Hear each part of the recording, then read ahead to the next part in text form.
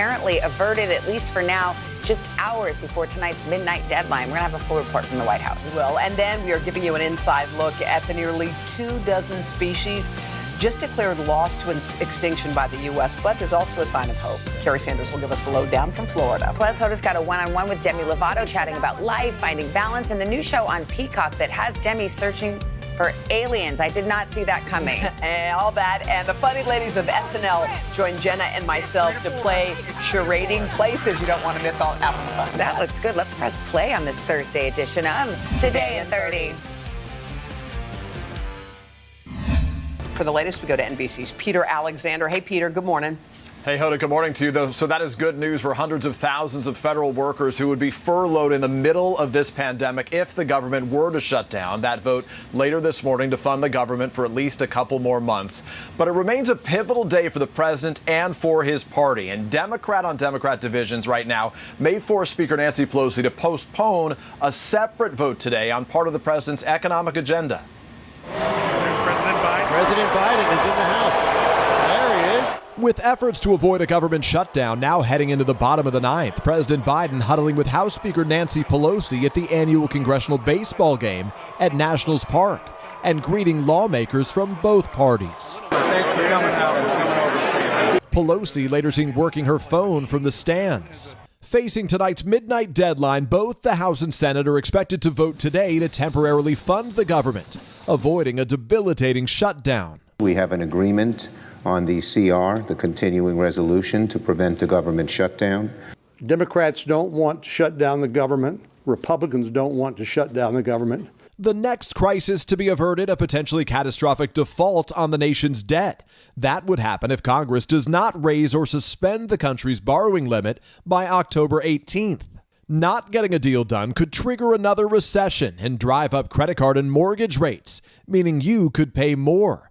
Republicans refusing to get behind it, trying to force Democrats to increase the debt limit alone. The bill is passed. House Democrats already passing a bill to avoid the fiscal disaster, but it's still unclear whether the Senate will do the same. Also up in the air whether House Democrats will follow through with a scheduled vote today to approve that $1 trillion bipartisan infrastructure bill. Are you worried that you may not have the votes? 1 hour at a time. Progressives are threatening to vote down the infrastructure bill if President Biden's other top priority, a massive multi-trillion-dollar social and climate program plan, is not ready to go. Moderate Joe Manchin, a crucial Senate swing vote, says Democrats cannot get both done today, arguing spending trillions more is the definition of fiscal insanity. What's possible is sit down and have good, frank negotiations, pass the infrastructure bill. So, Peter, exactly how much is at stake in that vote over the bipartisan infrastructure bill?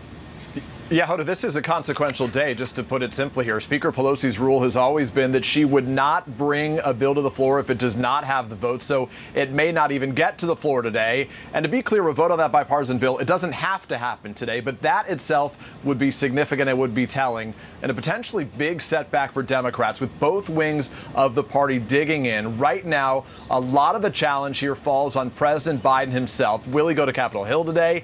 It's the heart of his agenda that's on the line, and Democrats say, with that baseball game in mind last night, the president has to be the closer. Hoda? All right, Peter Alexander for us here at the White House. Peter, thanks. So we're going to take you here behind the scenes. We got on those airboats, went out, and we discovered the incredible recovery of the American crocodile. Here's a 1-year-old right now. We went out and had a chance to look at where their nests are and a very strange confluence of events, how the water that cools a nuclear power plant has helped this almost once extinct animal come back. And in case you're curious, that's an alligator next to a crocodile. Today is now a podcast available every morning. Listen wherever you get your podcasts. Make the most of your day with Today All Day. Get closer to all your friends of today in a whole new way. Today in 30. We give you a mix of everything you love about our show in a mere 30 minutes. Shop today with Jill Martin. We're helping you shop like never before. The latest styles and biggest names. Today food. Things are heating up in the Today All Day kitchen. Cooking essentials and recipe inspiration. Get ready. Are you ready? Oh, I'm so ready. Only on Today All Day. Hey everybody, it's Hoda Kotb from the Today Show. I am so excited to tell you about my new podcast, Making Space with Hoda Kotb. I sit down with some incredible people and we'll hear some uplifting stories. Listen to Making Space now on Apple Podcasts. Good morning, everybody. Welcome to Today. Let's go! Is the Delta variant more dangerous to kids, or is it simply more transmissible? Maryland's Principal of the Year. I served an amazing group of staff and students. The Meet the Press Chuck Toddcast, free wherever you get your podcasts. It was a wealthy, idyllic town forced to confront racism, but when the school board presented its plan, it ignited a national firestorm. Critical race theory. Racism in reverse. False narrative. Shame. This is Southlake. All episodes available now.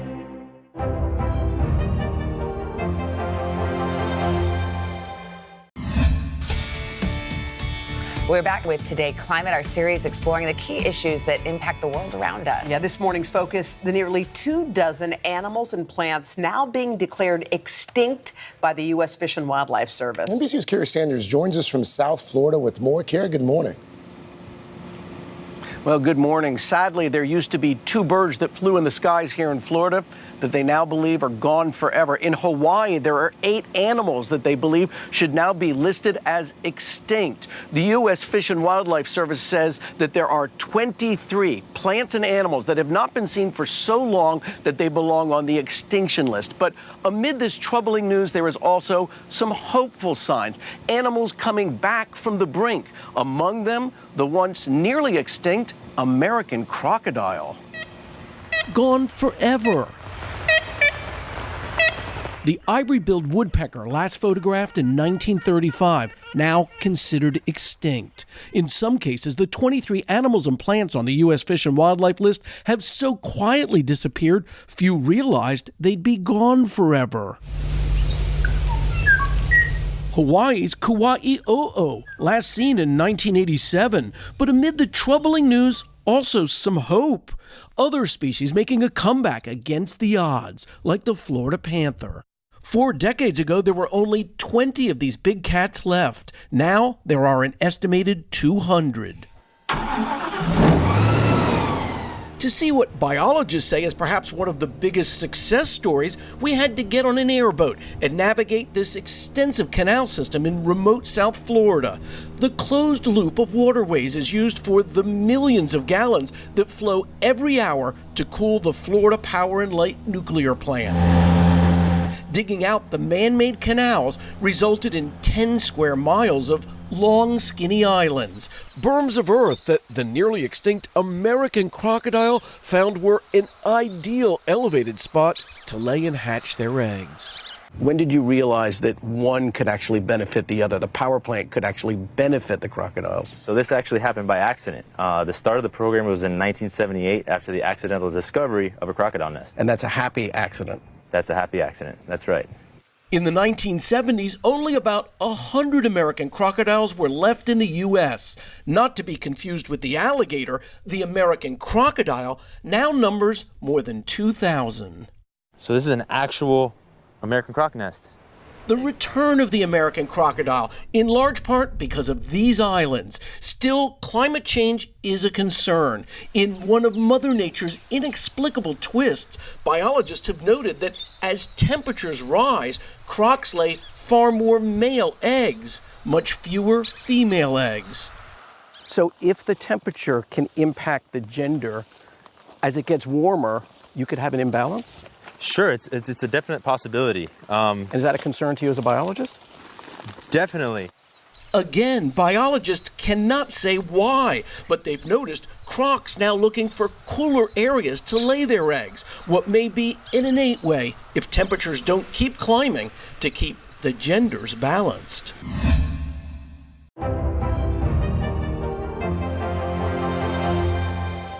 Good morning, everybody. Welcome to Today. Let's go! Is the Delta variant more dangerous to kids, or is it simply more transmissible?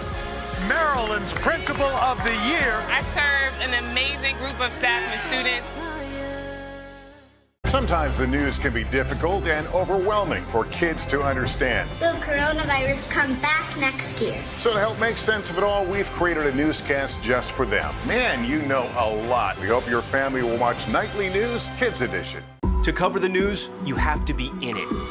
We'll take you to the front lines of the story, bringing your news feed to life. Streaming live every night. It's your news playlist. Top Story with Tom Llamas, weeknights at 7 on NBC News Now. Some experts say that this bill still isn't enough. Do you accept that criticism? There's been a ton of confusion from the CDC. Can we try to clear some of this up? Is America safer today with the Taliban in charge of Afghanistan? If it's Sunday, it's Meet the Press.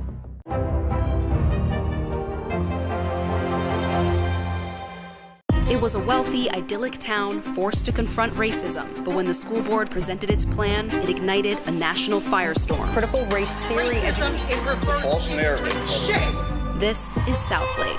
All episodes available now. Controversy in Southlake tonight after teens posted a racist video. It was a wealthy, idyllic town forced to confront racism. My children were told Rosa Parks is dead.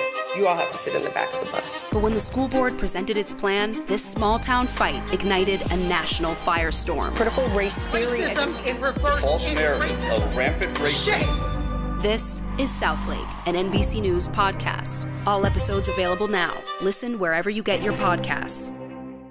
For breaking news in our changing world, download the NBC News app. That was fun to spend some time out with our friends on the plaza. We are back, and Hoda, you've teased this several times this morning. We're all curious. You had a really special sit-down with singer Demi Lovato. Yeah, we did. We sat down to talk about the pop star's new Peacock show, which has Demi, get this, on the hunt for UFOs. However, wow. We did chat about a lot more, a really honest conversation about identity, love, and support following a difficult time in Demi's life. How have you been doing just recently? I've been doing very well. I had a lot of time during quarantine to self-reflect and learn a lot about who I am.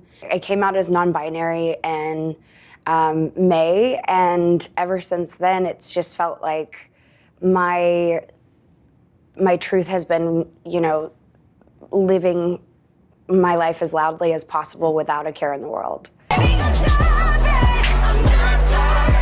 Demi Lovato has long lived a life out loud and in the spotlight. From Barney and Friends. This one is a triangle, it has 3 sides. To Disney. This is me. And some 7 studio albums, including this year's Dancing with the Devil, The Art of Starting Over.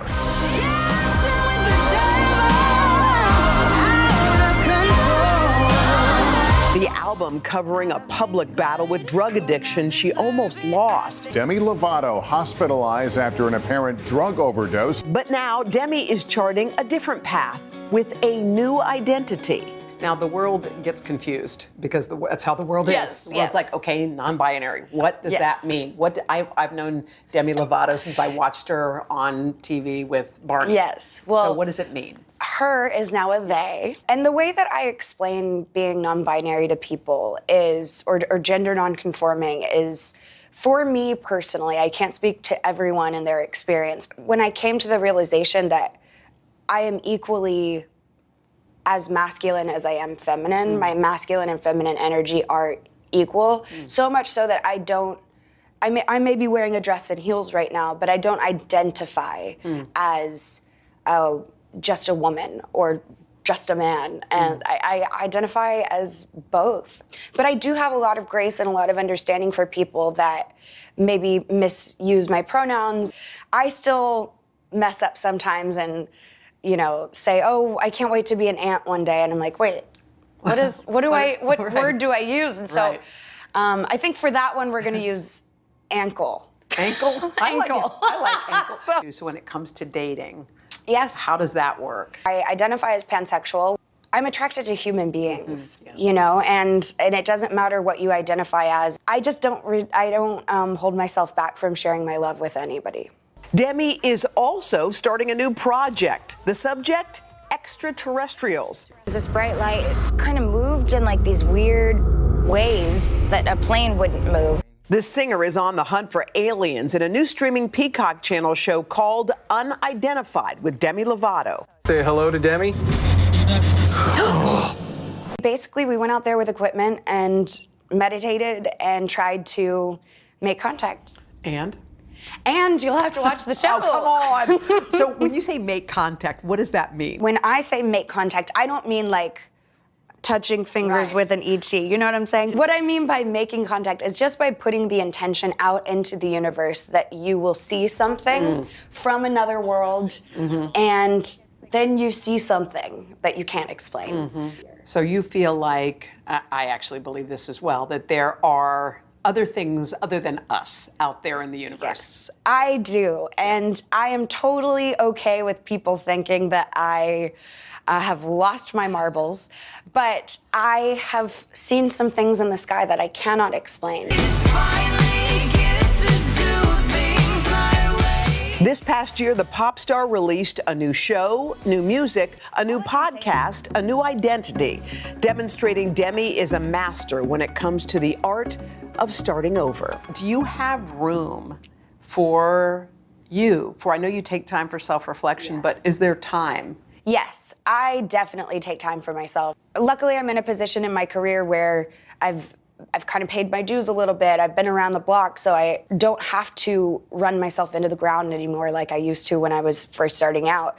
And that's where burnout comes. That's when we're limping. That's when we make bad choices. All those things happen when we're on fumes. Yes, and I was running out of fumes when I made a lot of bad choices in my life before. And now I can say that because I found balance in almost every sense of the word that feel better. I don't know, I feel like I'm in a great place.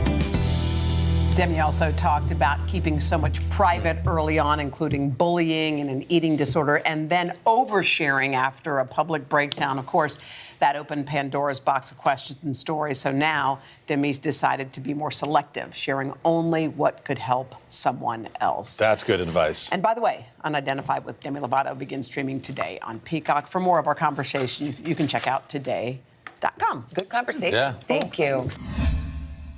The Meet the Press Chuck Toddcast, free wherever you get your podcasts. Does the White House think they have an Afghanistan problem or a COVID problem? Do you believe the abortion issue should reflect the will of the people or the will of the elected officials? The vaccine mandate, is this going to work or is this going to backfire? If it's Sunday, it's Meet the Press. To cover the news, you have to be in it. We'll take you to the front lines of the story, bringing your news feed to life. Streaming live every night. It's your news playlist. Top Story with Tom Llamas, weeknights at 7 on NBC News Now. Does the White House think they have an Afghanistan problem or a COVID problem? Do you believe the abortion issue should reflect the will of the people or the will of the elected officials? The vaccine mandate, is this going to work or is this going to backfire? If it's Sunday, it's Meet the Press. Good morning. Welcome to Today. Nice to have you with us. We wanted to surprise Ellie and make her wish come true. What do you think about coming to visit us? Yes. There's only one thing that people are saying. You are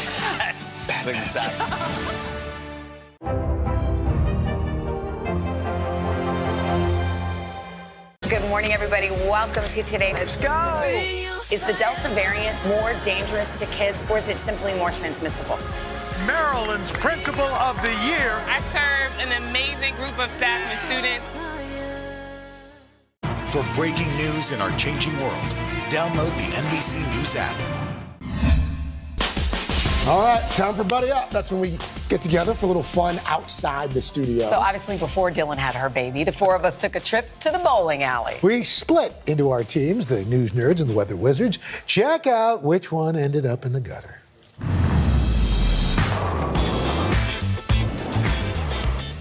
So here we are. Yes. Weather Wizards. Yes. News Nerds. Yes. Here we go. Who you putting your money on? The one who has their own bowling alley. When we got to the bowling alley, we went straight for the shoes. Here's some socks for you. I know you don't have socks. Yes. You got socks? I do. And noticed someone had split. Where's Dillon? Where's Dillon? You don't know who your own partner is? We got here together and then she took off. We found Dillon waiting for us at the lanes with a surprise in tow. Whoa, hey, how you doing? Oh, sorry, I was just getting ready. You brought your own ball? Not have your own bowling ball. Wow! Of course she does. Wait, is that really yours? And she's Dill. It says Dill. Can I tell you why I have my own ball? Yeah, I'm like, I have giant thumbs, and I need a size 8 ball, and my thumbs don't fit in a regular size 8 ball. Wow, let me try that. Oh, I'm sorry. Excuse me. Well, you know what they say about big thumbs. Big babies. Yep. Armed with personalized gear, the Weather Wizards, ready to strike. So if we win this, the news nerds pull ahead in our Buddy Up series. Yes, you do. Oh, this is the tiebreaker? She's like, oh, it's a ball. All right. rubbing the belly. Rubbing the belly. Anybody want to rub the belly for good luck? Good luck.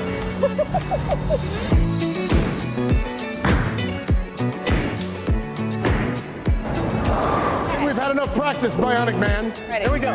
Good luck. Good luck.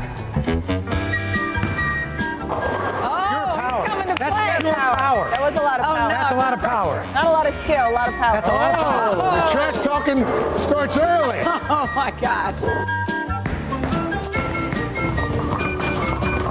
It's a bit of a ringer. Look at that.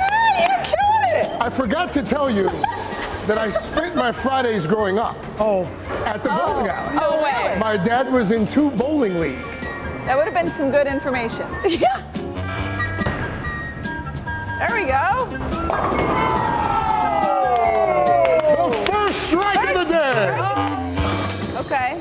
Game's half over. So far, it looks like we've got a slight edge. I wish I didn't brag so much about bringing my own ball.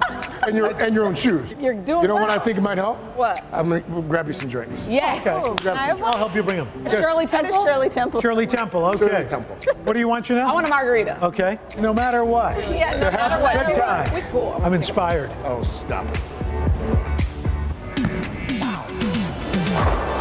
Man, It's just it's going to be hard to top that. Oh, he's right there. Yeah, there we go. Wow, 104, Craig. Craig was holding out on us. Quiet storm over here. Wow. Wow. All right, a lot of pins to work with here. You're not going to labor, are you? No, I can't bend over.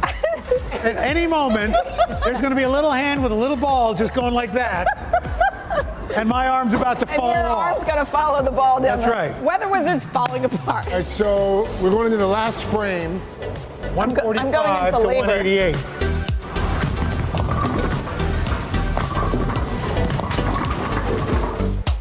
Okay. S. Jones? Come on. S. Jones?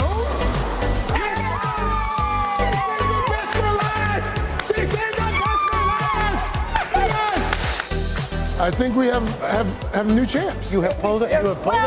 We were playing the same. Oh, here we go. No, congratulations. Thank you. Nicely done. Let me tell you something. I've seen bowlers in my day, but you, Mr. I was Melvin, impressed. that's impressive. You're like the quiet storm. Well, I was trying to make my dad proud. My He's dad gonna be proud. He used to bowl. Do you want my ball? I don't need it. I don't think my thumbs are big enough. All right, guys, you're in Studio 1A. Are you excited to be here? So excited. Yes. We're starting the morning off with energy, bright. I know that's what I'm feeling. Yeah. I'm like, this is gonna be a good start to the day. Yeah. Are you excited to play Charading Places? Yes, because we played charades this summer, and I know we're gonna win. Yeah. Who was the winner? Well, our team did not win that one, but we know each Together, other. and so it's gonna be good. Yeah. We're gonna win. What are you most excited about with the upcoming season of SNL? Oh my goodness. I'm excited for Jason to come back. Yes, I me am. too. Yeah. Yeah, alumni is like always the best feeling. The crew's super happy, and the cast, because we all like idolize alum. Yeah. Can we just real quick show off your outfit? Because you guys look so good. Oh my God. Got it going on. Charading Places won't know what hit us. We are back with SNL stars Ego Woodham and Heidi Gardner, and it's time for a little game we like to call Charading Places. Okay, Hoda and I are teaming up against Ego and Heidi, and the game, guess who's going to host? Me. Justin Sylvester. From Daily Pop. All right, Justin, what do we do? Okay, here's how it's gonna work. Okay. Hoda and Jenna, you'll get the first clue from me, and you'll act it out from to Jenna. Then once she answers correctly, I act it out to Jenna. Okay. And then once you answer it correctly, right. you're gonna switch places and so on for a whole minute. Oh, we got 1 minute. You have 1 minute. Bye. Okay. Bye. And then it will be your turn afterwards. Okay, we're ready. Okay, the theme for you today is what? The SNL characters Oh, no. and the items that go with them. So famous characters. Saturday Night Live. No, they get a different one. Okay. Oh, why don't you give them that one? We'll take the other one. Yeah. I think you guys actually may get this. I don't think so. I mean, we love Saturday Night Live. Okay, we'll just whatever. How do I know? Do I get the card? You get the clue. So we're gonna put a minute on the clock. How did she get the clue? You're gonna come see it right here. So you're on this side? You're on that side. Ready? Wait, what is it? Minute on the clock. Oh, please. Set. Go. What? I can't read it. Start all over. Wait, reset the clock. They're going down. Oh, okay. Ready? Ready? Cheerleader. Yes, go. Conehead. Yeah. Oh. Wait, where? What? Pass. Singers. Diane Warwick. Being burned. Present. Preacher. Yo, what? It was monologue. Oh my God. How are you gonna do that? No, this is ridiculous. I was this for Beyonce. I was this Sexy for cheerleader. I was it. I don't remember what. I am a cheerleader. No. You're a stripper. I know what it is. I know it. Your pants hiked up. Yes. And I'm wedding. What? I'm not a dad. I'm a Mom, gee. Yes. no.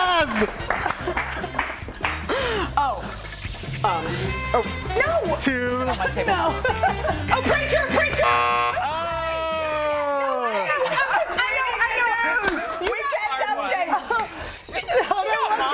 Hoda got monologue. I do. Those are really hard. I was doing, and the other one was cowbell. I mean, these were not. Wow, y'all really had home court advantage and you blew it. How many did they get right? How many did you got? 4 right. That's not too bad. Thank you. Okay, you guys, All right. you're up. And your category is daytime TV. Oh, that's it's all daytime things. I'm a night owl. I'm gonna really be bad at Okay. Oh my God. Put a minute on the clock, everybody. Oh On your mark, get set, go. Okay. Oh no. Jenna and the Today Show. good. Monologue. Friends. Backseas. No. Talking to each other. Co-host. Interview. Pass. That's it. Oh, what God. Sipping, drinking. Coffee. No. Coffee. Oh my God. Bus driver. Sightseeing. Tour guide. Pass. Okay. Yeah. Oh, that's hard. Mixing, eating, cooking show. Yes, cooking. Wait, how many did they get? Okay. Pass. Pass. Camera. Camera. Monologue. Screen that says the words on it. Teleprompter. Yes. Slow down. You have time. Okay, it's 3 to 4. It's 3 to 4. The home team wins. What was the first one? Wait, celebrity interview. By the way, Wait, Plaza fans, Al Roker was one. Wait, We're sorry, actually. You came to our house and we get you hard. Yeah, we really did. What's the prize? What is the prize? What do we get? Bragging rights. We basically all lost. The glory of winning. We were going to give it to you, whatever it was. That was fun. All right, you guys, thank you for hanging out for us. Heidi and Ego. And don't forget, y'all, Saturday Night Live. We've been waiting for it to come back. You got great guests. We got Owen Wilson and Casey Musgraves singing. Yeah. Okay, we'll see you tomorrow for another big morning. First of all, it'll be Friday. Yeah. And then what else? Well, we're going to paint the Plaza pink. Yes. It's going to be the kickoff of Breast Cancer Awareness Month. It'll be a real special morning. So join us. Have a great Thursday, guys. We'll see you tomorrow for Friday.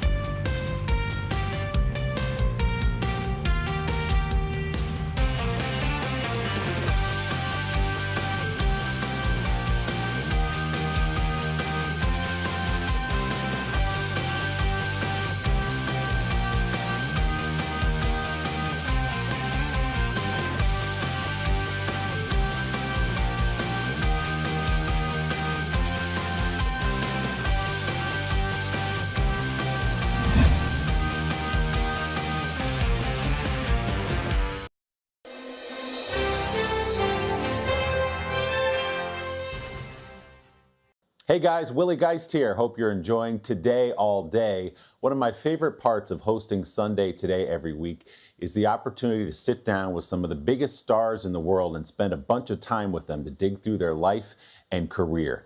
So now I want you to enjoy some of our very favorites from the last few months. H.E.R and I got together on New York's highest observation deck for a Sunday sit-down. We figured it was appropriate, based on the year you're having, to bring you to the top of the world here. Top of the world, where I already am.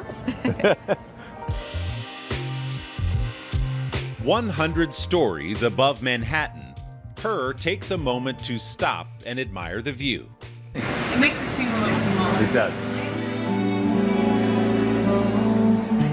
This year of ascending to the top of the music world began with a stirring Super Bowl performance of America the Beautiful to an audience of nearly 100 million people. Do the nerves come in different than other performances? Oh yeah, sometimes, definitely. But it takes about like 2 words or a line, and then I'm in it, and I'm nowhere else.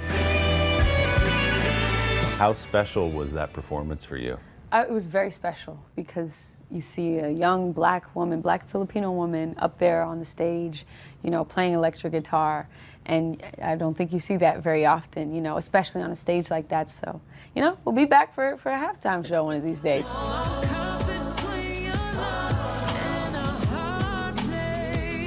Along with that electric guitar, H.E.R plays the keyboard and the drums. The 24-year-old also writes her own songs, which makes the title of her new album, Back of My Mind, more of a map than a metaphor. When you decide to put out something this personal in an album like this, what is the process? You know, it's moment by moment. It's what do I feel today, or what did I feel yesterday, you know, that I need to get out on this paper, you know, in this song. And when I do that, I don't realize that, oh, this is actually a story because it's my life. And you've said when you write a song, it's sort of another way of writing a diary almost, that you Absolutely. put your thoughts down. So what specifically has been on your mind for the last couple of years? What was coming out of your diary? It's all in the music. I'm not going to tell you because I have everything revealed in the music. In fact, having everything revealed is what H.E.R stands for, literally. And I always watch like the women that I grew up around, and I saw the mistakes that they would make. I always said, you know, I'm not going to be like them. And then I realized that I became that girl because it's inevitable to go through things as a woman. It's inevitable to fall for the wrong guy or have feelings that are valid. I was having everything revealed in the music, and that's why I decided to go by the name H.E.R. And it was also a way to make people focus on the music, not, you know, my look or how old I am or, you know, where I'm from. That would be Northern California, where H.E.R, born Gabby Wilson, grew up listening to her dad's jam band. When you were growing up in your house, how did this music thing start for you? It seemed like it was there. It was like, you know, my dad's band was playing in the living room when my mom was pregnant. So I was probably, you know, in the womb, like, I'm gonna do this, you know, like probably. You may not have heard of her until this moment, but I promise you that after she performs, you will not forget her. You can be sure. And I was on the Today Show when I was 10 years old. Shortly after that, I got signed to RCA Records, and I was 14. And, you know, of course, people around you are like, oh, you're gonna be a huge star, like right away. They think that's how it works. And I think I knew that's not how it works. You get frustrated, like, when is it gonna be my turn? Can you focus on me? Her turn came in 2017, when, hot off of her first 2 releases, she got the chance to open on tour for rapper Bryson Tiller. Everybody was singing the lyrics. And I was like, oh my gosh, these people know the lyrics to my songs? And then fast forward, I'm doing a festival in Las Vegas, and there's people with cowboy hats in the audience singing all the lyrics to my songs. And I'm like, okay, this is crazy. You know, it's so much more than I thought. But it just shows you, you know, music brings people together.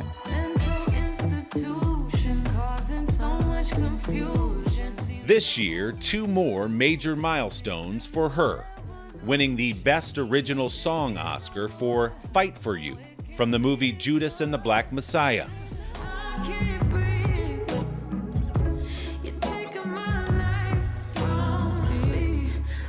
And a Song of the Year Grammy for I Can't Breathe, inspired by the murder of George Floyd. My guitar stays next to my bed in my mom's house, and I was at my mom's house during quarantine, and I picked up the guitar. I ended up recording it in my room. You know, I was like engineering myself, and the dogs were barking. I had to wait for a second and then continue recording. So the Song of the Year was recorded in a bedroom in your mom's house. Yes, it was. Next day after winning Song of the Year, you know, they were like, the Oscar nominations are gonna come out. And we go, and it's super chill, and my mom's there, and she's all like happy, just happy to be there. We're meeting Angela Bassett, and then, you know, Zendaya calls my name. Her Dunstan Meal. Everything just stopped for a second. Everything just stopped. I was like, did this really just happen? Like, did I just win an Oscar? Am I an Oscar winner? Knowledge is power, music is power, and as long as I'm standing, I'm always gonna fight for us. I'm always gonna fight for my people and fight for what's right. We made it. Hello. How are you guys? Rising to the heights of music, H.E.R. has shed some of the mystery, now showing the world more of herself. Oh, you're brave. You are brave. I'm a little scared. How does it feel to be in the middle of this moment right now? I don't know how to describe it. It kind of feels like this view. You know, it's like all you can do is just sit and enjoy it and be thankful for it. And I know this is just the beginning.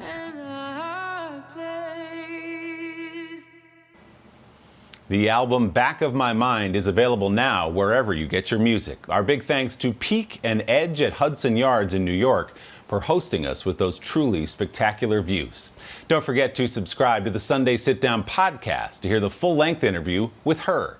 You can find it on Apple Podcasts or wherever you get yours.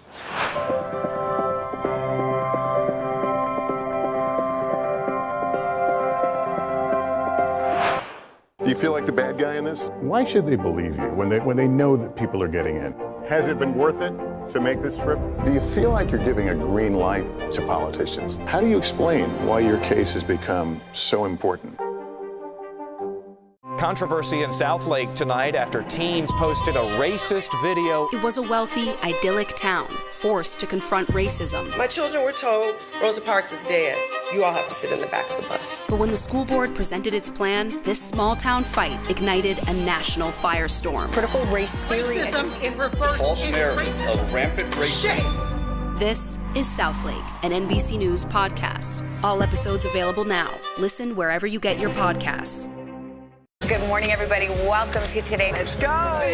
Is the Delta variant more dangerous to kids, or is it simply more transmissible? Maryland's Principal of the Year. I served an amazing group of staff and students. It was a wealthy, idyllic town forced to confront racism, but when the school board presented its plan, it ignited a national firestorm. Critical race theory. Racism in reverse. False narrative. This is Southlake. All episodes available now. The Meet the Press Chuck Toddcast, free wherever you get your podcasts. Today is now a podcast, available every morning. Listen wherever you get your podcasts. For breaking news in our changing world, download the NBC News app. Just sunrise, sunburn, sunset, repeat. Sunrise, sunburn, sunset, repeat. That is Luke Bryan's 2018 summer anthem, Sunrise, Sunburn, Sunset, one of 28 #1 hits in his career. Luke is back out on tour this summer, where he's been one of the biggest draws in all of music for nearly a decade now. We last caught up with Luke in 2016 before a sold-out stadium show at the home of the New England Patriots. Since then, his audience and his career only have grown, thanks in part to his role as a judge on American Idol, where he just signed up to join Katy Perry and Lionel Richie for a 5th season. In April, Luke was named the Academy of Country Music's Entertainer of the Year for a 3rd time. And on the most recent Forbes list of the world's highest paid celebrities, Luke sits right between Rihanna and Tom Brady. We went to Nashville to visit Luke in the studio for a Sunday sit-down and some new music.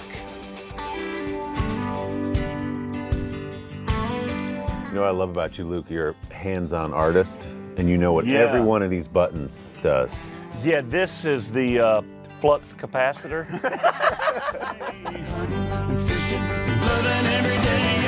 Luke Bryan does his work on the other side of the glass, inside recording studios like this one along Nashville's Music Row. You've recorded in here. Yeah, I've spent a lot of time here in Ocean Way, and there's been, some really amazing stuff that I've gotten to do in here, and so it's good to be back here. Luke arrived in Music City 20 years ago from the small town of Leesburg, Georgia, where he worked for his dad processing peanuts. Luke's rise from the peanut dust of South Georgia to the very top of the music world is the subject of a new docu-series called My Dirt Road Diary, where viewers get a look at the country superstar's earliest moments on stage. I must confess that I like it. Big revelation for me, Luke. Theater kid. Luke Bryan, theater kid. I was a good little athlete, but I had started playing guitar, and I'm looking around. I'm like, I seem to be getting more reactions with the guitar, and I really did stumble into the theater aspect. But my drama teacher was Robbie Davis, and when he heard my voice, he was like, "You're trying out tomorrow for my one-act play." And I'm like, "Man, I don't think that's my thing." And he goes, "I don't care if it's your thing or not. I'll see you after school." But the 45-year-old's road from that stage to the ones he now plays at sold-out stadiums across the country has been marked by milestones of personal tragedy. Luke's been through a lot. You won't know it, but I do. Luke was 20 years old and headed to Nashville the very next morning when his world suddenly stopped one night in the fall of 1996. His older brother Chris, Luke's best friend and biggest fan, was killed in a car accident. When Chris passed away, it was devastating because no one was more fired up about me going to Nashville than him. Luke stayed home with his grieving family, went to college, and settled into life in Leesburg, working for his father. But one day, Luke's dad told him it was time to take his guitar and leave. I remember the color of the sky the day we were riding in the truck, and I had the anxiety of asking my dad, what did he think about me moving to Nashville? And he was like, "If you don't go, I'm gonna kick you out of here. I'm gonna fire you. I'm gonna make you go." That's a gift from your dad. No doubt. To let you go that way. With Dad's blessing, Luke headed out for Nashville. But just as his star began to rise, tragedy visited again. Luke's sister, Kelly, died suddenly. 7 years later, her husband Ben died of a heart attack. Without a moment's hesitation, Luke and his wife Caroline took in the couple's 3 children. Was there any hesitation about talking through it all again? I mean, you've had so much success in your life, but you've also had so much tragedy in your life. Yeah, I mean, when you start talking about the loss of siblings and even the loss of my brother-in-law, gosh, you almost feel anxiety of telling aspects of your life that are so tragic. But then I have to remember there are people out there that have gone through similar stuff that I have. And at the end of the day, we're trying to just tell the story of we say it, my dirt road diary. The road took a happily unexpected turn in 2017 when Luke made a crossover leap, becoming a judge on American Idol alongside Katy Perry and Lionel Richie.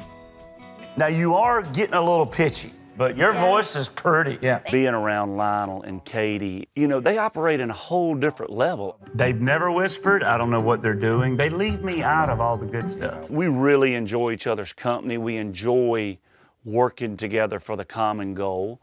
of finding a legitimate superstar. You got to get Lionel down to South Georgia, go quail hunting. You know, he's promised me fishing trips. Okay. And I'm trying to get some custom-made Gucci's for fishing. Gucci waders? Gucci waders. He'll say, the only thing I'm hunting is a nice pair of Gucci's. I'm ready to get Lionel in a fishing boat. Back at the soundboard, Luke gives us an early listen to a personal new single called Songs You Never Heard, written to his late brother Chris. Got me thinking about how much you love George Strait. I get this idea. There's been all these songs that have come out since my brother passed away, and I can't imagine what his reaction would be if he'd have got to hear these songs. Are those songs hard for you to sit and write and sing when you start thinking about your brother? When you're in the moment of trying to really capture it right, it's very emotional. Sometimes the songwriters will cry, sometimes I'll cry. But then when I start playing it for my wife and my people in my world and my band members and my bus driver, and I've had some buddies from home hear it. And when you're in a truck with one of your hometown boys and they start crying, it's what writing a song is all about. 'Cause I can hear you singing along to songs you never heard. It's a moment where you're like, man, what would it be like if they're here? But that wasn't the plan. No, there's a lot of people out there that's got the same questions, you know. It's been a hell of a road from that little peanut town, huh? Woo, buddy. It's been a ride since I like that. Hey, I may write that little peanut town. Right? That little peanut town coming to a streaming device near you. One of the all-time great guys. While Luke works on that song and sends me a healthy check when it becomes a hit, you can hear the one he just played for us, Songs You Never Heard, wherever you get your music. And you can see his docu-series, My Dirt Road Diary, on the IMDb TV channel on Prime Video or on the IMDb TV app. Don't forget to subscribe to the Sunday Sit Down podcast to hear the full-length interview with Luke Bryan. You can find it on Apple Podcasts or wherever you get yours. Controversy in Southlake tonight after teens posted a racist video. It was a wealthy, idyllic town, forced to confront racism. My children were told Rosa Parks is dead. You all have to sit in the back of the bus. But when the school board presented its plan, this small town fight ignited a national firestorm. Critical race theory. Racism in reverse. False narrative of rampant racism. Shame. This is Southlake, an NBC News podcast. All episodes available now. Listen wherever you get your podcasts. Do you feel like the bad guy in this? Why should they believe you when they know that people are getting in? Has it been worth it to make this trip? Do you feel like you're giving a green light to politicians? How do you explain why your case has become so important? Hey everybody, it's Hoda Kotb from the Today Show. I am so excited to tell you about my new podcast, Making Space with Hoda Kotb. I sit down with some incredible people and we'll hear some uplifting stories. Listen to Making Space now on Apple Podcasts.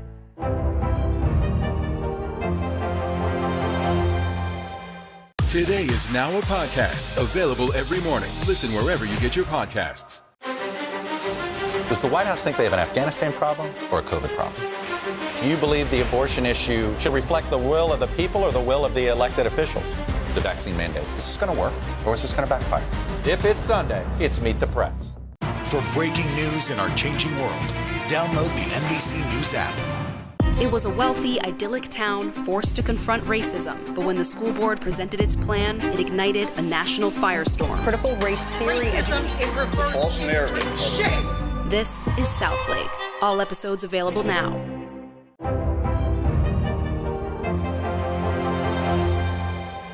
Today is now a podcast available every morning. Listen wherever you get your podcasts.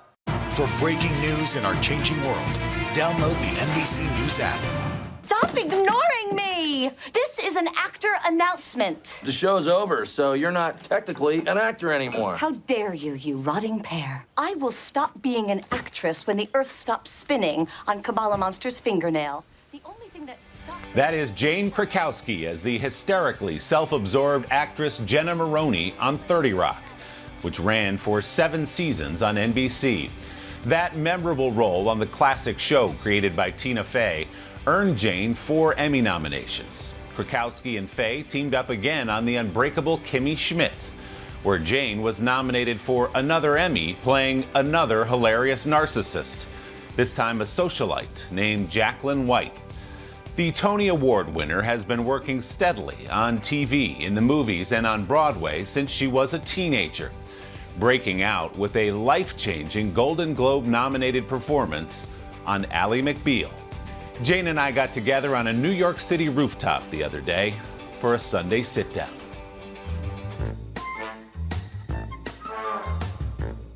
Hi, Willie. Hi, Jane. How are you? Aw, It's so good to see you. It's so great to see you unmasked. In the flesh, in My person. hero unmasked.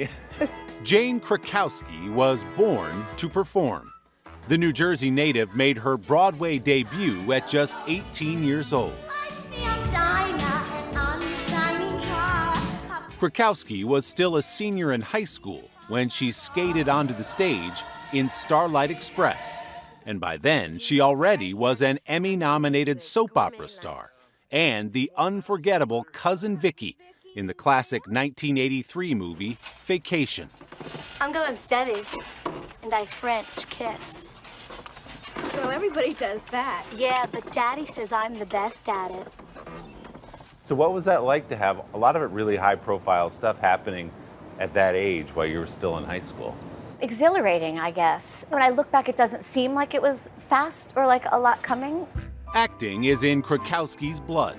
Her parents were active members of their local theater, where young Jane often tagged along.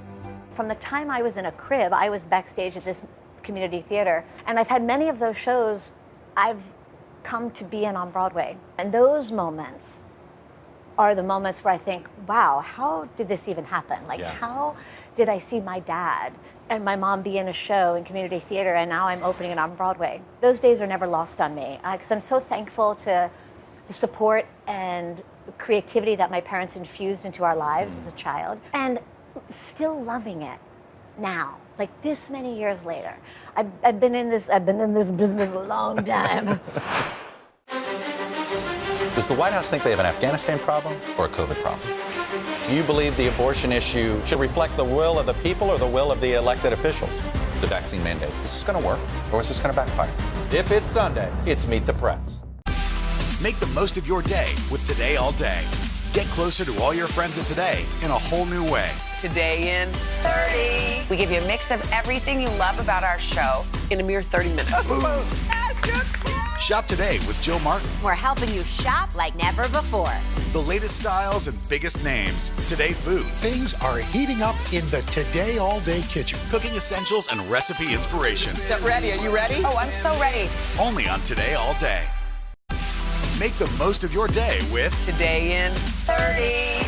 We give you a mix of everything you love about our show in a mere 30 minutes. Savannah and Hoda bring you what you must know. The biggest moments of the morning. One Republic! Exclusive interviews. Why did it work for you? You're right. I am more talented than the rest. And important headlines. Major medical news this morning. Watch Today in 30 on your schedule. Streaming every day on Today All Day. Make the most of your day with Today in 30. We give you a mix of everything you love about our show in a mere 30 minutes. Watch Today in 30 on your schedule. Streaming every day on Today All Day. Can you believe it? So there are a bunch of great roles that you're associated with on TV. Did you feel your life changing? People know who you are. Okay, oh, you're from Ally McBeal. I sum this up as sort of kind of what the whole experience kind of felt like. We flew out coach and we flew back first class. There you go. Warm, fresh cookies and all, which was a first for me. What do you hear about the most? Ally McBeal. I'm easy. I know. 30 Rock, of course. Oh, don't be so dramatic. That's my thing. Kimmy Schmidt. If I can see New Jersey, that means it can see me. Just Jacqueline's an incredible character. That's very sweet. And you've said you enjoy finding the humor in monsters. I don't know if they're necessarily all monsters, but I think I love finding a sense of humor in flaws in people. And they could be flaws in all of us, whether we come off that way or not. But I love heightening them to a place of humor. You'll need to be here by 6 every morning to get Buckley up for school. Then get me up at 10, but don't wake me up. What I like about the characters that I play, even though they're flawed, I have radical compassion for them all. And I think that is something I'm so happy I infuse in my characters. And now I want to infuse that everywhere in life. I think we're at a time in life where we all should have radical compassion for each other and for everyone we meet on a day-to-day basis. Amen. Especially now, we feel that, don't we? I do more than ever. Krakowski is busier than ever with a new season of the Apple TV Plus series Dickinson, a modern take on the life of Emily Dickinson, in which she plays the poet's mother. I feel like each year the show finessed its way into something special and beautiful. It's been really interesting because the show lives on many levels. It can be completely funny, and then the next minute be completely heartfelt and beautiful and poignant. Someone who loves you, someone worthy of you, shouldn't make you feel sick. That's not what love is. And then we're twerking to a rap song. Jane plays to her theater roots in another series called Schmigadoon, a new musical parody based on classic Broadway shows. So where do you fit into that story as the Countess? I play Countess von Blurken, who is very reminiscent of the Baroness in The Sound of Music. Yes. Should you be driving and singing? There was Tex who traded stocks. I loved that it is a loving parody of musical theater, but also has such a witty, humorous sensibility tacked onto it. Because it's sort of like, you'll like this show whether you like musicals or hate musicals, Right. because both sides are being represented. For all of her success on screen, Krakowski is most at home on stage, with 3 Tony nominations and a win in 2003 for her performance in 9.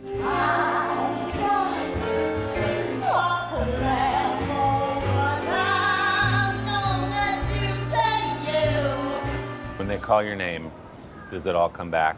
The parents taking you to the theater in the crib, that whole road that got you to that stage? When they called my name, I went blank.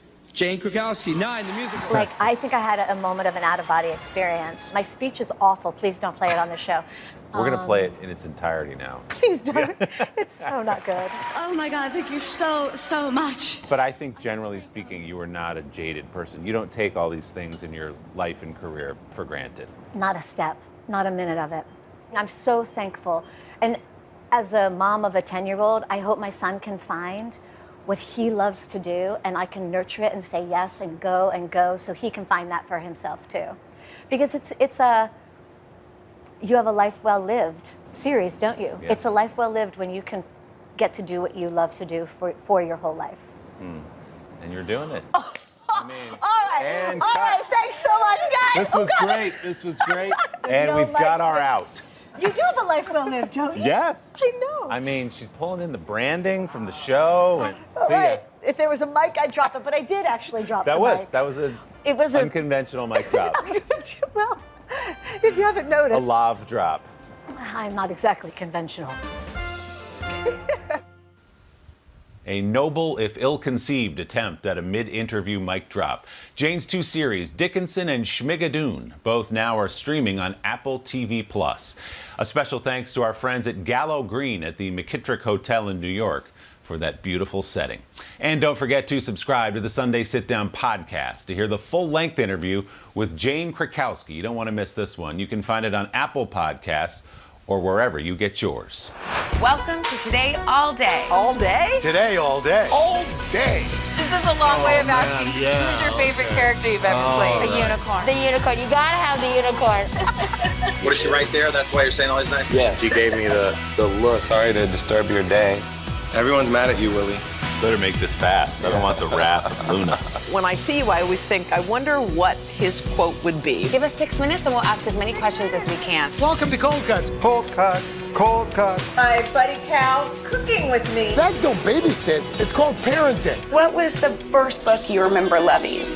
Heart Smart Today, with simple exercises to strengthen your heart. Make the most of your beach days. It's all about the tracksuit now. How good do they look?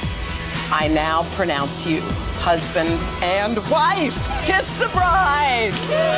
This morning, a story of people helping people. You've received tons of letters from people who have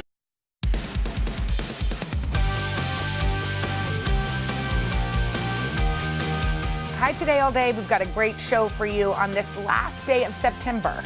Let's kick it off with Pop Start. Dave Chappelle has a new stand-up special, plus Eminem serves up a throwback surprise at a Detroit restaurant. Take a look. With Clark Kent. I had a minor little eye situation, so that's why I'm wearing my Oh, glasses. I like All it. is well. I love Make you look even See if I more can read. intelligent. That's right. with your cute glasses. Not possible. Fake it till you make it. First up, Dave Chappelle, the legendary comedian, is back with an all-new stand-up that's headed to Netflix. The Closer is Chappelle's 6th special on the streaming service, and it is set to wrap up a series of shows, which, by the way, have already earned him 3 Emmy wins. Here's a peek at that trailer. Comedians have a responsibility to speak recklessly. Sometimes the funniest thing to say is mean. Remember, I'm not saying it to be mean. I'm saying it because it's funny. Let's play.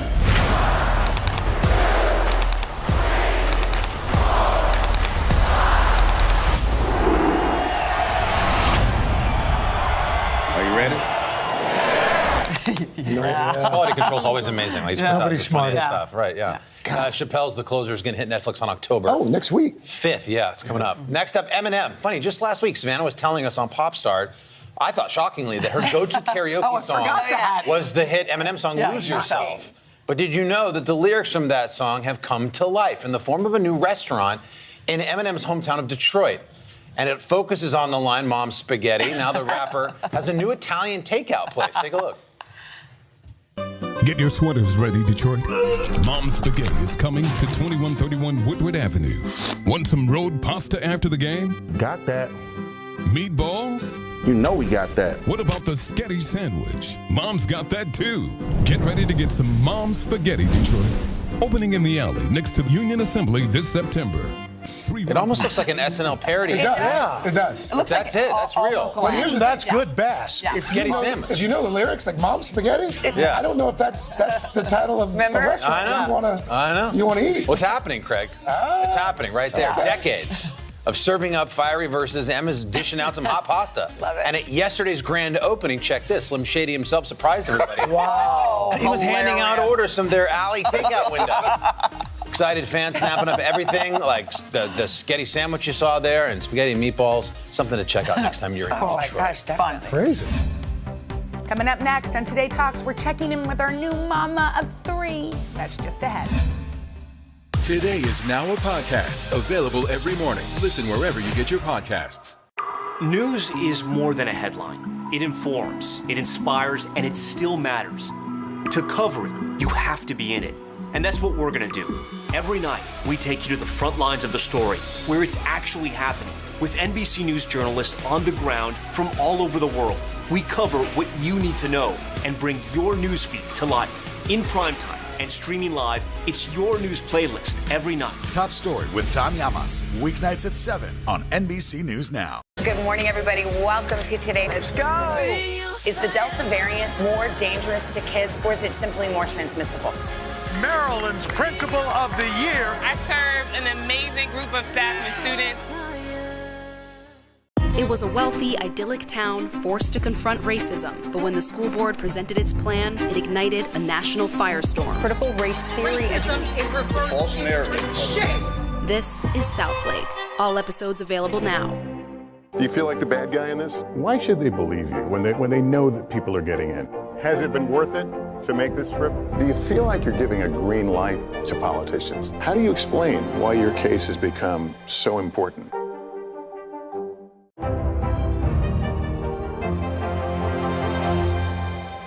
The Meet the Press Chuck Toddcast, free wherever you get your podcasts. Welcome back. Today in the third hour, we're checking in with Dillon after giving birth to her 3rd child, her son Rusty.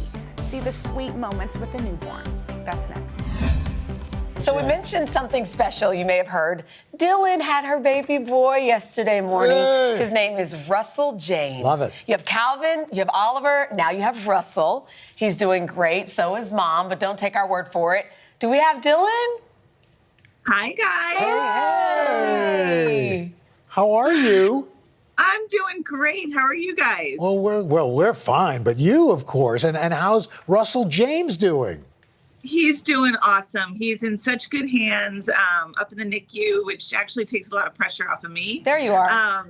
So he's doing wonderful. He's gaining weight. He's breathing on his own, and he's doing awesome. He just was in such a rush. I thought we could at least wait till today, because today officially is 34 weeks, and I guess it's just a huge milestone in baby world. So, but no, Wednesday night the doctor comes in. We're sleeping. It's 1 o'clock in the morning, and she said, "We're going to take him out now, okay?" And I said, okay, let's do this. Brian, wake up. We're going to go have this baby. And sure enough, he was born at 2:38 Wednesday morning. Wow. You and I were talking yesterday, and even though it doesn't seem like it, you have in your mind, this is a November baby, and now technically he's a September baby. Which is wild, because I really only have winter babies. Calvin was December, Ollie was January, and I was like, okay, let's kick off the holiday season in early November with little baby Rusty. And sure enough, September 29th, it's just kind of, it's a different sign. What is he now, a Libra?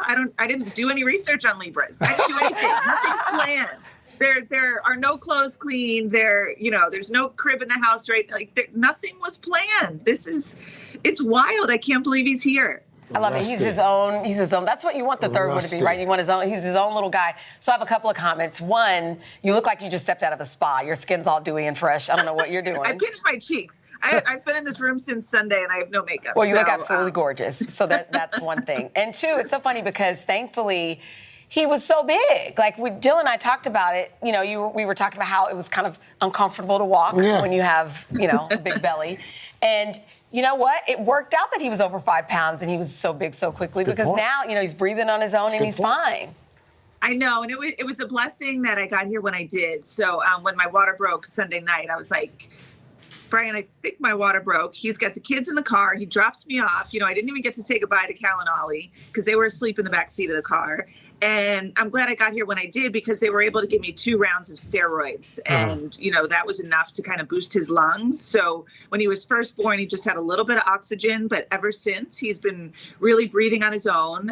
He is gaining weight, which is awesome. I mean, not much. But the fact that he started off 5 pounds, 5 ounces, 6 weeks early is not a bad thing. And he's just so sweet. And Russell James. So Russell is Brian's dad's name. And James is my dad's name. So we finally worked in a family connection, and both our dads started crying when we told them, and it's just been really special. I mean, I can't believe I was going to have to wait till November to meet him, and he's here and healthy. And I will also say the team in the NICU is absolutely incredible. I mean, all the nurses, all the doctors. I'm at New York Presbyterian, and I'm actually sleeping because the baby's being taken care of. I'm not. Is he hungry? Does he need a diaper? Is he cold? Is he hot? He's so well taken care of that I actually slept last night. This is the best I've felt. I was about to say, enjoy that. 2 great nicknames, Rusty and RJ. Oh my God, that's I love fantastic. Yeah, Calvin only calls him RJ. I think my mom will stick with RJ, but we've been calling him Rusty. So I love it. We're going to have some fun. Good to see you. Can't wait to see you. You sound great. Dillon. Welcome to the I miss party, you guys. Rusty. All right. Thanks for checking in. Okay, love you. Bye. All right. Oh, that was nice. That's so nice. She's nice. She seems Seriously, like she's can I doing look great. like that after days after giving birth? Well, you want to have another baby? That's okay. Let's see how Lindsay looks. Well, we're going to take a turn now for sure. This morning, we are catching up with an actor sharing her own heritage on screen. For more than 40 years, Sonia Manzano played Maria on Sesame Street, and now she is back with a new series. It's called Alma's Way. It's a children's program about a 6-year-old Puerto Rican girl named Alma growing up with her friends, family, and community in the Bronx. And Sonia Manzano is here to tell us all about it. Sonia, good to see you again. Good morning. Nice to be here. I'm very excited. Now, so this has got to be a dream come true in a sense, in that you've been so much a part of our kids' childhood, and now you're expanding that with a whole new generation. But these are personal stories. These are personal stories. It's based in the South Bronx. It's a Puerto Rican, New Yorican family, because that's what I am. And that's what the PBS Kids asked me to do, to create a Latino-based show. I made it my own. I love it. I was just reading about this. Music plays a large part in the series. And we have this clip of the young actress who plays Alma. I can't wait. And she's recording the theme song, and it was produced by Lin-Manuel Miranda. Yes. Let's take a listen, and then we'll chat. So many questions, so much to explain. Figure it out as you hop on the 6th train. Well, Mommy, Papi Jr. and Abuelo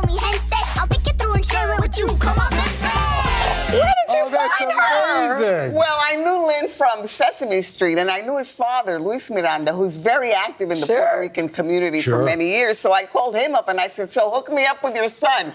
We need a great theme song. And as you know, Lin-Manuel has a way with words. Just a bit. Just a bit. So, you know, he can say with 4 words what it takes us 50 words. Right, right. So he was able to put in rap, salsa, reggaeton, the hip-hop that little Summer Rose Castillo delivers for us, So all good. in, 50 seconds? Yeah. That's amazing. So we're thrilled with it. And that's what's so great, because the art of the opening theme song has been lost. And I think now it's great for kids to have something to sing. It sets up the whole I agree. show. It shows the number 6 train, which, as you know, there was an underground T-shirt for years that went around and said, the number 6 train to the Bronx and Puerto Rico. That's right. So I was happy to bring that up. You know, the other great thing is the diversity that's happening in children's programming. I mean, our sister network, Telemundo, has an exciting series called Club Mundo with characters primarily speak Spanish. And your show, Alma's Way, is another way into that. Is it? Because when you started in Sesame Street, you know, that was a groundbreaking series. Right. To see kids of color and white kids and of all backgrounds. And now here you are taking it to the next level. I'm taking it to the next level because it's not only showing a diverse community, the show is about thinking. I was concerned that kids today were so overwhelmed with information, with data. They had to memorize. They had to take a test every 20 minutes. They have to learn information at the same moment as their peers, as opposed to at their own pace. So they were thinking if they couldn't do these things, they weren't smart or they weren't as good as. So I thought, wait a minute, before they know they have a brain and they could think, they're turned off to the whole thing. So Alma's Way is about thinking. Every episode, she has a problem. A little thought bubble appears next to her head, and we see the process of her thoughts. So I'm thinking that kids are home going, I could do that. I got a head. All right, I didn't memorize the test. I didn't pass the test, or I can't regurgitate this information the teacher wants, but I can put 2 and 2 together on my own. I love that. I found refuge in my own mind when I was a little girl. I got away from negative things in my own mind, and that's what I'm hoping kids will do. I love that. I'm sitting here, you know, watching you talk, and I'm thinking, what is it? Why do I love you so much? The only other person I've been this way with was Julie Andrews, and I think I know why. You know, Maya Angelou has a quote. She says, you may not remember what people say, but you remember how they make you feel. Oh. And for you, when we see you walk in the room, you remind us of that's how you made us feel. Oh, thank you. And so I thank you for that. And so we talk so much these days about mental health and self-esteem, and it seems like this show, you're almost passing the torch to do that for some other young people. Well, thank you. I'm so happy that you feel that way, and I'm thrilled that Fred Rogers Productions and Ellen Doherty, the producer there, took it to the next level, because I didn't care much what the kids thought about it. I just wanted them to know that they could think. Well, Sonia, thank you so much. So exciting. Thank Alma's you. Way premieres on PBS stations and streams on PBS Kids on October 4th. Congratulations. Thank you. Coming up on Hoda and Jenna, Nate Berkus and Jeremiah Brent are here to make over your old decor. Stay with us. News is more than a headline. It informs, it inspires, and it still matters. To cover it, you have to be in it. And that's what we're gonna do. Every night, we take you to the front lines of the story, where it's actually happening, with NBC News journalists on the ground from all over the world. We cover what you need to know and bring your newsfeed to life. In primetime and streaming live, it's your news playlist every night. Top Story with Tom Llamas, weeknights at 7 on NBC News Now.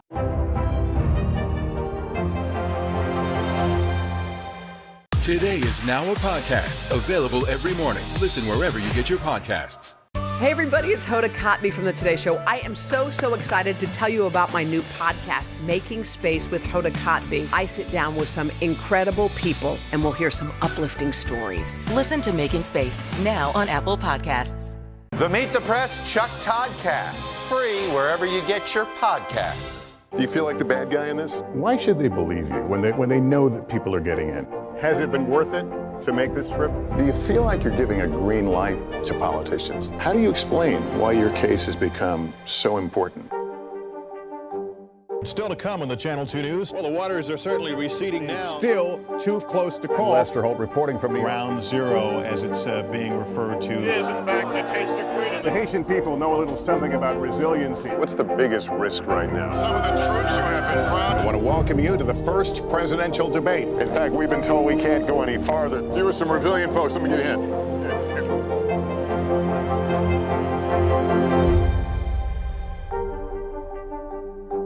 Sometimes the news can be difficult and overwhelming for kids to understand. Will coronavirus come back next year? So to help make sense of it all, we've created a newscast just for them. Man, you know a lot. We hope your family will watch Nightly News Kids Edition. Welcome back. Today on Hoda and Jenna, Nate Berkus and Jeremiah Brent show us easy ways to transform some furniture staples. Take a look. You're married and you work together. Yes. How do you keep, and your dads? How do you keep that harmony, given that it seems like you're together 24/7? Yeah, I was going to say to talk about what you were saying about meeting somebody. He is my best friend. I mean, I love spending time with him. Even when he annoys me, I still like him. And I think that's the trick because, like you said, the other stuff comes and goes. Yeah. Well, do y'all have design differences? Yeah, for sure. I mean, I think, but you know, the truth is that I think I will say this about us as people and as dads and a couple and whatever. I think our priorities are in the right place. Yeah. And I think, you know, it's about having a harmonious family life and creating an environment for our children that feels good. And so we're not going to argue about a difference in opinion about design. We work it out. You know, you have to. Plus, as you guys know, there's so many different ways to create something beautiful at this point, and that has been the great thing about working together is we push each other. There's no ego. You know, he can be brutally honest with me, and I don't take it. Well, let's talk about this show. Seems like such a cool idea because I think a lot of people have things they never want to let go of, beautiful, sentimental things, and to have two kind of strangers walk into your house and say, "This is what you should." So, describe how you kind of hold on to what's important to people. It's a very vulnerable process for the homeowner, and we respect that. And so, the show is very different than other design shows in that we thought, how can we get to know and let the audience get to know these people? And the way that we do it, our inroad, is through their things. Because when somebody starts describing to you why something that they own is really important or means a lot, you really start to understand who they are and how they move through the world and what they've lost and what they hope to gain. And so it's a sensitively it's a love story. It is a love story. Each episode is a love story. We get to know people, and yes, they're lost in transition, some positive, some really hard. But we get to really understand who they are, and the show is about them. It's not about how quickly you can sell it and flip it and change it. By the way, I love the concept. Me too. Okay, well, let's help some people at home too. Let's see some things you've done. So let's start with repurposing art and photos. Okay, you have a picture, I think. Yeah. So. So this was the mother of one of our homeowners this season on the Nate and Jeremiah Home Project, and the mother gave the daughters the house and her husband, and so they inherited the house and everything in it. And we looked at all of these paintings that the family had and the portrait of Florence, and we thought, you know what, we've got to keep this stuff in the space, even though we're doing a totally contemporary interior. So when you own things like that, or when you inherit things like that, think about rematting and reframing them in a way that feels much more contemporary and much more modern. Do we have a picture of the after? Yes, these are the afters. So these are all the old oil paintings. Much more contemporary than they were before. They're a little crusty. How beautiful, just in black frames. Boy, what a difference. And that's a new bookcase that we built for them with some of the art mixed in. But that kind of stuff tethers you right away to a space and gives you roots. What about some bedroom stuff? Let's go through some bedroom things. Show us bedroom furniture. So you want to take this one? Okay, let's see the picture. We're like both like lost. Let's see a picture. Where are we? Well, one of the things that's really important for us especially with the show, but in general with the firm, is repurposing things that you have that are meaningful, that are great. It's not just about getting rid of them. So those nightstands in particular, we sanded them down, stripped them out. We found a piece of remnant marble, and we put a marble top on the top of them and gave them an entirely new life. So these are the befores. So this is what we walked into. They were great. Clean, but that was after. What they look like now. How beautiful. So they're really elegant now. Okay, so there's a guy named Teddy, who's somebody that you worked with, and he had a recliner that he loved. That he loved because he rocked his. I know, y'all aren't just so we're clear, recliners are a trigger word for me. Like that feels like I'm living in a baseball mitt. Like I don't understand. I get they're very comfortable when you're in them. Right. Like talk about like wanting to keep it alive. Like that was hard for you. But what did you do? Well, we recovered it, and now it's a much prettier baseball mitt. What does Teddy think? Much prettier. Does Teddy still like it? loves it. We redid their entire house, their kitchen, their everything. There was a young couple. They had left the city. They bought a house in the suburbs. They were starting over.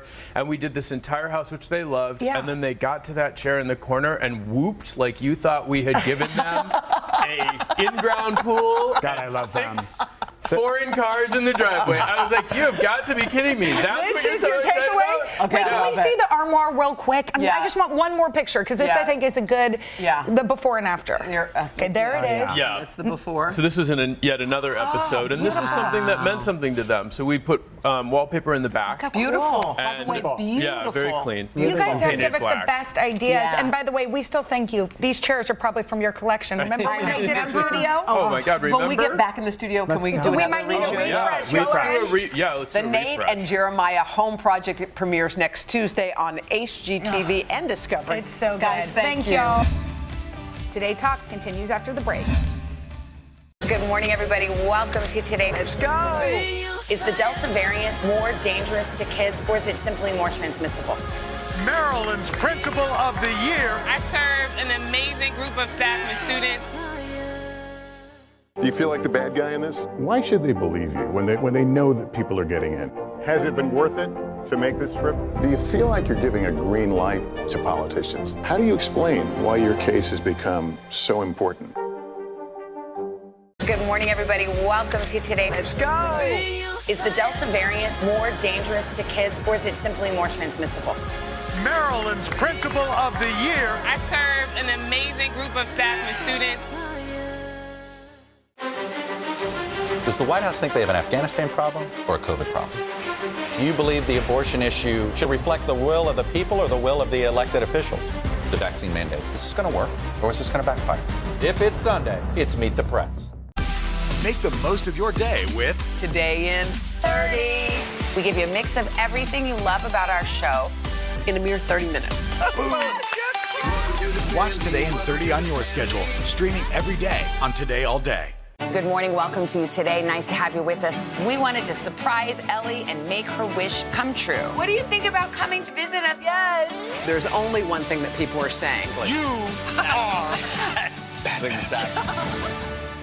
I was just thinking probably the next best thing to giving birth yourself or the feeling is watching it happen to your sissy. Watching your twin do Yes. it. I have to say, but I got a call. I woke up to a text message on Monday morning that my sister, in the middle of the night, 6 weeks early, and I burst into tears. I mean, I was frantic. I woke up Henry. He was like, "What?" I'm like, "She's in labor." Yeah, we gotta go. But one of the things that I think is so cool about my parents is all my dad wrote back to the text, "God is good." And it all of a sudden calmed me. Like I was kind of frantic. Panicky, because it's early, what's I was happening. Nervous. And the babe is good, The and your babe is sister's good. That little Cora, I got to hold her, and she gave birth at the Barbara Bush Children's Hospital. Wait, what? She gave birth at the hospital named after my grandmother, named after her namesake. Was that all planned, or was that? No. Oh, okay. She was supposed to give birth here. Here in New York. In New okay. York, and she happened to be in Maine, and she gave birth in a hospital that, and she was wearing pearls. I mean, she didn't wear pearls. Okay, this is so Isn't wild. that weird? All of it is feels wild. serendipitous, but it's so fun. The baby's little. She's in the NICU, so to watch her watch her hold this baby who was so beautiful, and then of course I got my little paws on her. Oh, sweet! It's just as fun. You've been an aunt for many years. Oh, it feels so good. You can't believe you're holding your sibling's child Yes. in your hands. It's such a beautiful feeling.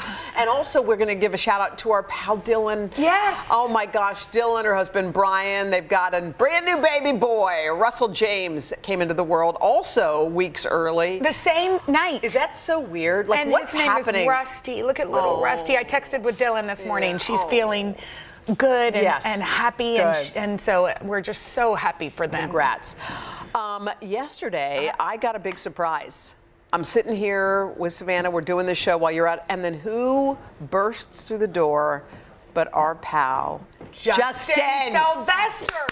He texted me. And then we wouldn't let him leave. Justin was like, okay, well, I got to go back to do E. And we're like, no, you're not. Stay a couple more days, Justin. We're so happy that you're here. Hoda put me in her guest room, and it's been great. The girls only woke me up at 4 a.m. this morning. All right, wait, can you come over? Because we're talking about dating and swiping. Are you allowed to come over? Just Are come you over. allowed to come over? Yeah, sure. Yes. Yeah. Okay, so if you're dating these days, Are you dating these days? Oh, I am a dating fanatic. I'm like the new Carrie Bradshaw. Wait, how do you meet people? You know, online is a big thing now. Yeah. And it's like kind of hard for people because people make such quick decisions. So you just, what, is that, are you Do like you? that? You see something, yes or no? My thumb Swipe. is literally about to give out on me. Yes, Callous. it's callous because Do you want a thumb massage? Thank you. Thank you. Okay, because we're all talking about this because according to a news study, singles are using dating apps. They're not wasting any time. Yeah, the study says that dating app users know within a second.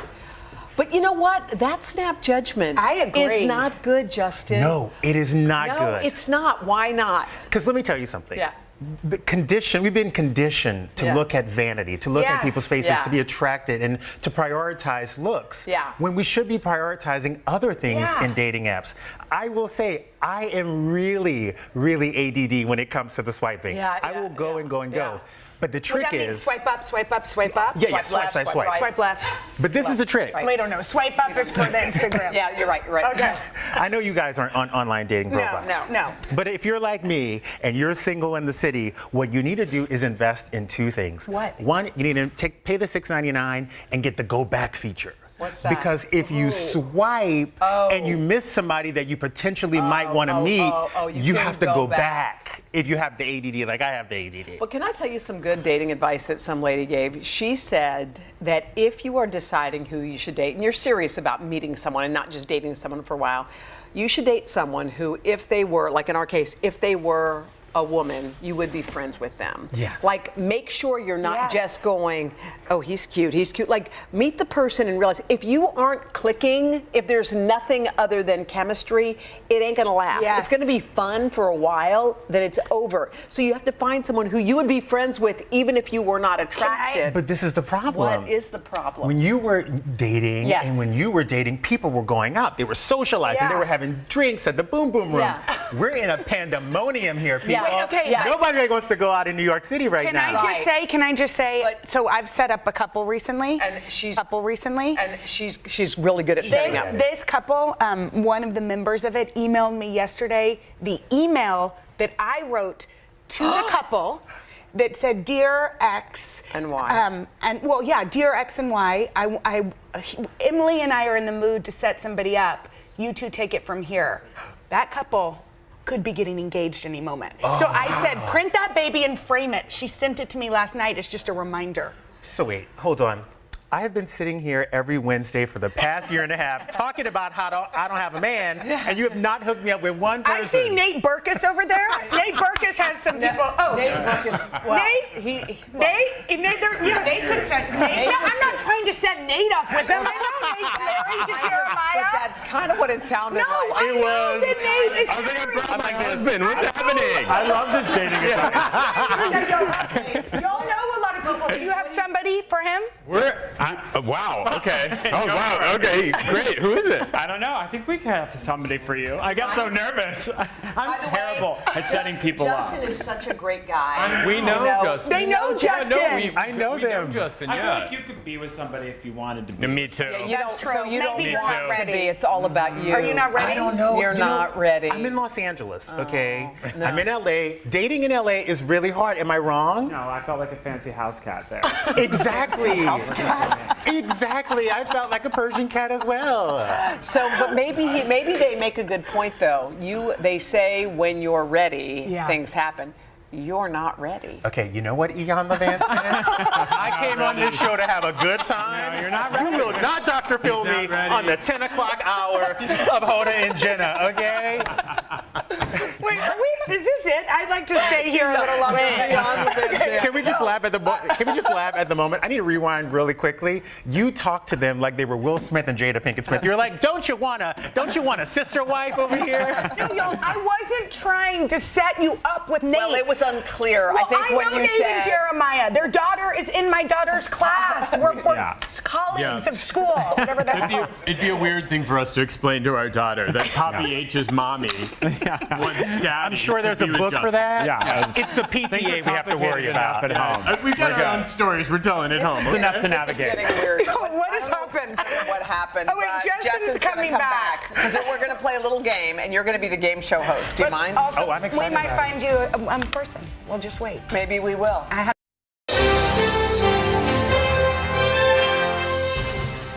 So, first of all, this is pretty sacred space for country music, and I know you were on this stage before. What's it like to be here on this stage? Well, I mean, this is like I think I said the day they put me in here that this was for a country singer and songwriter. It's just top of the mountain. That's what it is. It's hard to believe that I'm part of this. Yeah.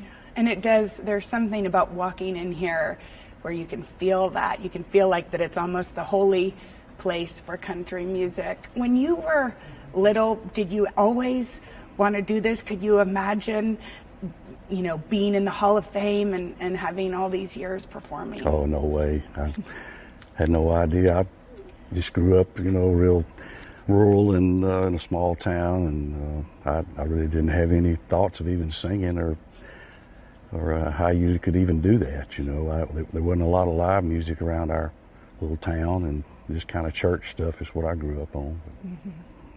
I read something you just said in an interview that I liked so much. You said you love performing because you can hear everybody singing your music, and this is your quote. You said, "You know that your music has really touched people."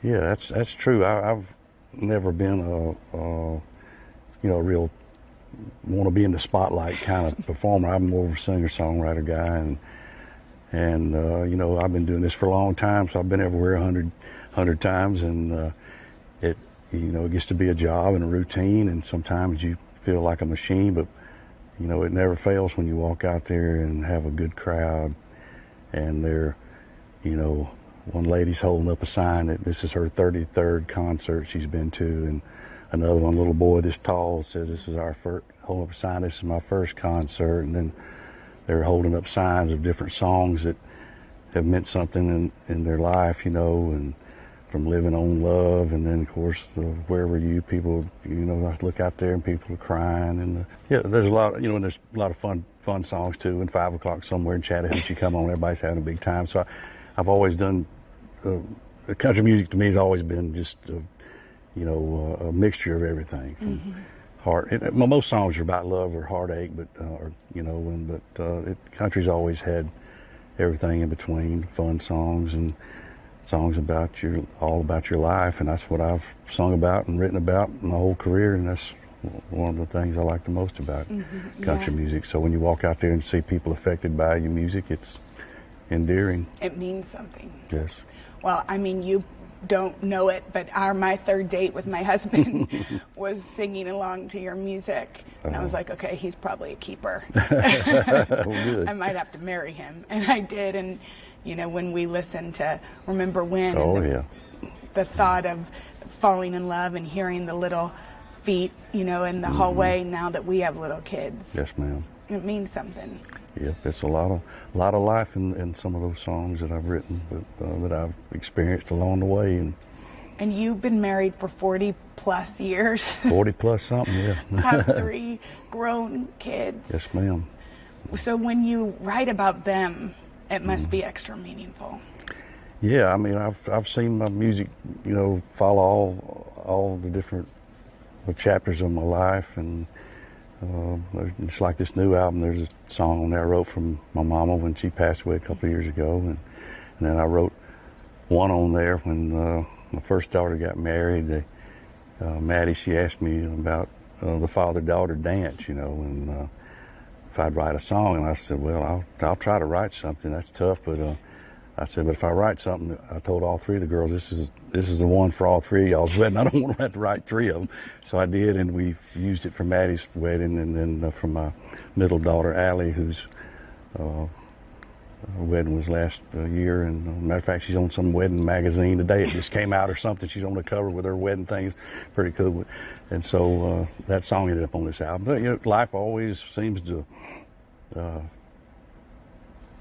bring something around that I want to write about that makes sense, and a lot of times it's a subject that other people have lived and relate to. Yeah. Is it true that you still get nervous when you get up on stage to perform? Do you still get the butterflies, or you're used to it? I'm not as bad. I mean, I was pretty shy when I first kicked all this off, you know, and I hadn't done much in my life like that, but so I was nervous, and I still am. I still am more self-conscious, I guess, than nervous. I guess I've always been that way, just, you know, walking out there in a spotlight on you. I've never, I guess some people love that, you know. I've never felt that comfortable up there, and so yeah. What do you do? How do you face it? You just do? Yeah, I guess I've just learned to get through it, you know, and I think with music, it's somewhat easier because you know what you're going to be doing. You're singing this song, you know, if you can remember the lyrics, you're doing. It's kind of a routine, but you know, if you had to go up there and just talk, I don't know if I could do it as well. Yeah, I feel like the music is what brings us all together. You were here to talk a little bit about a recent diagnosis. Yeah, and actually, it's not recent. I've been reluctant to talk about this publicly and to my fans, but it's been a while, and it's starting to affect my performance on stage a little bit, where I don't feel comfortable, and I just wanted the fans and the public to know if they've come to see me in the last few years, or if they come to see me in the future, if I play anymore, you know, what's going on. I don't want them to think I'm drunk on stage, because I'm having problems with mobility and balance, and I have this neuropathy, a neurological disease. It's genetic that I inherited from my daddy. It's called CMT, ironically enough, because CMT was the big part of my career. I made more music videos than anybody in the industry, I think. But anyway, that's the name of it. That's abbreviation for the doctors who discovered it whatever years ago. But it's a degenerative nerve disease that affects your nerve and muscles in your extremities, your legs and your arms and hands, and it's so it gets worse as it goes along, and there's no cure for it, and they still haven't found. My daddy had it, and we realize now that my grandmother had it on his side, and my oldest sister is 10 years older than me, has it, and doesn't get around too good now. But it's been affecting me for years, and it's getting more and more obvious, and I know I'm stumbling around on stage, and now I'm having a little trouble balancing even in front of the microphone, and so I just feel very uncomfortable, and I just want people to know that's why I look like I do, if they're wondering, and I don't want to appear like some whiny celebrity. It's not going to kill me. It's not deadly, but it is related like muscular dystrophy and Parkinson's disease, but it's not fatal. It's just going to disable me eventually. But my daddy died in his early 70s. He could still walk a little bit, but it is already affecting me tremendously. And again, I don't want to appear like I'm whining about it. I've had a wonderful, beautiful life, and I've been so blessed. I can't even imagine what other people go through. This is not a condition that I would be complaining about typically, but it is going to affect me performance-wise on stage, and I don't know how much I'll continue to tour. I've always thought that I never wanted to do the big retirement tour like people do and then take a year off and then come back, you know. I think it's kind of cheesy, but I've always admired some of my heroes that just, you know, Merle Haggard and George and Willie Nelson still playing out there at nearly 90 years old, and Charlie Pride and Loretta, and people just, you know, they never retire. They just play as much as they can and want to, and I always thought I'd like to do that, and I would like to do that if my health will let me do that. Yeah, but it does not affect your voice, your ability to write. You have a new album out that has some beautiful personal music, so you're still going to put out music. I think I would like to, yes. I mean, music's always been the most important part of it to me, is songs. I mean, the songs are what make the artist and make the music and make the fans appreciate it. I think there's a lot of good singers out there, but the songs are the main thing. So hopefully I can continue to write, and I'm not saying I won't be able to tour. I'll try to do as much as I can. So if I'm coming to your town, we'll come. Come see me if you want to.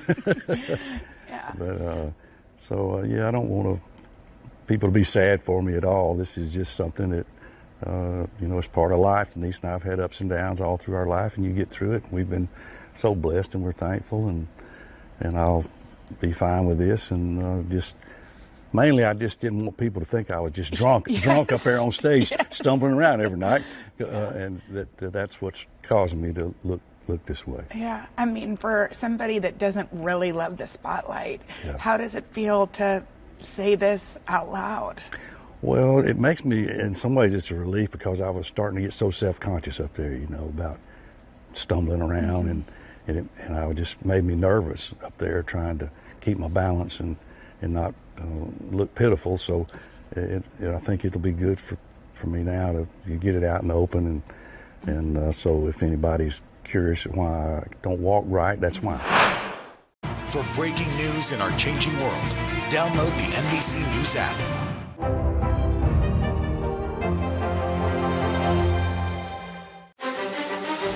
Does the White House think they have an Afghanistan problem or a COVID problem? Do you believe the abortion issue should reflect the will of the people or the will of the elected officials? The vaccine mandate. Is this going to work, or is this going to backfire? If it's Sunday, it's Meet the Press. News is more than a headline. It informs, it inspires, and it still matters. To cover it, you have to be in it. And that's what we're going to do. Every night, we take you to the front lines of the story, where it's actually happening, with NBC News journalists on the ground from all over the world. We cover what you need to know and bring your newsfeed to life. In primetime and streaming live, it's your news playlist every night. Top Story with Tom Llamas, weeknights at 7 on NBC News Now. Still to come on the Channel 2 News. Well, the waters are certainly receding now. Still too close to call. Lester Holt reporting from the Ground Zero, as it's being referred to. It is, in fact, the taste of freedom. The Haitian people know a little something about resiliency. What's the biggest risk right now? Some of the troops who have been proud. I want to welcome you to the first presidential debate. In fact, we've been told we can't go any farther. You are some resilient folks. Let me give you a hint.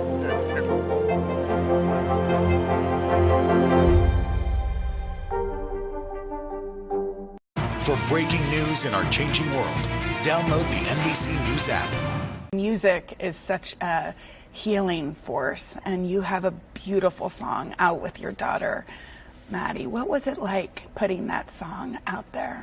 Well, we went through the tough time, with Maddie. Most people know the story that when she got married, her first husband, we had a tragic accident, and he died, and so it's been a lot of years of healing and getting through that. Well, Maddie ended up writing a book about it. She's a great writer, and it's just a beautiful story and a faithful story, and a lot about healing. And I think it'll be great for a lot of people to hear. And she wrote, one day she came to me with this piece of paper and said, I wrote this song, the lyrics, and asked me to put it to music. And so I wrote the melody for it, and it turned out to be a very sweet song, and it's beautiful. And I guess they're going to include it somehow with her book, where you can only hear it if you comes with a book or something. I don't know, but yeah, it's a beautiful song, and it was well written for her lyrically, and told her story a little more in there. And so I'm anxious for my fans to get a chance to hear that too. Mm-hmm. That must have been such a difficult time for your family. Hardest. We've been through a few things over the years, but to see a child go through that is the hardest thing, because your daddy always takes care of everything, and I couldn't do much about that. But it's been we've had some time, and it's brought some good things as well as the heartache along with it, and it's really I think we've had a good opportunity to realize how blessed we've been. When we look at things like that, and it comes along, and you survive, and just thankful. Mm-hmm. And to watch her heal, yes. To watch her grit and resilience, you must Yes. be so proud. Yes, so she's all my children special in different ways, and Maddie is very, very smart, and she is really. I'm surprised how well she was able to handle all that. I know I couldn't have, done what she's done. You are one of the most legendary. I bet you don't like that word. Somebody that doesn't like the spotlight probably doesn't like it, but you are known for your beautiful songwriting. Is it something you still love to do? Yeah, I mean, I don't sit down every day and write, but I hear ideas, and I jot them down or make little recordings. So I do, but I think, the best songs usually come from something emotional, or whether it's good or sad. And those things come along, and when they do, it makes you want to sit down and write something. Mm-hmm. And I've had a lot of those instances in my life. Yeah, your wife suffered with cancer herself. She did. And you wrote a beautiful song. Thank you. About that experience. Yeah, that was tough. That was a tough time as well. Mm-hmm. And yes, I did. And luckily, she got through that, and she's healthy as ever. And I'd say she'll outlive me. But yes, that was a scary time, and I did write that. That song just came out just one day right after you hear that word cancer. Yeah. And to have 40 years plus of marriage, yes, to have built this family, what are you most proud of? Oh, I'm just, as far as the marriage goes, I'm proud that we've survived, and I think we've had our ups and downs, and I think now I feel like we're closer than we've ever been, and more comfortable with each other and happier than we've ever been in these last few years. And of course, my daughters are always at the top of the list to be proud of as far as my personal life. Still to come on the Channel 2 News. Well, the waters are certainly receding now. Still too close to call. Lester Holt reporting from Ground Zero, as it's being referred to. It is, in fact, a taste of freedom. The Haitian people know a little something about resiliency. What's the biggest risk right now? Some of the troops who have been proud. I want to welcome you to the first presidential debate. In fact, we've been told we can't go any farther. You with some resilient folks, let me get in.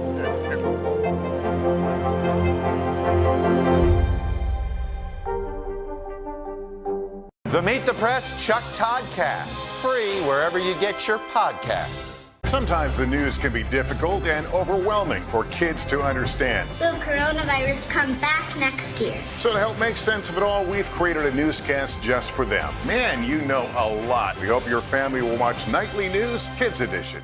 Controversy in Southlake tonight after teens posted a racist video. It was a wealthy, idyllic town, forced to confront racism. My children were told Rosa Parks is dead.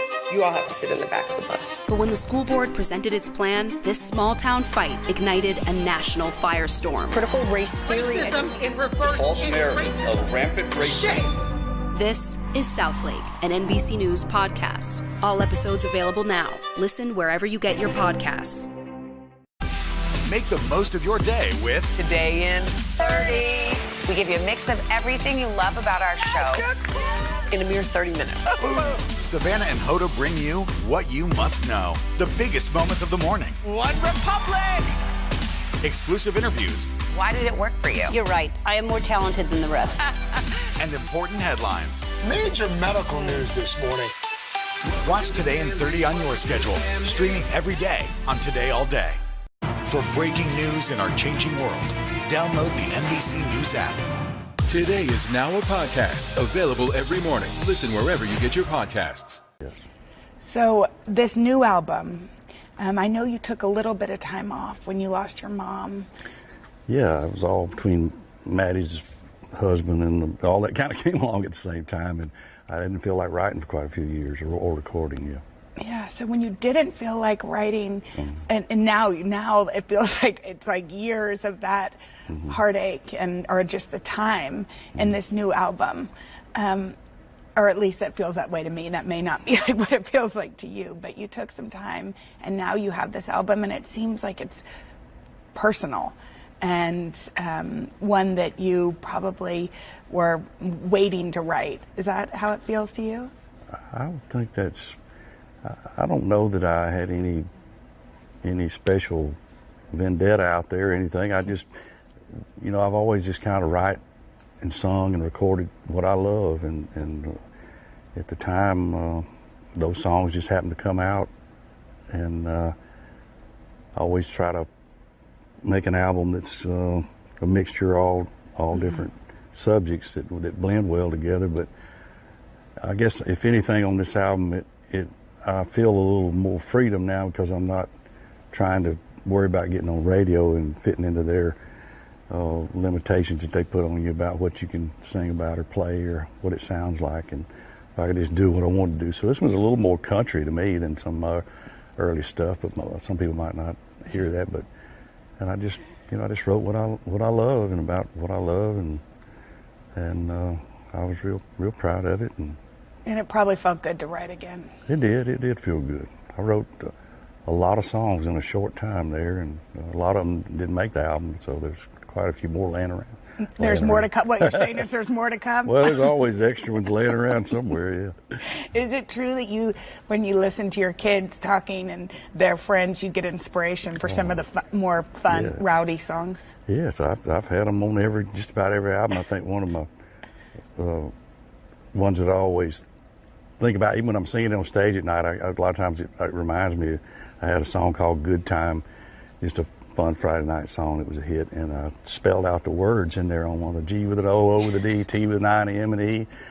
And where I got that from was going to my girls' high school basketball and volleyball games for years, and the cheerleaders were cheering out the school, F with the R, R with the A, F-R-A. And, that ended up making that chorus like that, so just always something. I love that. The inspiration came from a high school basketball game. Yeah, you never know where it's going to come from. Yeah. So just to finish up, because I know, thank you for giving me this time, but how, at this stage in your life, how important is music to you? Well, I mean, it's not as important as it was in my early days. I'll be honest with you. When you're starting out, you got that record deal and you're writing songs and making albums, you're watching that chart and you're consumed with it. That's what most people are, and you, like any business, you kind of have to be, dedicate your life to it if you want it to be successful for.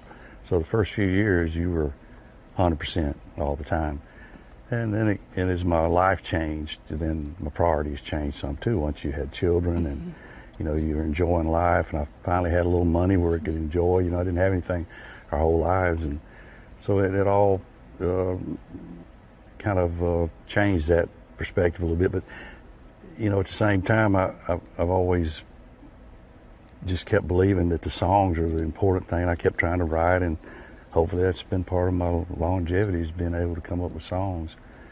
So you get the joy just in the purity of the music. I think so. I mean, it's great to be recognized at award shows and all. I mean, I always just cared about the Country Music Awards. That's all I cared about. I wasn't worried about the Grammys or any crazy thing. I just wanted Country Music Awards. That's all I wanted. I wondered if I was going to be on any of them. But and I've been blessed with a lot of awards too. Yes. Do you think country music is dead or hurting?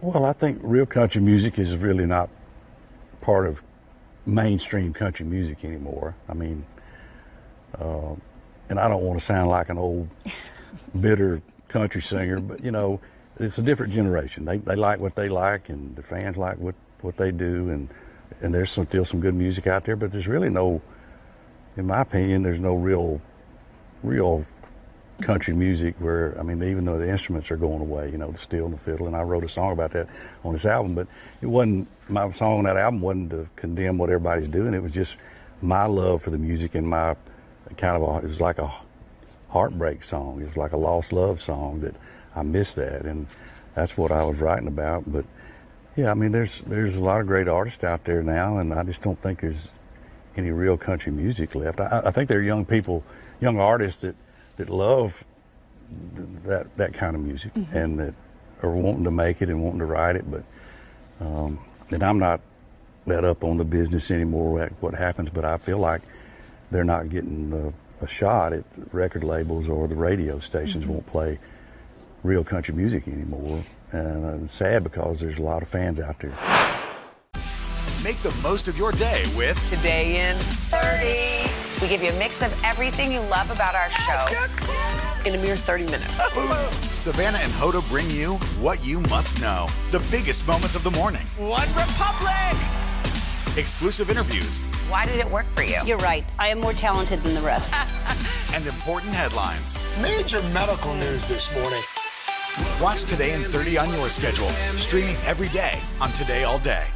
It was a wealthy, idyllic town forced to confront racism, but when the school board presented its plan, it ignited a national firestorm. Critical race theory. Racism in reverse. False narrative. Shame. This is Southlake. All episodes available now. Good morning, everybody. Welcome to Today. Let's go. Is the Delta variant more dangerous to kids, or is it simply more transmissible? Maryland's Principal of the Year. I served an amazing group of staff and students. Make the most of your day with Today in 30. We give you a mix of everything you love about our show in a mere 30 minutes. Watch Today in 30 on your schedule. Streaming every day on Today All Day. Sometimes the news can be difficult and overwhelming for kids to understand. Will coronavirus come back next year? So to help make sense of it all, we've created a newscast just for them. Man, you know a lot. We hope your family will watch Nightly News Kids Edition. So, Denise, you guys have been married for 40 years. What has been the secret to this lasting relationship? That he's been on the road so much. I don't know. I mean, just take each day as it comes. And we've had a lot of ups and downs, and we're separated very briefly in our marriage about 25 years ago, and just keep plugging away at it. You know, when we married, it was for life, for better or for worse, and we've had a lot of better and a little bit of worse. Mm-hmm. And I know you have, you had your own health scare, your battle with cancer, and that must have been a very hard time in your life and in your marriage. It was something I never dreamed of. I was 50 years old and perfectly healthy, and she never even gets a cold or anything. If anybody's going to get sick, it'd be me, and then she had something like that. And it was the shock of our lifetime, really. Yeah. But thank goodness the treatments worked, and she's tough, stronger than ever now. I'm 10 years out, and just had to really just cling to my faith during that time, because if anything will set you down, it's hearing that word, cancer. Yeah. And what about the beautiful song that your husband wrote? Can you listen to it? Oh my goodness, I haven't listened to it in so long, but for those who don't know, it was When I Saw You Leaving in My Mind, and just his emotions of what it would have been like had he experienced that. So it was a very powerful song, and you know, it kind of gets me even now thinking about it. Yeah, it really is a powerful song. And now to be sitting here 10 years later with your husband, and after 40 years of marriage, and know that he's going through his own battle. It's a smaller one, but it's a battle. How are y'all doing it together? I think it's just, you know, we lift each other up. When I'm down, he lifts me up. When he's down, I try to lift him up. And then, you know, we've had other tragedies in our lifetime. We've, you know, my brother's suicide, we had cancer, we had our separation, and then recently, 3 years ago, the loss of our son-in-law, as you all talked about. You know, you're there for each other. But then again, the happy side of that is we've had a fairy tale life. In the midst of all those heartaches and the sadnesses and the sorrows and disappointments, we've lived a fairy tale life. Both of our daddies were blue-collar workers. We didn't ever dream that we would have a life like we've had. And just for him to have affected so many people over his 30-year career, and I would like to think that my faith and the book that I wrote several years ago after our separation has touched some lives, and I can even see in Maddie now just the strength and the faith that she has, and you know how the Lord is already using her to minister to other people and to comfort other people. And so yes, we've had our heartaches, but we have also had a fairy tale life, and so blessed, and just nothing but just thank God that we've had the life that we have had together. There's been a lot of joy. A lot of joy.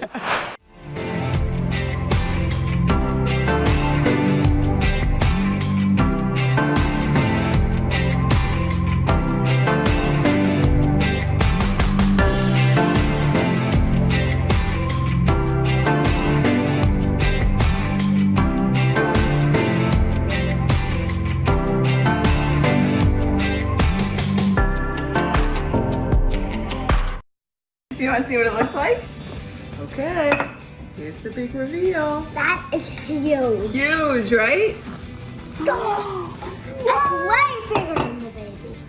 Hot?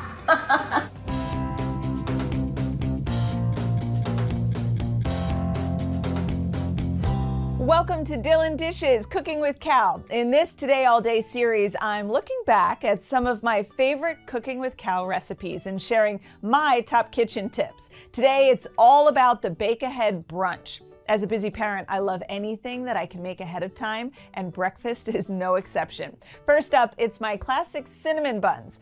Calvin loves these cinnamon buns because, well, who doesn't love cinnamon buns?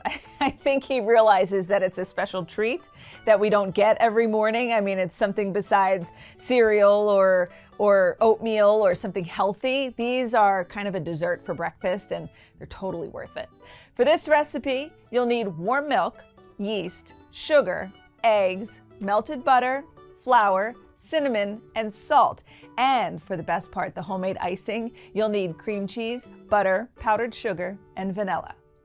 You've never made this recipe before, but I'm positive when you test it, you are going to love it. Okay, first things first, we have to warm up the milk because the milk just came out of the fridge and it's really cold. Now, can you pour this into here? Let me move it a little closer. Sorry, I can't reach that far. Right. We'll pour it in there. So instead of using regular yeast, we're gonna use instant yeast. So we don't have to wait like 9 months for it to rise, okay?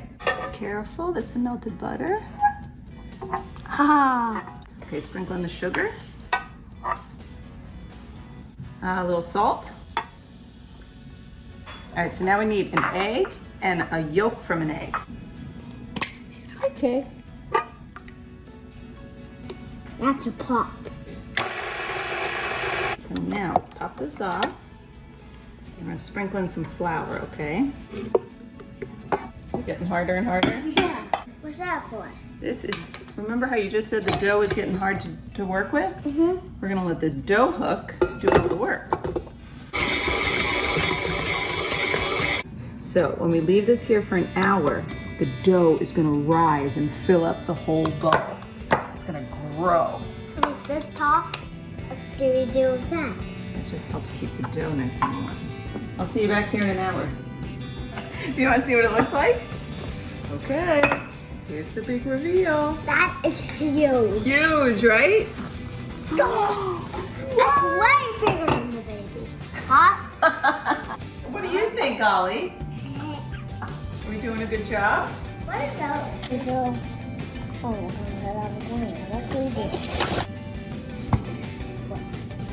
Whoa, it's nice and warm, right? Good job. Pull this nice and tight. Soft. Awesome. I see you, Ollie. Don't they look so pretty? Mm-hmm. I'm expecting these will be delicious. All right, let's wait 45 minutes and then we'll put them in the oven. Pull this off, big reveal. Oh, baby, these look delicious.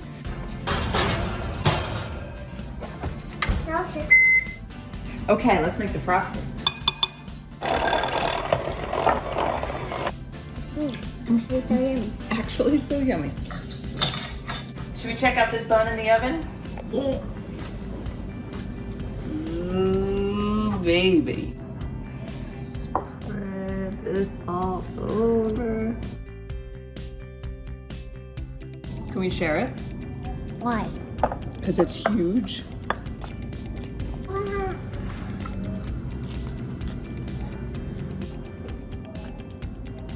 Mmm.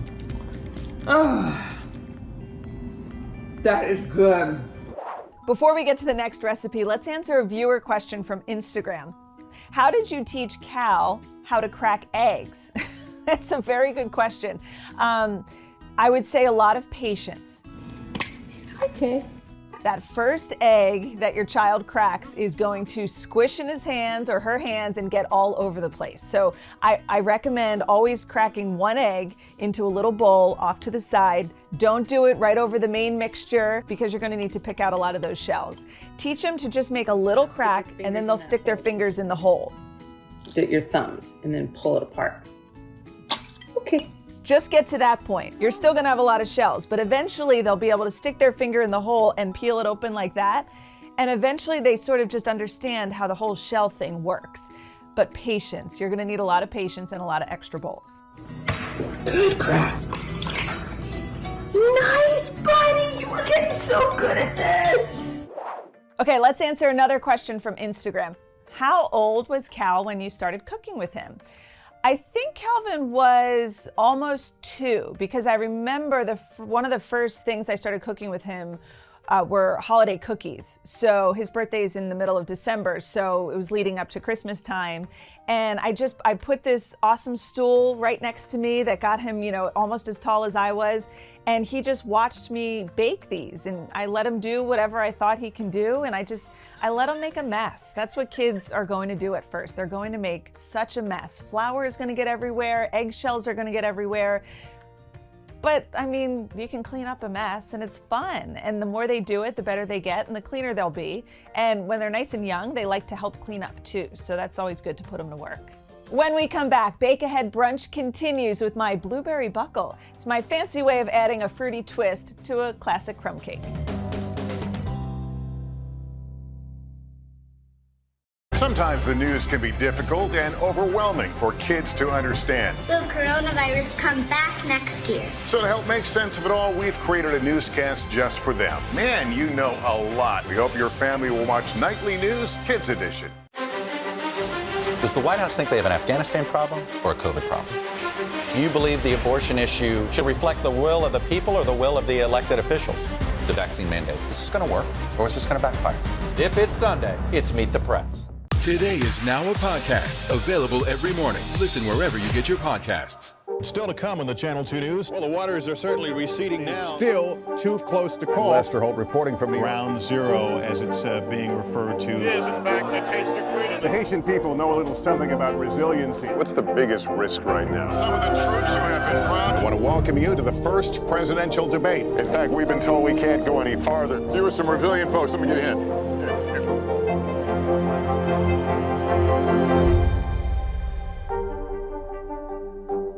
It was a wealthy, idyllic town forced to confront racism, but when the school board presented its plan, it ignited a national firestorm. Critical race theory. Racism in reverse. False narrative. Shame. This is Southlake. All episodes available now. For breaking news in our changing world, download the NBC News app.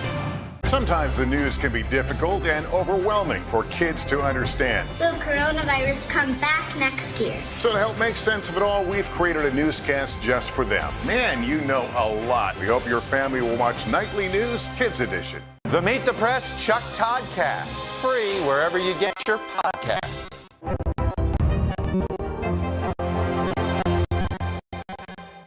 Everybody, it's Hoda Kotb from the Today Show. I am so excited to tell you about my new podcast, Making Space with Hoda Kotb. I sit down with some incredible people and we'll hear some uplifting stories. Listen to Making Space now on Apple Podcasts.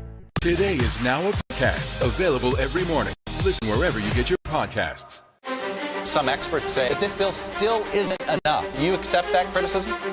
There's been a ton of confusion from the CDC. Can we try to clear some of this up? Is America safer today with the Taliban in charge of Afghanistan? If it's Sunday, it's Meet the Press. Today is now a podcast, available every morning. Listen wherever you get your podcasts. The Meet the Press Chuck Toddcast, free wherever you get your podcasts.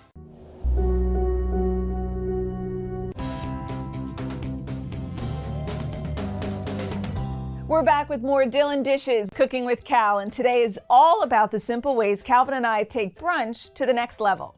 Next up, it's another of my favorite breakfast treats. We call it blueberry buckle. I, to be honest, have no idea what a blueberry buckle is. It came from my husband's family, and he always said his grandmother made the best blueberry buckle. When I saw it, I'm like, oh, it's just like a coffee cake with blueberries. I can make that. And I didn't know what else to call it, so I just kept calling it blueberry buckle. Must be a New England thing. For the cake, you'll need flour, cornstarch, salt, ginger powder, baking powder, egg, vanilla, sugar, blueberries, of course. And for the crumble topping, you'll need cinnamon, salt, brown sugar, and butter. Are you ready to help? I normally make this recipe with cake flour. It's a little bit lighter and it makes it a little more fluffier. You can't always find cake flour, or sometimes you just don't have it. So I'm going to show you a trick using all-purpose flour and cornstarch. The trick is to make cake flour out of all-purpose flour. You take a cup of flour, remove 2 tablespoons of that flour, and then add in 2 tablespoons of cornstarch.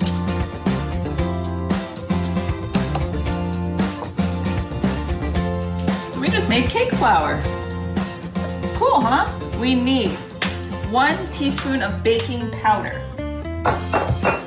half a teaspoon of salt. Okay, and we need a half a teaspoon of ginger. Okay, while you do that, I'm going to put the butter in here. I'm ready. Okay, ready? Count with me. We need 3 of these. 1, 2, 3. Awesome! Yummy. Smell it. Tell me when I can eat it. Oh, I'll tell you when you can eat it. Okay, can you pour this egg in there?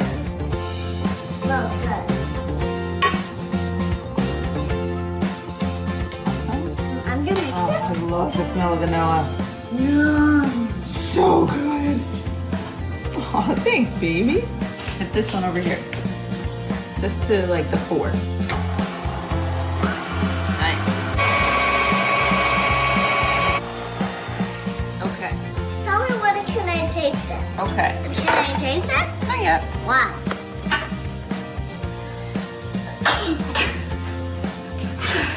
Okay, we're gonna put in 3 cups of blueberries. Can I taste it? 3 generous cups of blueberries. That's a lot of blueberries.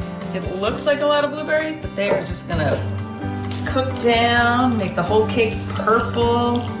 It's gonna be so juicy.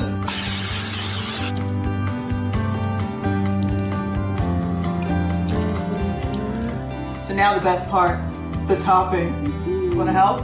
Okay, so we need a teaspoon cinnamon, some salt. It's gonna take a very long time. Half a cup of brown sugar. Can I taste it? Yummy. Yummy. Packed brown sugar. Yeah. Oh, what's that? Is that the topping? Mm-hmm. Is that the best part? I think it might be.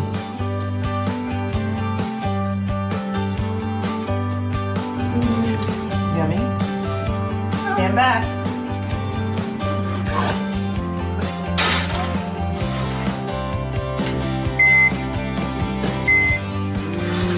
Is it ready? Let's find out. Yeah! Yeah. It's ready.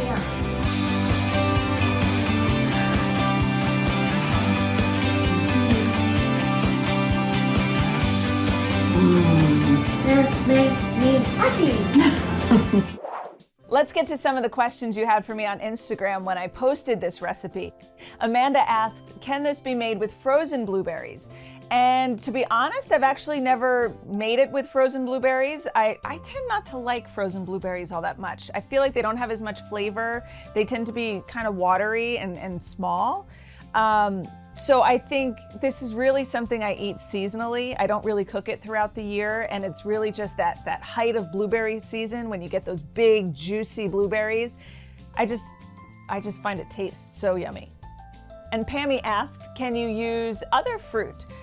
I'm sure you can. I'm not a big experimenter. Once I try something for the first time, I kind of just stick with it, and I know this is my blueberry buckle recipe, or this is my apple crisp recipe. And I never try to work in other fruit, but I bet it would taste delicious with strawberries. I bet peaches would kind of taste really good in there. So you'll have to try it for me and let me know what you think. For these recipes and more Cooking with Cal, go to today.com/DillonDishes.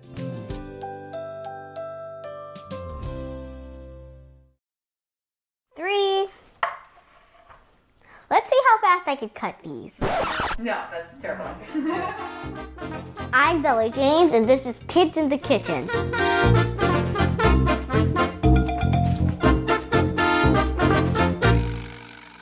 My name is Isabella, and I'm in 2nd grade, and I'm 7 years old.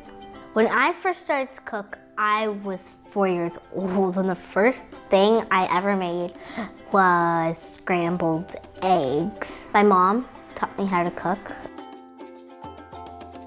Some of my favorite making dishes that I make with my mom are cow foot, brown stewed chicken, curry goat, curry chicken. Cow foot is a Jamaican dish that my mom makes that I absolutely love. I think Grammy Pearl used to make cow foot. My great-great-grandma had a restaurant in Jamaica. Everyone in my family loves to cook, so that's why I like to cook for everyone in my family. I have my own lemonade business, and it's called Sunshine Lemonade.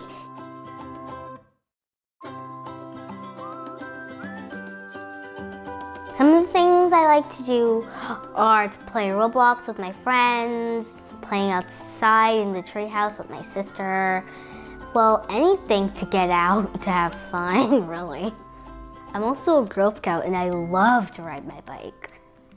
Today I'm so excited because today we will be making my upside down pineapple cake and my sunshine lemonade. What I love most about it is it's not too sugary, and we also put applesauce instead of eggs for people who are vegan.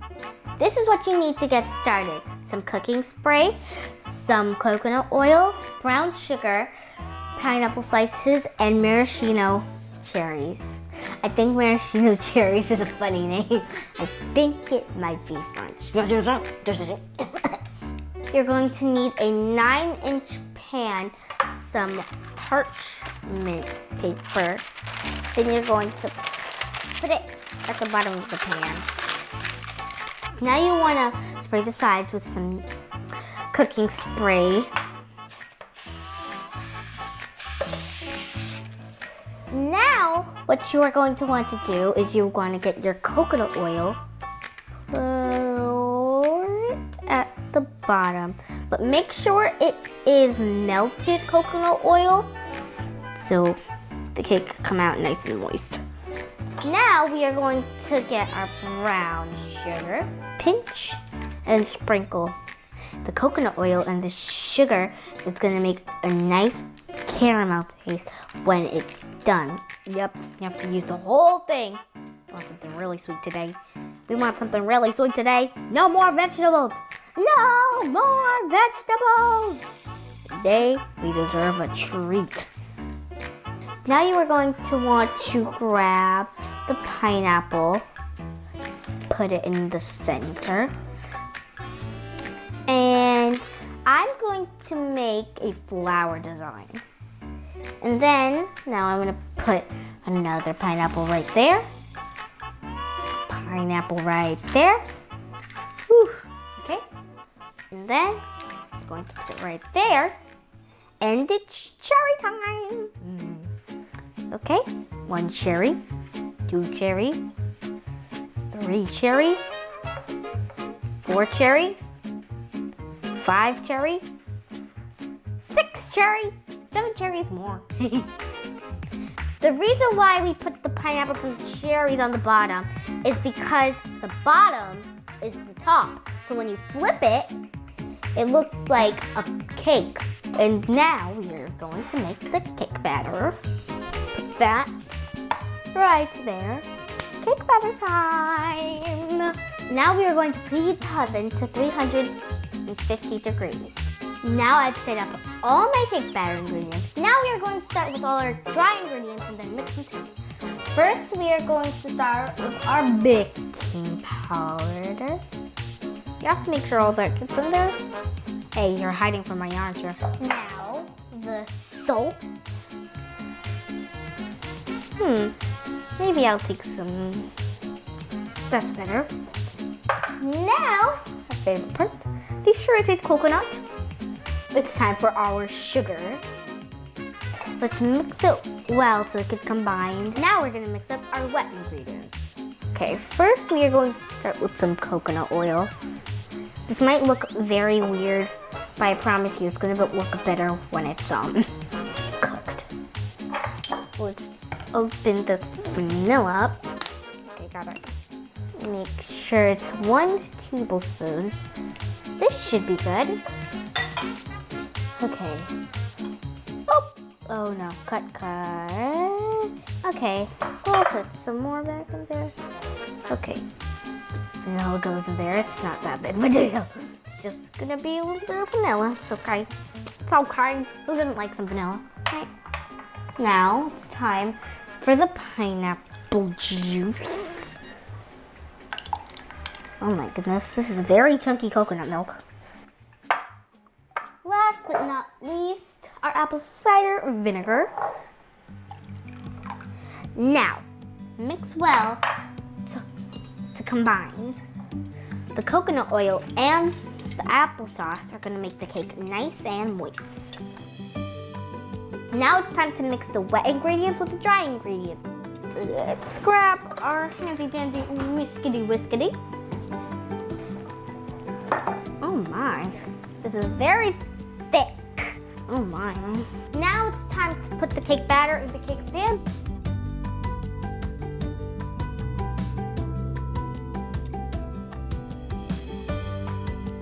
This is kind of having a sad part, but now we have to put it in the oven and that takes a whole entire hour. So I think I'm gonna have to call over Mom. Mom, can you help me? So the cake is in the oven and it's gonna take an hour. So in the meanwhile, how about we work on my spicy Jamaican lemonade?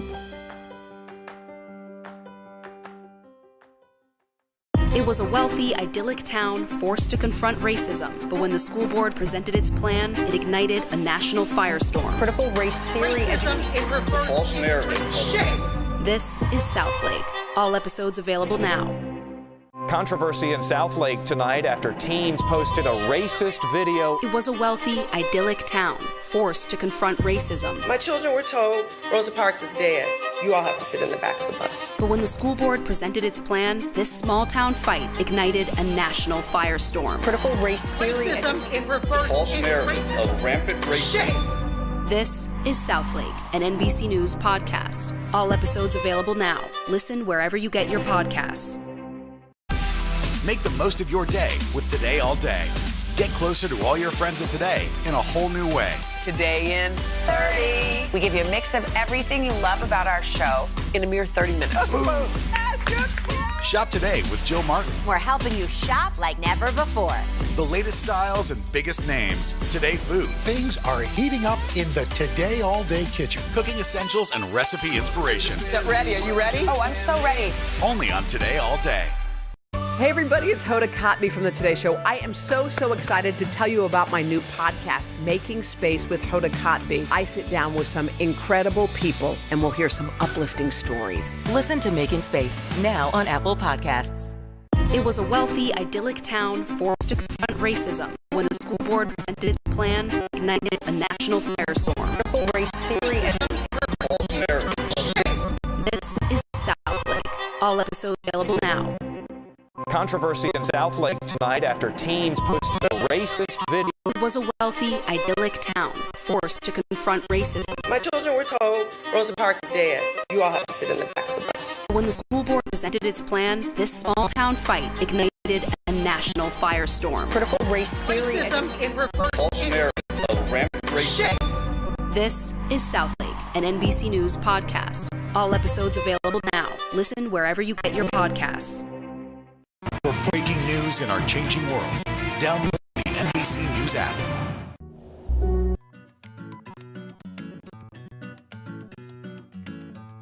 This cake goes great with my spicy Jamaican sunshine lemonade. Let me go grab the ingredients and let me show you how to make it.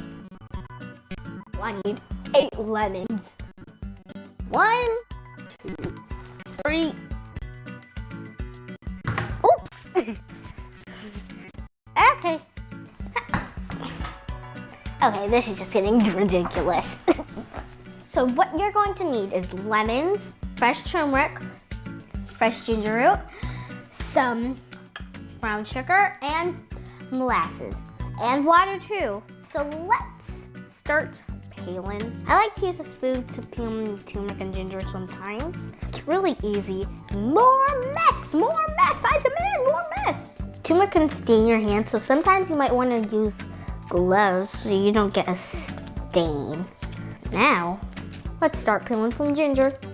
You could also use ground turmeric and ginger. I like using fresh spices because it gives a better flavor. Now I have to slice these, but it's a little hard for me. So, Mom!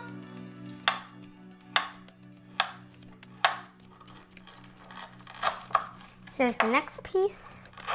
And you're done. Okay, thanks. Now I'm gonna add some water to the ginger and the turmeric and put it to a boil. Now let's start cutting up these lemons. You wanna be really careful to make sure you don't cut where your fingers are because we're not cutting off fingers today, okay? Okay, well we're gonna get the lemon squeezer. Thank you.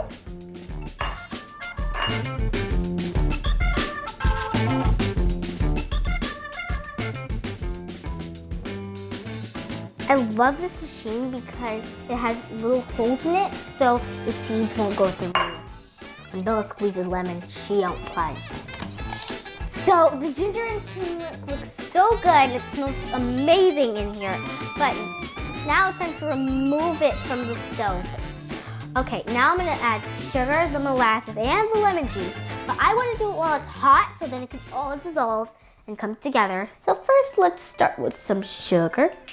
I don't wanna splash it. How about we use a spoon? That'll make life more easy right now. Do you see how satisfying that is?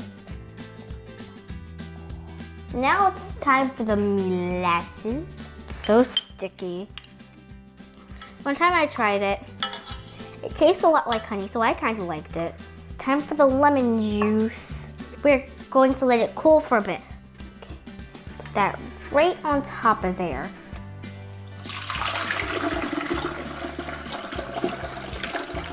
This is my most favorite lemonade ever. It looks delicious. Right there. Oh my God. Ooh. This right here could make us some money. You know what goes great with lemonade? My cake. I think it's finally ready. Let's flip it. Now you have to let it sit for 15 minutes. It's gonna be the longest 15 minutes of my life. Flip it. Oop.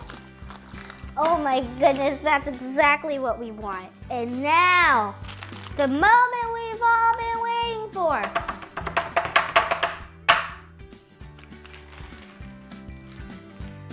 Oh, wow. It looks so good. This I will eat in one bite.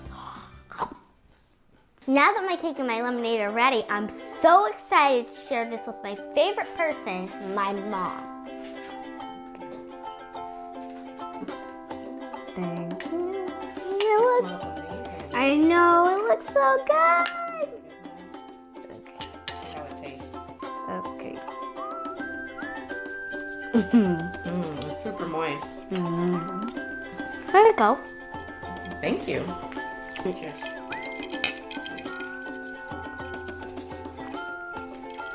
Delicious.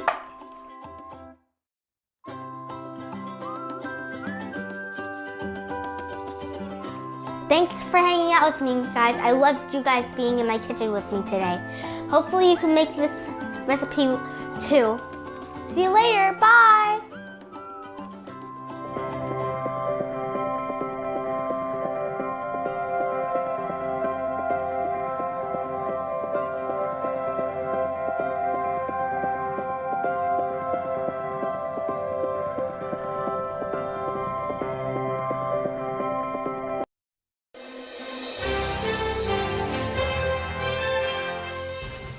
Morning. Here he is, the amazing Ben Platt. He is here. He's got a new album. It's out today. It's called Reverie. Today is the day, and Ben's going to treat us to some incredible performances throughout the morning. But before he does, the man of the hour, Ben, good morning. I know it's early there. How you doing? Good morning. I'm doing good. Nothing better to wake up for than you guys. Well, you're so sweet, and we've been talking about this all morning. You moved home during the pandemic, and you were in your childhood bedroom. I was thinking most of us would just be looking at old yearbooks, you know, maybe do some light stalking of what happened to those old high school friends we used to hang out with. Not you. You wrote a whole album. Tell me about it. Well, I did spend some time looking at old yearbooks, and I was voted most likely to be on Broadway, so it was pretty accurate. Ooh. But Yeah. I was super inspired by just like the nostalgia of being back in that space and seeing all of my posters everywhere, and you know my clothes I used to wear, and just the feeling like whenever you're home, you kind of revert to your teenage self, and so the kind of juxtaposition of that looking backwards feeling with the kind of looking forwards feeling and feeling a little more evolved and adult and slightly more mature. I think that the album came kind of like right between. I think that's why I got inspired, was feeling kind of young and old at the same time. Ben, one of the things that we enjoy about having you at the show is we've been able to see up close your career evolve from, obviously Dear Evan Hansen, Pitch Perfect, and now you're a legit recording artist who churns out like hit after hit. What's it like for you right now, this particular moment in your career?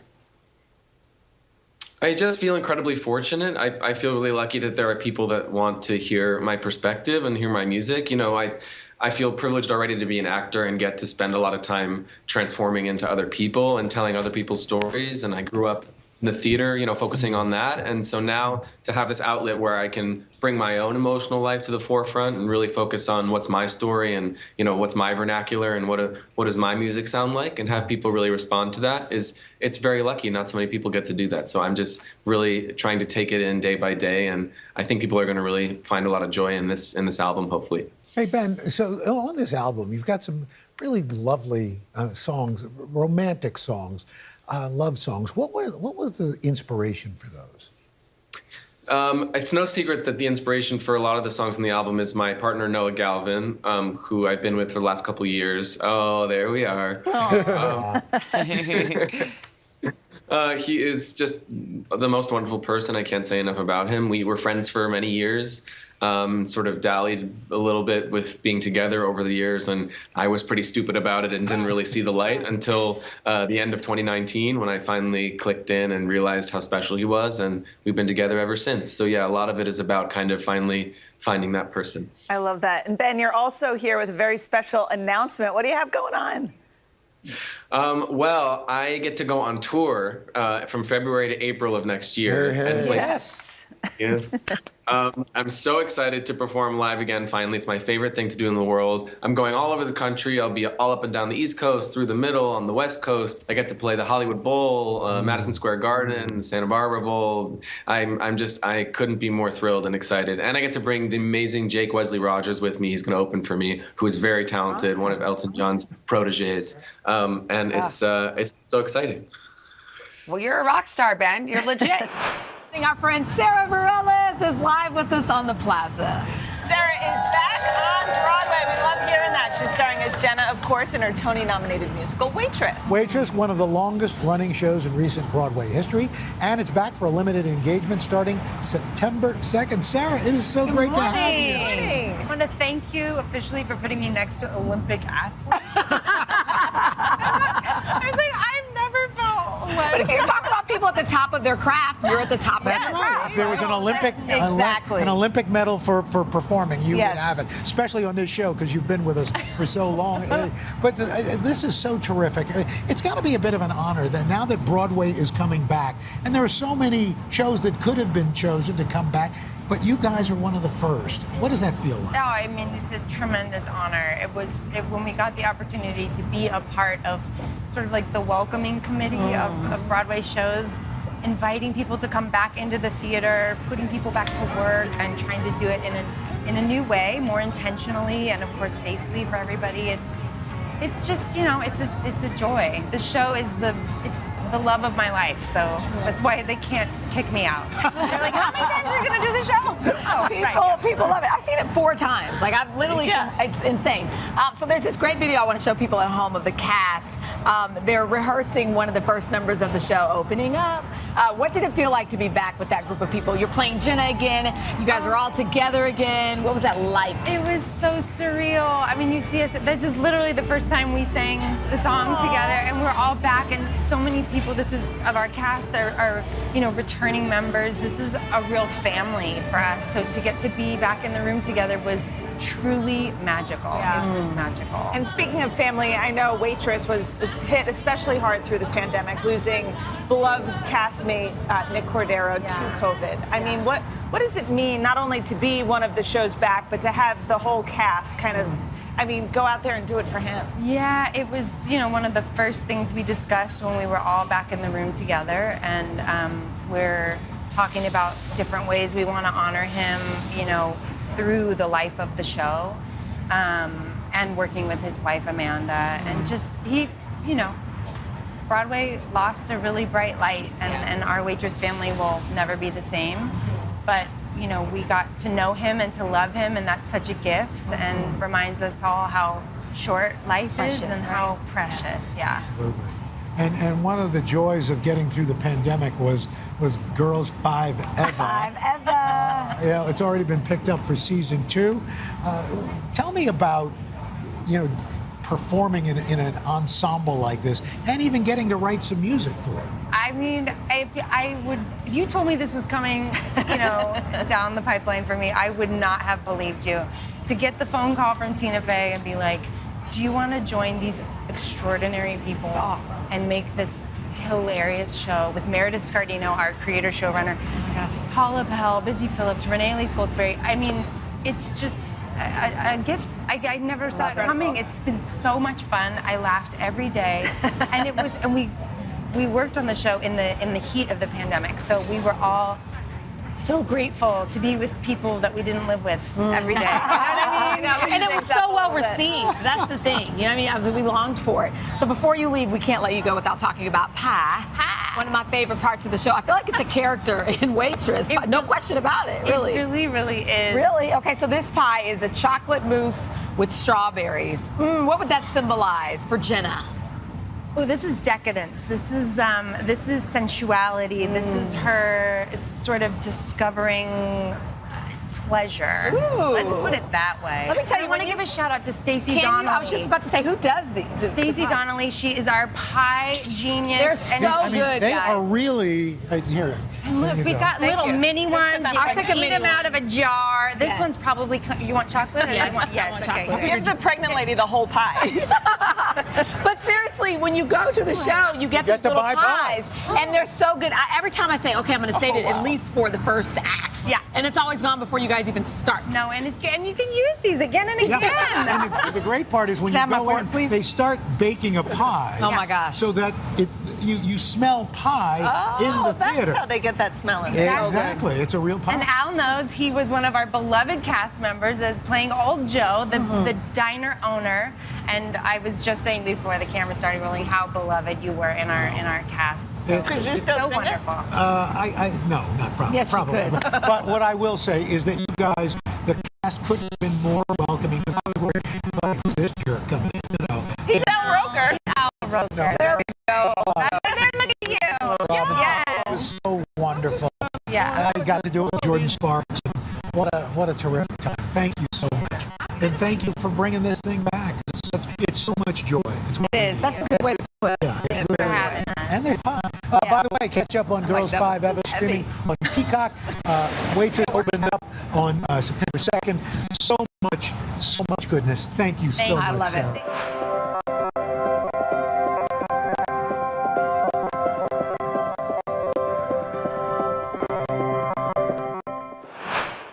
Still to come on the Channel 2 News. Well, the waters are certainly receding now. Still too close to call. Lester Holt reporting from the Ground Zero, as it's being referred to. It is, in fact, The Haitian people know a little something about resiliency. What's the biggest risk right now? Some troops are proud. I want to welcome you to the first presidential debate. In fact, we've been told we can't go any farther. Resilience again.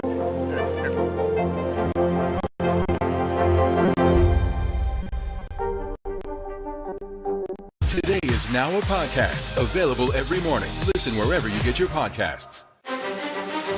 Does the White House think they have an Afghanistan problem or a COVID problem? Do you believe the abortion issue should reflect the will of the people or the will of the elected officials? The vaccine mandate. Is this going to work or is this going to backfire? If it's Sunday, it's Meet the Press. Some experts say that this bill still isn't enough. Do you accept that criticism? There's been a ton of confusion from the CDC. Can we try to clear some of this up? Is America safer today with the Taliban in charge of Afghanistan? If it's Sunday, it's Meet the Press. For breaking news in our changing world, download the NBC News app.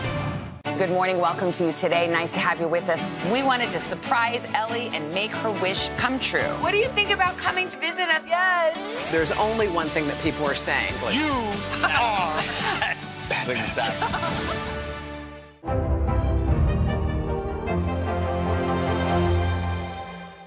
Follow Grammy winner Meghan Trainor on social media. You already know that being a new mom is a dream come true.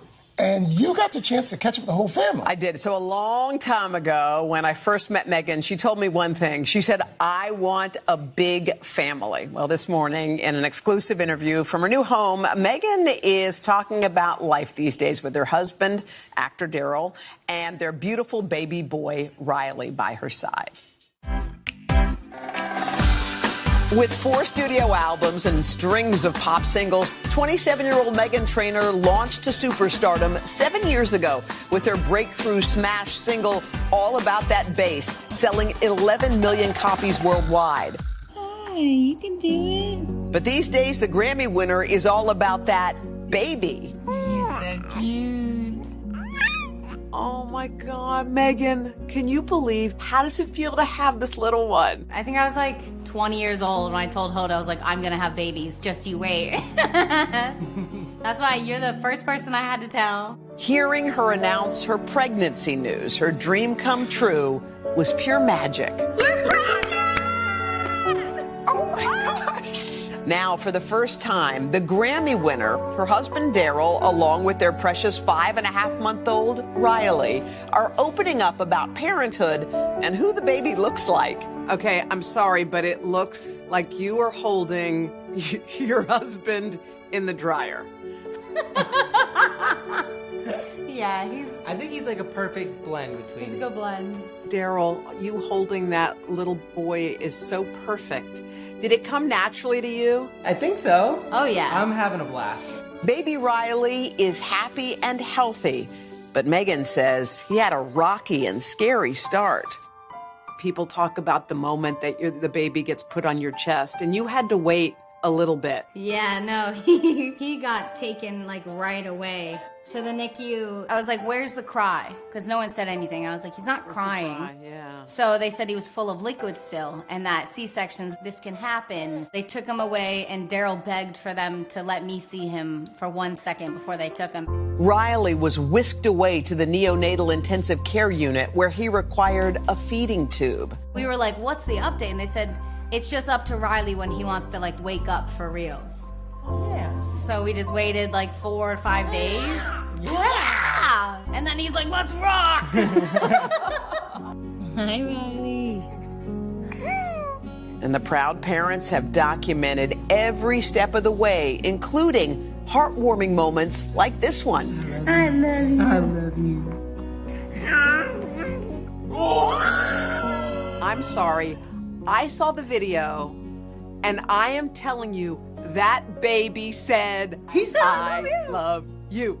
No question. He's never said it again, but that was it. I'm Meghan Trainor. 3 months after giving birth, the singer-songwriter went back to work. I don't know if I was fully ready, but we did it. Daryl's up with him, and he lets me sleep until like 8. He made it almost easy. Was that what happened? Did he just let one go? I don't know. He's thinking about it. We got the diapers that tell us if he's peed or not. You're good. I've never changed a boy diaper, so I understand that takes some finesse and some skills. Yes, I thought I had it down, but literally yesterday, he peed on my countertop, and I was like, what are you doing? Sometimes people can be judgy just because you always said your piece. You were like, nope, faucets off. Breastfeeding, like that's about that. I did a lot of research before of like, why is breastfeeding so hard? Especially with a C-section, my body wasn't like, all right, time to make milk. So I was pumping as soon as I got to my room after the C-section, and nothing was happening. I really struggled making milk. Finally, I was like, I'm done. I did so well. Look at me. Everyone was like, good for you. I'm proud that you even tried. What do you sing to little Riley? We're changing your diaper, you know.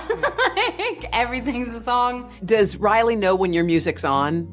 Can he tell? I've seen him one time when I'm singing really soft, he'll start to tear up, like those babies on TikTok and the internet. Wait, what? Yeah, have you ever seen those babies where like they'll hear their mom sing and they're just like, and I was like, he hears me. And Meghan says it's the unexpected, simple moments that are some of the most meaningful. If I walk in a room, he just lights up. He's like, the biggest smile. No one told me he's gonna love you so much and light up when you walk in a room. You're like, oh my goodness, worth everything. I can't tell you how thrilled I am for you guys. It's just fun to watch y'all develop into amazing parents. Kleenexes, aisle 2. I love you guys. I love you. I miss you every day. Bye, Riley. The sweetest. Yeah. And y'all, she's so close to her family, her mom, her dad, and her brothers. Her brothers actually moved into the house with her, so she has built-in babysitters. She's always kept that family unit. She's always kept it real.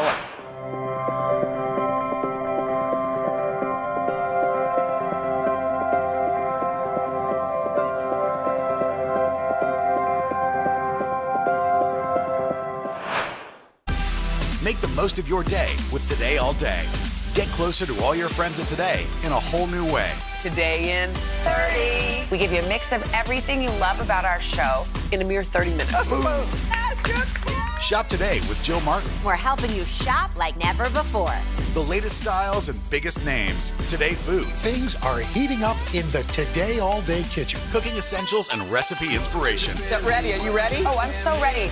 Only on Today All Day. Good morning, everybody. Welcome to Today. Let's go. Is the Delta variant more dangerous to kids, or is it simply more transmissible? Maryland's Principal of the Year. I serve an amazing group of staff and students. Make the most of your day with Today in 30. We give you a mix of everything you love about our show in a mere 30 minutes. Watch Today in 30 on your schedule. Streaming every day on Today All Day. Still to come on the Channel 2 News. Well, the waters are certainly receding now. Still too close to call. Lester Holt reporting from the Ground Zero, as it's being referred to. It is, in fact, the taste of freedom. The Haitian people know a little something about resiliency. What's the biggest risk right now? Some of the troops who have been proud. I want to welcome you to the first presidential debate. In fact, we've been told we can't go any farther. You are some resilient folks. Let me give you a hint.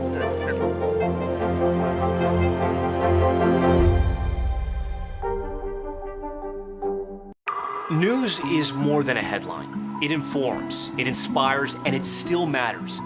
To cover it, you have to be in it. And that's what we're gonna do. Every night, we take you to the front lines of the story, where it's actually happening, with NBC News journalists on the ground from all over the world.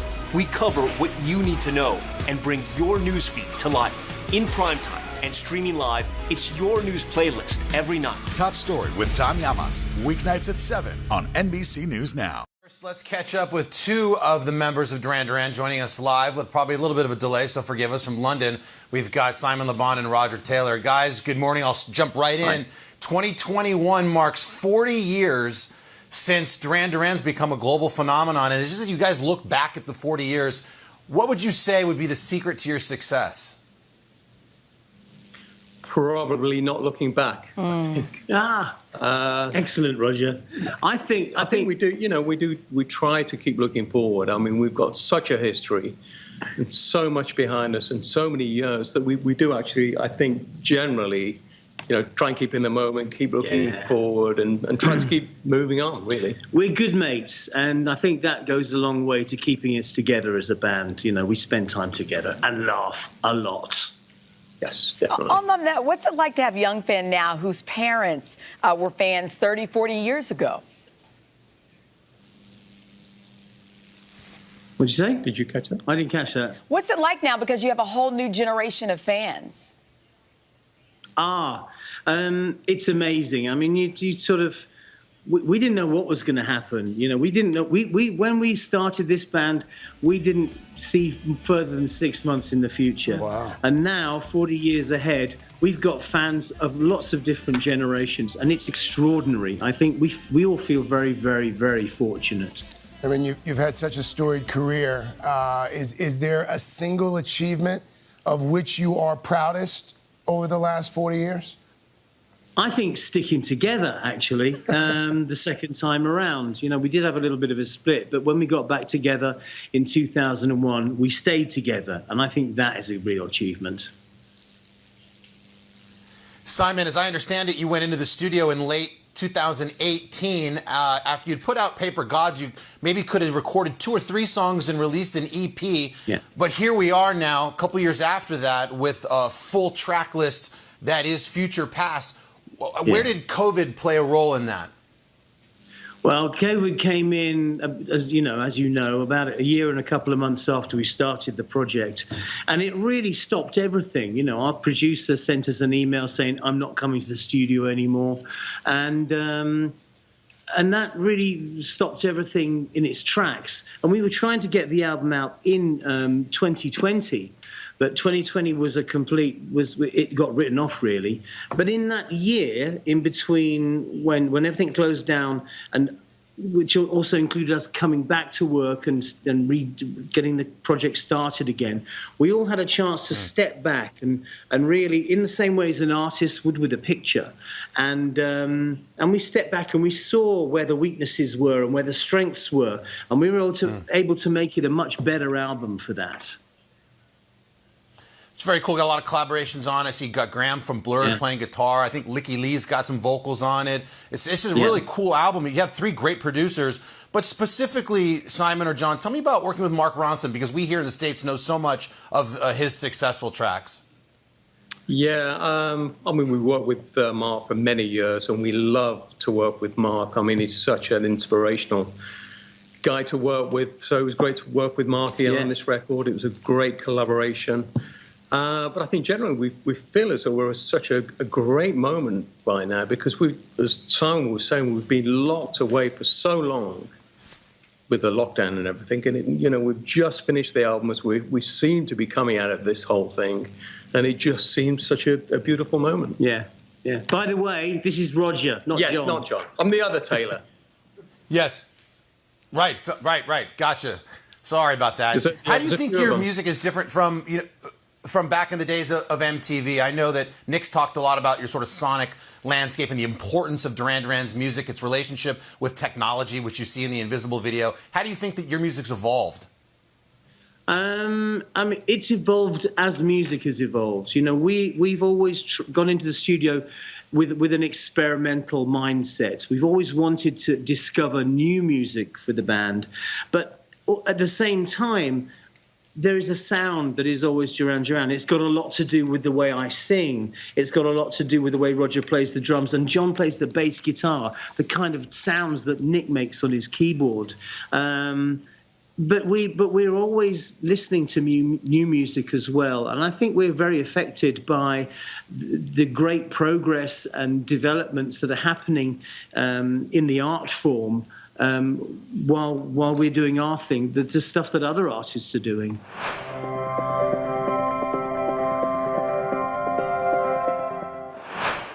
It was a wealthy, idyllic town forced to confront racism, but when the school board presented its plan, it ignited a national firestorm. Critical race theory. This is Southlake. All episodes available now.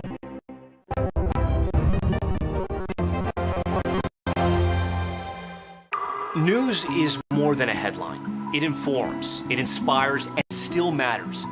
To cover it, you have to be in it. And that's what we're gonna do. Every night, we take you to the front lines of the story, where it's actually happening, with NBC News journalists on the ground from all over the world.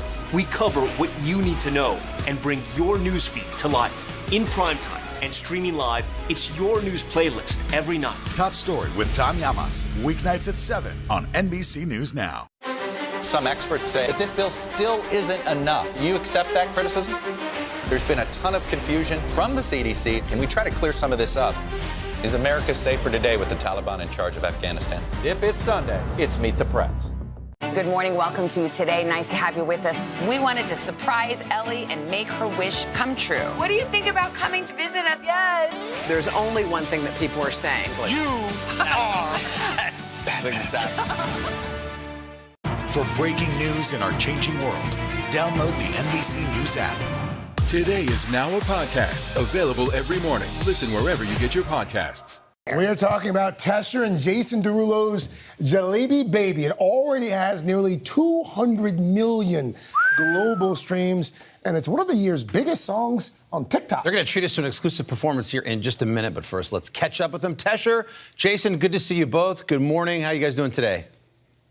Good. Doing very Good morning, well. guys. Good to see y'all. Good to see you, too. Tesher, let me start with you. And by the way, congrats, man. You're absolutely blowing up right now. But for those who are watching the Today Show this morning, explain what Jalebi Baby means. So it's Jalebi Baby. A jalebi is actually a South Asian sweet, most commonly found in like India, Pakistan, that region. And it's just like a syrup-based sweet. To be honest, actually, I think I could just demonstrate right here. This is a jalebi. It's a jalebi. I came prepared. But it's a very syrupy and sweet dessert, commonly found at celebrations, Indian weddings. And I loved it so much, I made a song about it. There you go. But not to be outdone here, Tesher, we actually have some jalebis here look at this. in the studio. So we wanted to get in on the... I'm going to try jalebi. Wait, so how would you describe what this tastes like? Because it looks like... Look, on TV, it looked like a churro. It did. But it's not. It's, that's try it. I like that. They're very sweet. Jason actually got the chance to make some.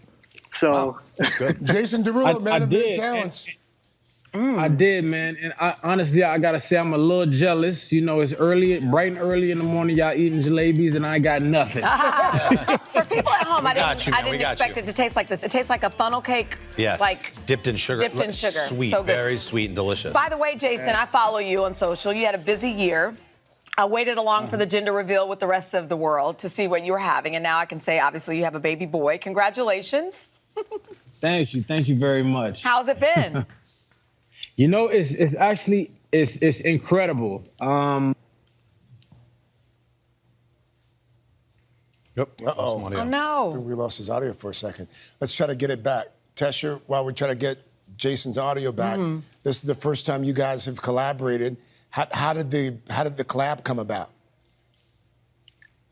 Very organically, actually. Basically, so my song was just blowing up all over TikTok and the internet, and it kind of caught the ear of Jason Derulo, which was kind of crazy because I was in a place where I was thinking, how can I help take my song to the next level?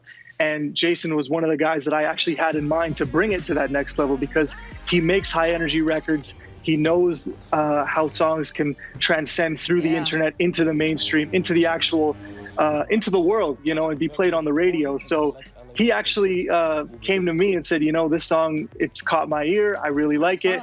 And he believed in the record enough to lend his voice to it and be a part of it and take it to the next level, which you will see we did.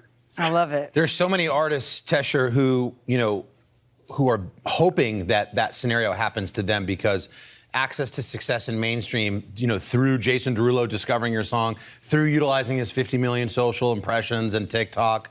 I mean, this is such a great moment for you. How do you capitalize on it? What do you plan to do kind of in the next 6 months?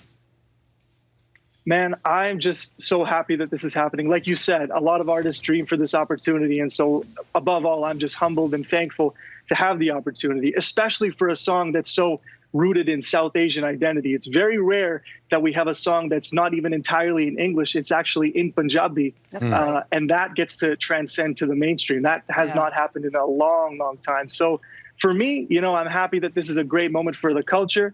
But also, I just want to take this opportunity and run with it, man. I just want to keep making more music, keep entertaining people, and above all, just keep sharing my art with the world. Good for you. Yeah, good for you, man. Yeah, equal parts humble and smart.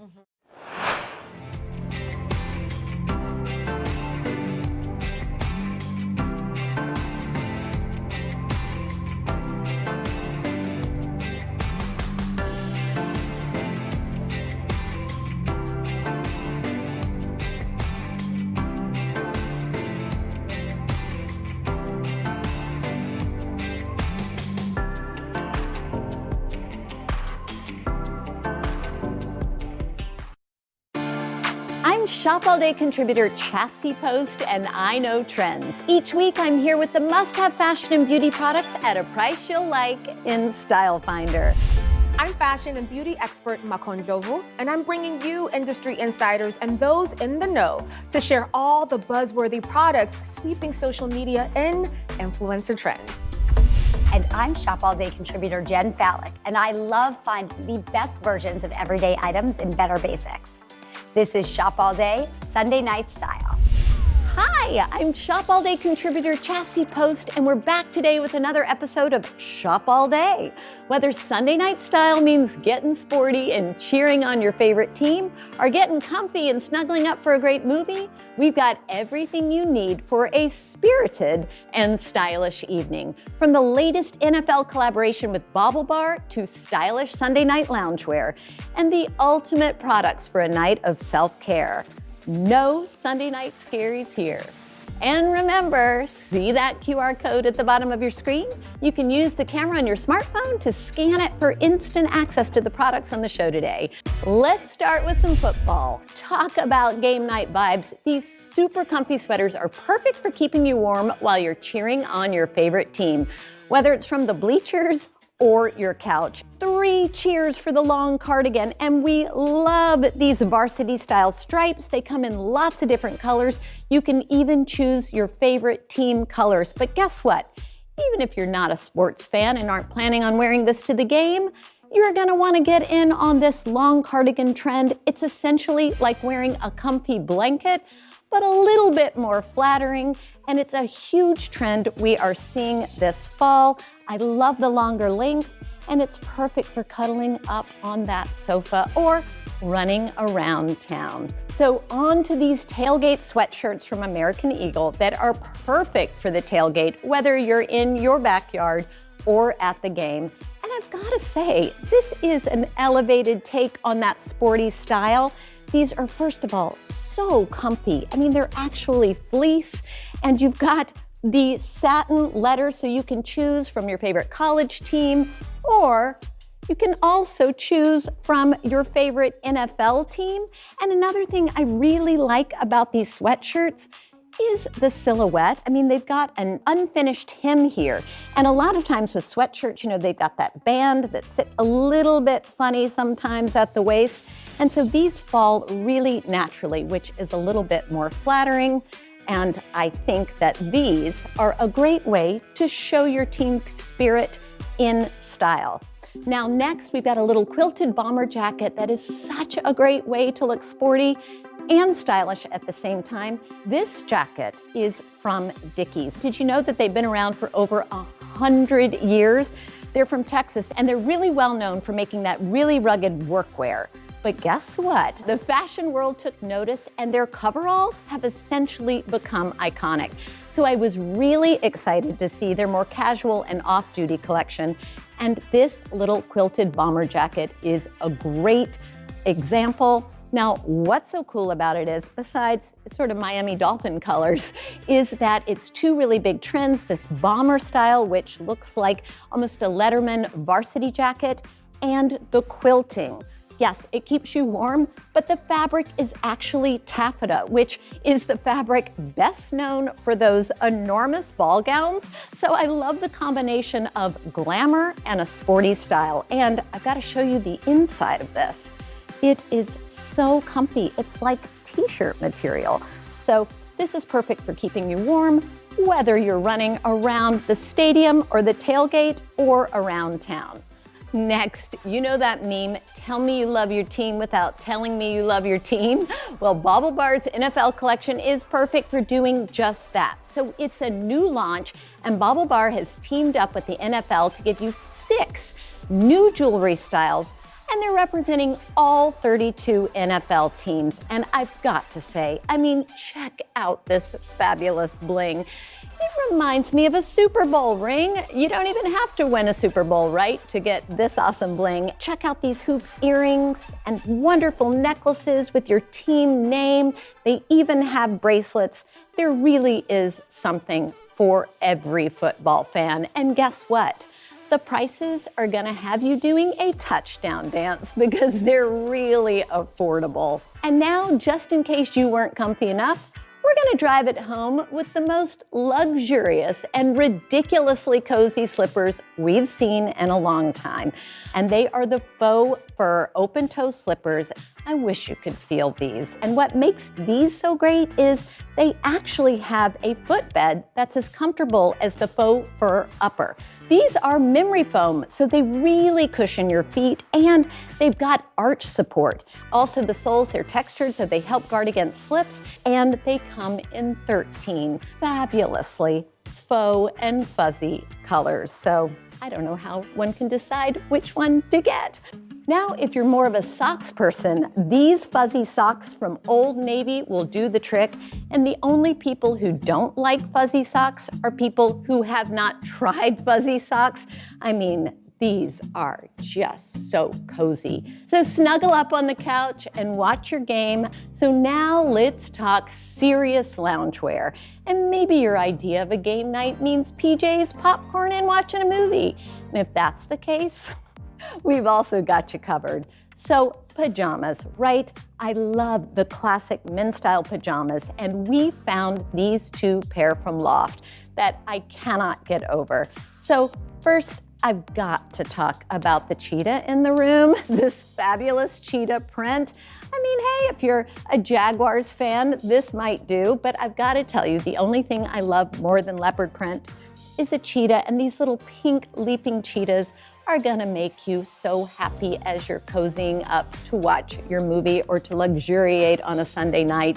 But what's also really great about them are the cut. We've got the wonderful drawstring pant that is roomy as well. Comfort, comfort, comfort all the way. If pink cheetahs aren't your thing, that's okay. We've got a wonderful silky option. These are also from Loft. And guys, I've got to tell you, this is part poly, part viscose, and it feels like real silk, but at a fraction of the price. And again, it's got this wonderful, roomy, classic pajama style, but I really love the pants. They're actually cropped a little bit, which are flattering. And again, these come in beautiful, rich jewel tones and autumnal colors. If sports aren't your thing, well, guess what? Comfort is everybody's thing, so you don't have to be watching the game to enjoy these. Let's run through all the products one more time. We've got the striped long cardigan, the tailgate sweatshirts, the quilted bomber jacket, the BaubleBar NFL collection, the fuzzy slippers, the plush ankle socks, and the classic pajamas. And that's it for Style Finder. Up next, Mako and Lovu is talking about recipes for hosting, and later, Jen Fallick has the chic individual charcuterie boards to serve them. Stay tuned. To cover the news, you have to be in it. We'll take you to the front lines of the story, bringing your news feed to life. Streaming live every night, it's your news playlist. Top Story with Tom Llamas, weeknights at 7 on NBC News Now. Controversy in Southlake tonight after teens posted a racist video. It was a wealthy, idyllic town forced to confront racism. My children were told Rosa Parks is dead. You all have to sit in the back of the bus. But when the school board presented its plan, this small town fight ignited a national firestorm. Critical race theory. Racism in reverse. False narrative of rampant racism. This is Southlake, an NBC News podcast. All episodes available now. Listen wherever you get your podcasts. News is more than a headline. It informs, it inspires, and it still matters. To cover it, you have to be in it. And that's what we're gonna do. Every night, we take you to the front lines of the story, where it's actually happening, with NBC News journalists on the ground from all over the world. We cover what you need to know and bring your newsfeed to life. In primetime and streaming live, it's your news playlist every night. Top Story with Tom Llamas, weeknights at 7 on NBC News Now. Controversy in Southlake tonight after teens posted a racist video. It was a wealthy, idyllic town forced to confront racism. My children were told Rosa Parks is dead. You all have to sit in the back of the bus. But when the school board presented its plan, this small town fight ignited a national firestorm. Critical race theory. Racism in reverse. False narrative of rampant racism. This is Southlake, an NBC News podcast. All episodes available now. Listen wherever you get your podcasts.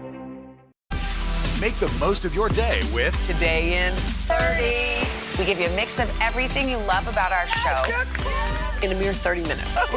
Savannah and Hoda bring you what you must know. The biggest moments of the morning. One Republic! Exclusive interviews. Why did it work for you? You're right. I am more talented than the rest. And important headlines. Major medical news this morning. Watch Today in 30 on your schedule. Streaming every day on Today All Day. Do you feel like the bad guy in this? Why should they believe you when they know that people are getting in? Has it been worth it to make this trip? Do you feel like you're giving a green light to politicians? How do you explain why your case has become so important? Hi, welcome back. I'm Meghan Trainor, and this is Influencer Trends, where I'll be talking to industry insiders, and they'll share their favorite products and the must-have items to shop for right now. Football season is here, so chef and cookbook author Gabi Dalkin is here with her ultimate hosting ideas for some serious Sunday night fun. And don't forget the QR code at the bottom of your screen. Use the camera on your smartphone and scan it to shop these products. Hi, Gabi, how are you doing? I'm so good. How are you? I am so good. I'm so ecstatic to chat with you. You're joining us from LA? I sure am, bright and sunny LA. I love it. I love it. Listen, I'm so inspired by your journey. You're a cookbook author, you're a chef, you're an entrepreneur and a writer. Although in college, I read that you were a pre-med student and you also did a stint in fashion. How did you transition to, I know, right? How did you transition to the career that you have now? So after I basically failed, or like my first chemistry class, I was like, this isn't for me. And I switched over to business. And while I was in college, I was working for a fashion stylist, being her assistant, learning all the tricks of the trade. And then I moved down to LA after I graduated and ended up at a company that eventually folded. And rather than going to get another job, I decided to go to culinary school just for fun. Like I had no intention of going into food, but I wanted to learn how to cook for my boyfriend, who's now my husband, and my friends. And I mean, 10 years later, 11 years later, here I am. That's amazing. You know what I love about your story? They say an overnight success takes 10 or 11 years, and you're a testament to that. 100%. It was hard work, and What's Gabi Cooking, my website and all that was really a hobby for the first couple years. Yeah. Listen, turn your hobbies into your passions and then your job. So you mentioned your husband, Thomas. You guys just welcomed a beautiful baby girl, sweet baby Poppy. Now, I have to ask you, what food is she loving? And also, what tips do you have for parents? Great question. Poppy is her mother's child. She eats everything so far. It's wild. She had olives while I was prepping this. She had some feta. She had sweet potatoes with rosemary this morning. The girl will eat anything. You can't actually eat in front of her unless you're willing to share. Yeah. Because she will grab everything out of my hands. And what advice do I have for parents? I think it's really hard. I think people that aren't in the food world are really intimidated by feeding your children. But I think you just start very slow and you ease into it. It's kind of the same advice I give my audience when you're learning to cook for yourself. Start small and then find something, master it, and grow from there. And so you get comfortable, your baby gets comfortable, everyone kind of starts to trust each other, and you keep building. And you keep building and eating, which, by the way, I'm so excited that we get to cook together.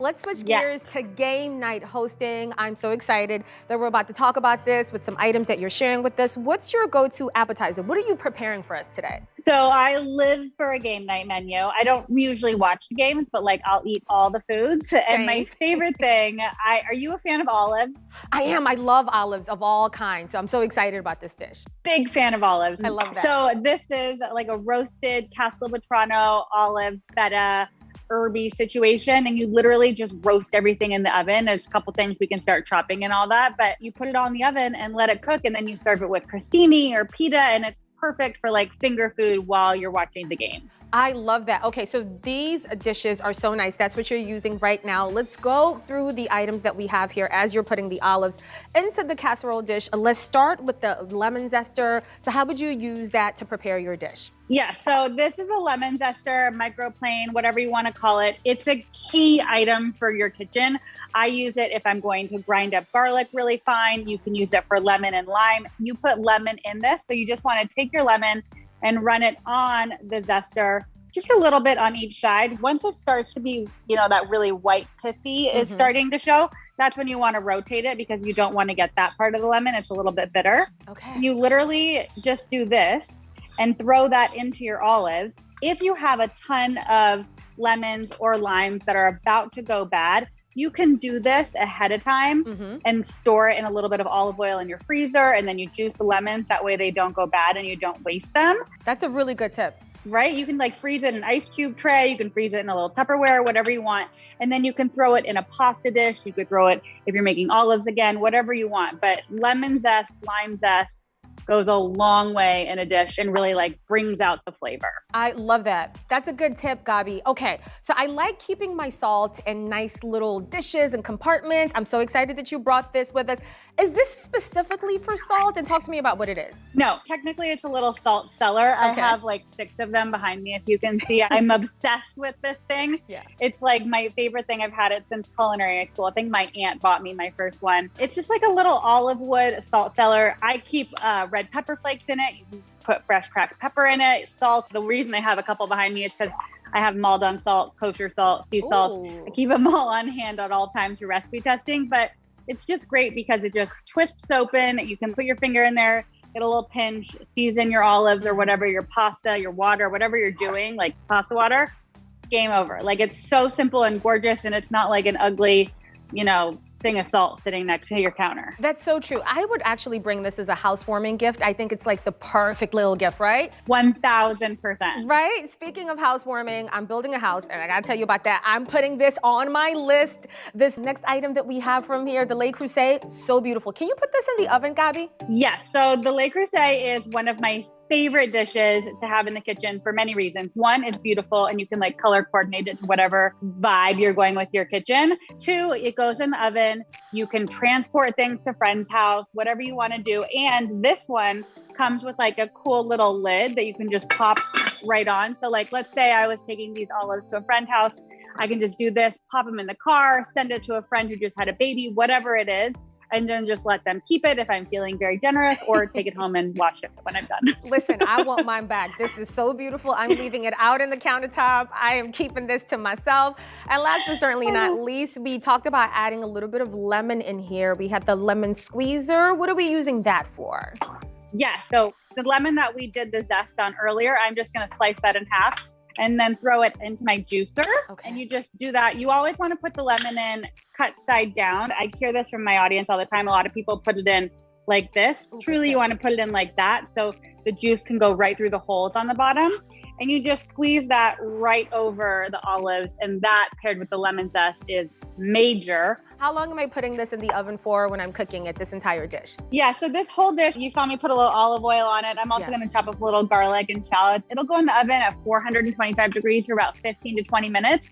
And then when you take it out, this is just like sheets of feta. I buy it in the sheet. It's more flavorful that way. You're just going to break it up, sprinkle it on top, and serve it. So all in all, 15, 20 minutes in the oven and 5 minutes of prep time is the simplest, kind of game day appetizer you could get. Also, this is one of my favorite cocktails that I make. It's a blueberry bourbon spritz. Yum. And it's just muddled blueberries, bourbon, a little sparkling water, and then I just put a little bit of fresh lemon juice right in there as well. Just tilt it and get it all out. And then you muddle it up and serve that over ice. I love that. I mean, look at that it right now. color. Cheers to us. That looks know. incredible. I love it. I'm just like you. I'm all about game night eating. I'm not necessarily about the game. I'm there for the food. So thank you so much for walking us through making this delicious dish and, of course, the drink to wash it down with. Gabi, thank you so much. It was so fun cooking with you. So nice cooking with you. Have a great rest of your day. All right, let's run through these products one more time. We've got the lemon zester, the olive wood salt keeper, the rectangular covered casserole dish, and the citrus juicer. And by the way, Gabi's personal line of seasonings and other products are sold exclusively at Williams-Sonoma. Up next, the party continues with Jen Fallick and Better Basics. She has individual charcuterie boards for the ultimate in hosting and a must-have classic chip bowl. Stay tuned. For breaking news in our changing world, download the NBC News app. Today is now a podcast, available every morning. Listen wherever you get your podcasts.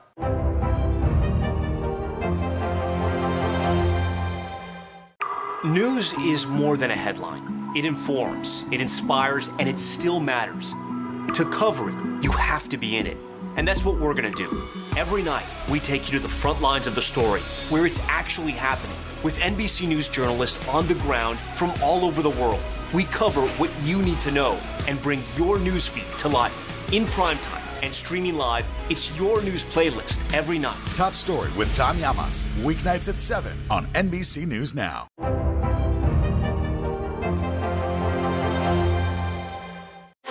Some experts say that this bill still isn't enough. You accept that criticism? There's been a ton of confusion from the CDC. Can we try to clear some of this up? Is America safer today with the Taliban in charge of Afghanistan? If it's Sunday, it's Meet the Press. Does the White House think they have an Afghanistan problem or a COVID problem? Do you believe the abortion issue should reflect the will of the people or the will of the elected officials? The vaccine mandate, is this going to work or is this going to backfire? If it's Sunday, it's Meet the Press.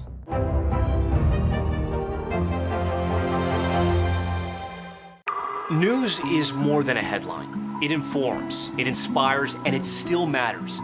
To cover it, you have to be in it. And that's what we're gonna do. Every night, we take you to the front lines of the story, where it's actually happening, with NBC News journalists on the ground from all over the world. We cover what you need to know and bring your newsfeed to life. In primetime and streaming live, it's your news playlist every night. Top Story with Tom Llamas, weeknights at 7 on NBC News Now. Good morning, everybody. Welcome to Today. Let's go. Is the Delta variant more dangerous to kids, or is it simply more transmissible? Maryland's Principal of the Year. I serve an amazing group of staff and students. To cover the news, you have to be in it. We'll take you to the front lines of the story, bringing your newsfeed to life. Streaming live every night. It's your news playlist. Top Story with Tom Llamas, weeknights at 7 on NBC News Now.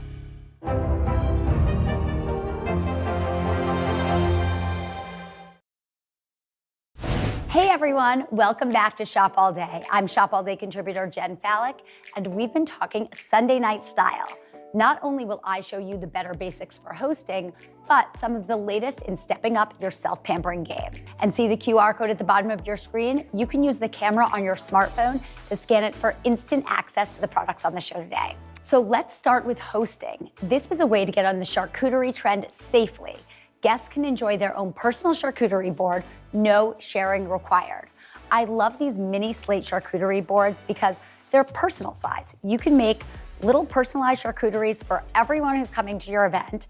And since they come included with chalk, you can write everyone's name on them should you want, or you can put cute things on there for whatever team you're cheering for. There's many ways to personalize each board, but I love the fact that everyone can have their own board. It's easy to make these look great too. A giant charcuterie board sometimes feels overwhelming for me to really prop out so it looks like Instagram worthy. But the smaller scale makes it much easier to make it feel really special for a game day occasion. And the set of 6 is super affordable. The price is amazing. Another must-have, obviously, for game day, chips and dips. That's like required serving. And this is actually my personal favorite. I've been using this set for years. This is my go-to 2-piece chip and dip set. The reason that I love this so much is it's classic. I've honestly had mine for so many years.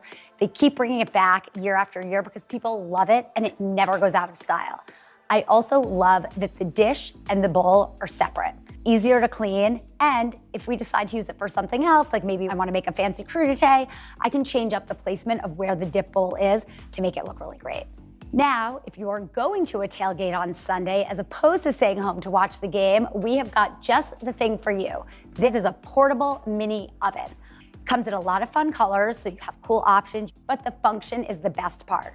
You can put anything in here. You can use Tupperware, you can put cardboard, aluminum, any flat bottom storage container for food, put it right in. You can put it in, leave it, and go. It's a great must-have for tailgating, or even, I love it when I think about if I'm eating lunch at an office or if I'm out and about, this is a great way to keep your meal nice and warm. So if Sundays are more about self-care for you than game day, I have got just the better basics that you're gonna need.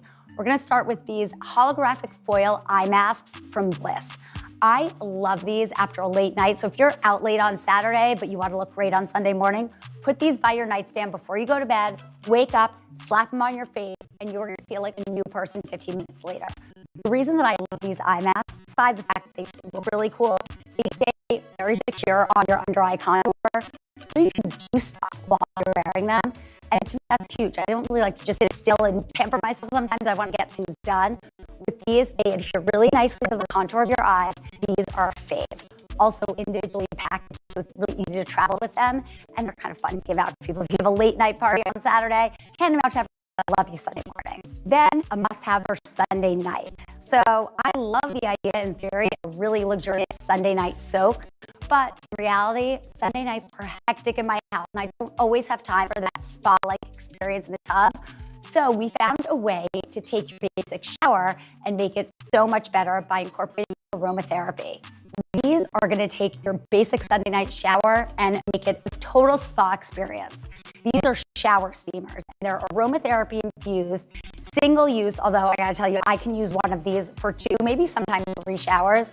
They're chunks that you put into your shower, you activate it with just a little warm water, leave it in the corner. Next thing you know, your shower is going to smell amazing. It's like the ultimate spa aromatherapy experience at home, on demand, when you need it. I don't always have time for a luxurious bath soak, but you can always make time for a really great quick shower. This is super efficient. And this one especially I adore because it's eucalyptus and mint, so it really opens up your sinuses. I feel like after I do this, I just feel so refreshed. My daughter actually has the worst allergies, and this time of year is sort of brutal for her. So I used one in the shower the other night. I left a little bit of it over, so when she got in the shower after me, she got that great kind of like nose opening, decongesting experience that comes with eucalyptus and mint fragrances. Now you're pampered, you're calm, you're feeling good. We're gonna move into preparing for the week ahead, because Sunday night obviously sets the tone for the entire week ahead of you. And if you want to start it off on the right foot, you gotta get a good night's rest. And this eye mask is so much better than your average sleep mask. This is the Musicozy sleep mask and headphones combo. I found this, someone had posted about it on Instagram a while ago, and I was like, I need to try this. I ordered one, and now I am addicted. The way that this is constructed, it's super soft. The material's breathable, soft and cozy, but I love that it doesn't put any pressure on your eyes. They actually leave space for your eyes to sort of breathe and blink, so you don't feel like something's laying right on top of you. There's little pockets, and it feels amazing on, really easy to just wear all night long and forget about. But the fact that it's got really high quality HD sound, Bluetooth enabled speakers in there is incredible. If you happen to sleep next to a snorer, which unfortunately I do, this is going to change the way you fall asleep at night. You can hook it up to your device with Bluetooth, and your device can be as far as 33 feet away from you, according to the company's website, and you can still hear the sound perfectly. So set some nice calm music on. The charge will last the entire night, so if you want that sound all night long, you can surely have it. Easy to turn on and off, easy to adjust the sound, and again, it feels great on. That to me is the most important part of a sleep mask. It's gotta feel good in order to help you fall asleep, and this one is a win. From a sleep mask to a sunrise alarm clock, people talk about the Sunday scaries all the time. Here's a product that gets you ready for Monday. There's other sunrise alarm clocks out there, but there's a reason why this one is the better basic worthy standout. I love how this has a lot of customizable options. So in the setting that it comes with, you can have the brightness increase over 30 minutes from like 10% up to 100%. But if you want it to be a little more intense, you can change that time span, you can change the brightness. There's also different options for sound. So if you want to wake up to something that sounds a little more like a rainforest or something that sounds a little more like outdoor white noise, you have those choices. And one alarm can be used for 2 different settings. So if you wake up at one time and someone else has to wake up at a different time, you both can still use the benefits of this alarm clock. And as we get into fall, we get into that period where you wake up and it's dark out, and that is depressing, especially on a Monday morning after an amazing weekend. So having this sunrise alarm clock next to your bed to really wake you up with the feeling of getting up on a sunny day is a huge help as far as starting your week off on the right foot. Let's go through these products one more time, and you can use the QR code to get instant access to these items. We've got the mini slate charcuterie boards, the 2-piece chip and dip set, the personal portable mini oven, the Bliss eye masks, the shower steamers, the sleep mask headphones, and the wake up light sunrise alarm clock. And just so you know, Today works with affiliate partners and earns a commission on purchases made through our links at today.com. And that's a wrap on all of your Better Basics and for our show. It's been fun showing you our favorites. Tune in next Thursday for another episode of Shop All Day.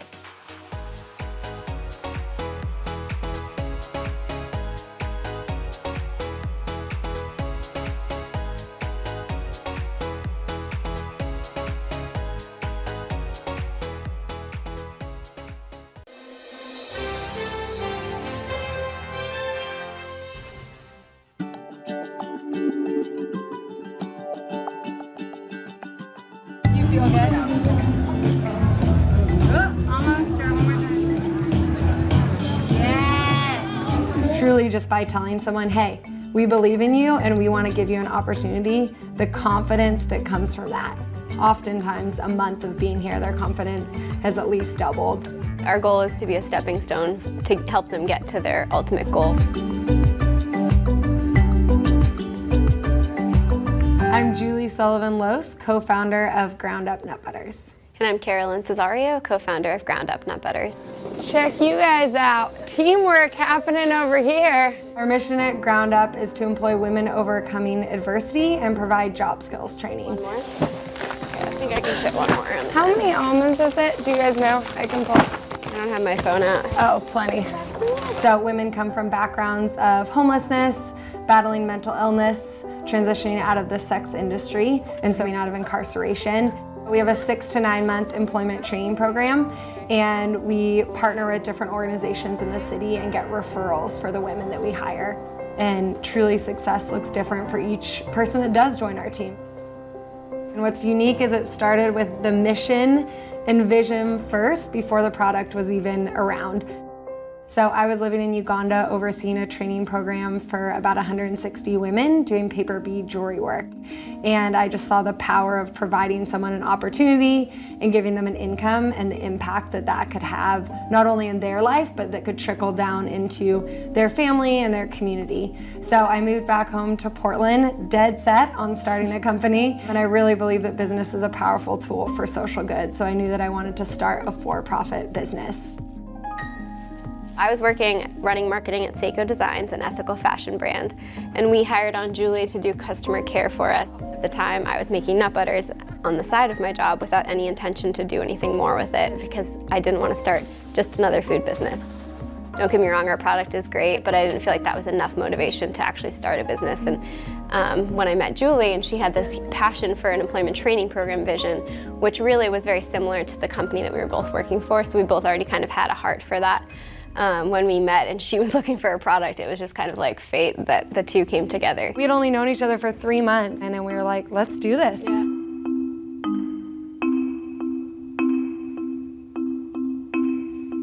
We really hit the ground running, and the two of us were very type A go-getters, so we were just I think it was March, and we were like, cool, by June we'll be in all the farmers markets in Portland, and we'll see how this goes. Little did we know you have to sign up for those markets in November of the prior year. It's very competitive in Portland. But yeah, so we just hit the ground running and started selling in as many places as we could. all the while making it out of Carolyn's home with small food processors. I think we made accepting payments via Venmo. Yep, I think we made about 2 jars every 30 minutes, so really efficient. Yeah, exactly. I hand wrote the label, like every single label, which is why our jars still now have my handwriting on them, because it's like an ode to that. All of our nut butters are peanut, dairy, and gluten-free, just sweetened with honey. We don't use any other added sugars or oils, so that's super different than a lot of products on the market that have added palm oil or sugars in them. You can pick up a label and be like, oh, I recognize every ingredient in this jar. We don't want to put anything on the market that we ourselves wouldn't be eating every day.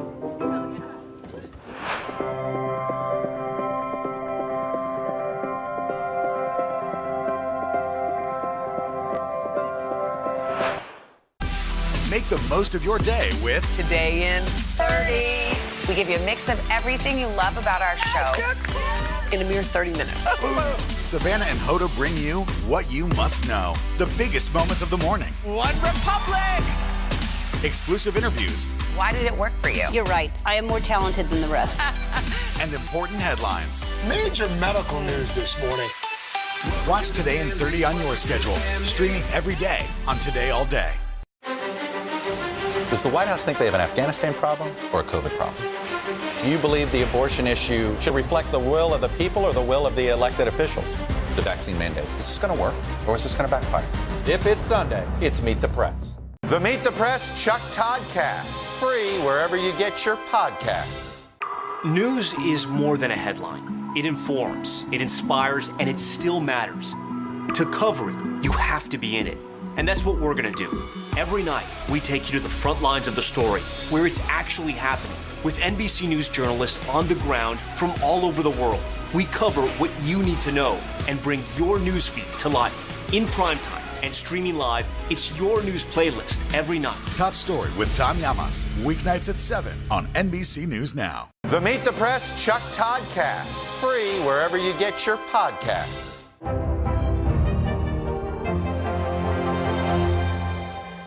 I think being a woman in business, it can be difficult because it's hard for people to take you seriously. You get a lot of people that are trying to give you advice and talk down to you and kind of questioning what you're doing.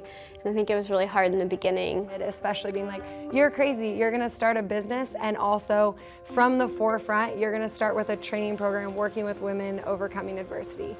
And to us, there's no other way. And so I think to really be able to show other businesses and to show the community there's another way of doing business, and it's powerful. It's not only powerful for us, but it's powerful for customers, that they can be a part of the story and they can pick up a jar and say like, hey, there's a lot of crazy stuff going on in the world, but I get to be part of something bigger.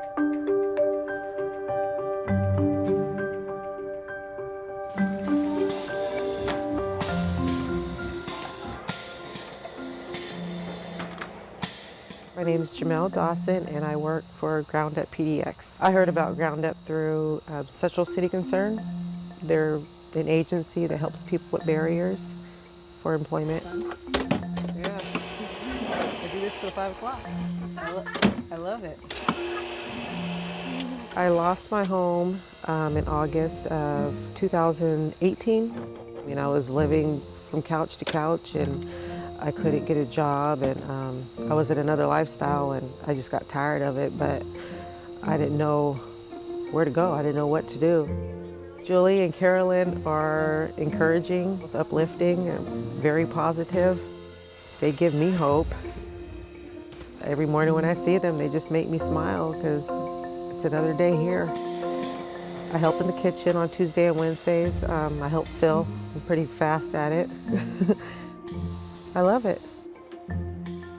This place has given me confidence because I was in a dark place last year. I didn't have any hope. This gave me confidence that I can do something different. And I'm looking forward to anything that comes after this. Oh, I didn't realize we had some over here. Yeah, I put some on that in for you and then some on this end. My name is Tiffany Christensen, and I work for Groundup. I'm the fulfillment supervisor, and I'm a production assistant. So I mainly focus on online orders that are coming in. 2 days a week, I get to help out in the kitchen and doing production. I love being in the kitchen. That's where I started. So anytime I can get back into the kitchen, I'm happy. Before I started working at Groundup, I was living in a shelter for about 6 months. And the whole time I was trying to find employment, and I was also battling my mental health. It was hard, very, very hard. And when Groundup came, I felt like I was ready to try to start working again because it was very hard to look for a job. Nobody wanted to hire anyone that was living in a shelter, which is very sad. Groundup has given me confidence. Once I started, my whole attitude on life changed. So creamy. So much better with the new almonds. Wow. Yeah, so much better. That's great. People really do care about our product and love our product and love what we do. It makes me proud to work hard, and that has helped me. There's more purpose to it. Whereas jobs I've had in the past, I didn't really feel like I was doing anything meaningful. It was going to work and then coming home. A very endless cycle of pain and misery. And that didn't help any of my mental health at all. So that's why Groundup is so great with all the positivity and the helping others, the purpose. It's a wonderful feeling. Good morning, team. Good morning. How's everyone doing? We're doing 5 batches of chunky, which we've already done 1, and we did some of the smooth as well, which... Julie and Carolyn are huge in my life, and there's nothing I can do or say that is ever going to be enough for my gratitude for them. I would love to be just half of what they are, their attitude, just to let us know that it's okay, everything's going to be all right.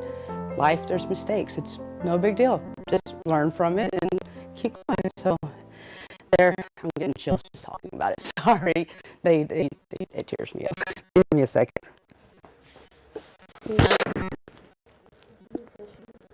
I'm sorry. I'm sorry. I'm really sorry. It's happy tears. It begins with 5 pounds, it turns to 10 pounds, it turns to 50 pounds a day. Yeah, and they're ordering every 2 weeks. Yeah. Groundup on 3. 1, 2, 3. Groundup! Giving back to the community is really part of our DNA at Groundup and truly a part of both Carolyn and I. Personally, I believe if you're going to be working at something, 50 hours a week, why not have it be something that's helping to do good? If I'm going to spend so much of my time putting energy into growing something, I want it to also be helping other people. So I guess in that sense, it's partially selfish what we're doing because I think we both get fulfillment out of seeing women on our team grow and thrive in this environment. But it's also clearly helping them in a lot of ways as well. We truly believe, and I truly believe, that just being that drop in the ocean, just like helping one person, that trickle-down effect is powerful. It's like by buying a jar, you can be a part of the story. We get really excited to share with other companies about what it's like to have a job training program. And I think we're also, though, very honest with others about, it's a lot more work, it's a lot more time, it's a lot more patience, but it is 100% worth it. Hey everybody, it's Hoda Kotb from The Today Show. I am so excited to tell you about my new podcast, Making Space with Hoda Kotb. I sit down with some incredible people and we'll hear some uplifting stories. Listen to Making Space now on Apple Podcasts. Does the White House think they have an Afghanistan problem or a COVID problem? Do you believe the abortion issue should reflect the will of the people or the will of the elected officials? The vaccine mandate, is this going to work or is this going to backfire? If it's Sunday, it's Meet the Press. Some experts say that this bill still isn't enough. Do you accept that criticism? There's been a ton of confusion from the CDC. Can we try to clear some of this up? Is America safer today with the Taliban in charge of Afghanistan? If it's Sunday, it's Meet the Press. News is more than a headline. It informs, it inspires, and it still matters. To cover it, you have to be in it. And that's what we're gonna do. Every night, we take you to the front lines of the story, where it's actually happening, with NBC News journalists on the ground from all over the world. We cover what you need to know and bring your newsfeed to life. In primetime and streaming live, it's your news playlist every night. Top Story with Tom Llamas, weeknights at 7 on NBC News Now. The Meet the Press Chuck Toddcast, free wherever you get your podcasts. Some experts say that this bill still isn't enough. Do you accept that criticism? There's been a ton of confusion from the CDC. Can we try to clear some of this up? Is America safer today with the Taliban in charge of Afghanistan? If it's Sunday, it's Meet the Press. For breaking news in our changing world, download the NBC News app.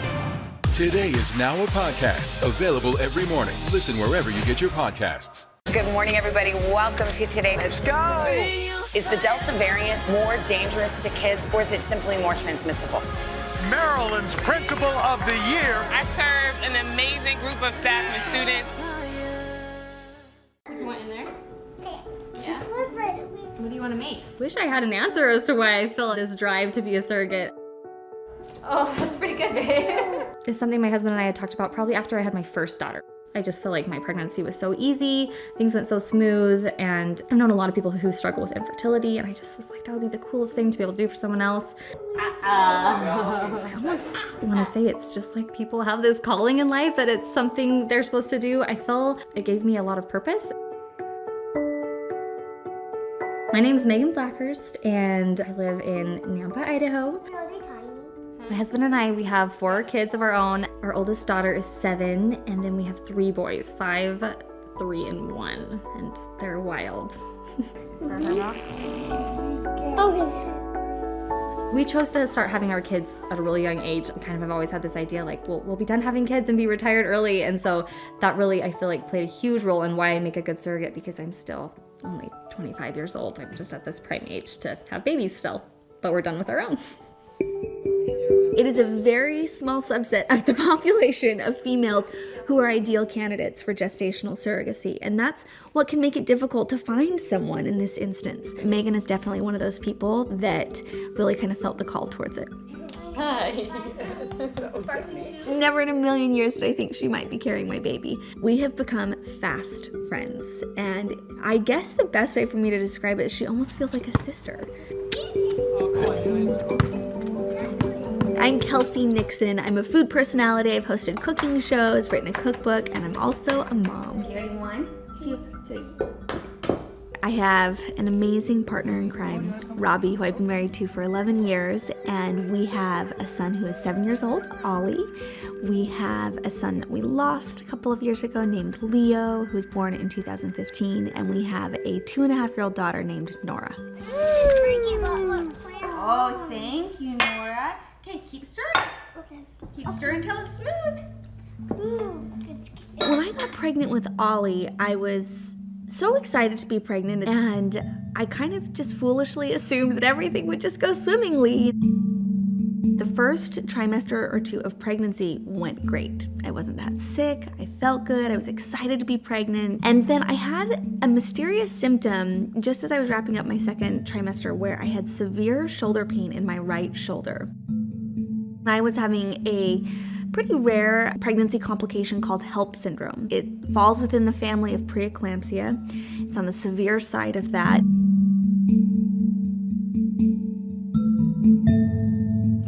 Oliver's first year. Ollie's first year? Look. Okay, so look. Remember? Oh my goodness. So I had Ollie at 28 weeks. He weighed 2 pounds, half an ounce. It's crazy to look at Ollie now and see that we started out as this teeny tiny baby. Ollie spent 66 days in the NICU, came home at 4 pounds, 10 ounces, about a week before his actual due date, and it will forever be one of the happiest days of our lives.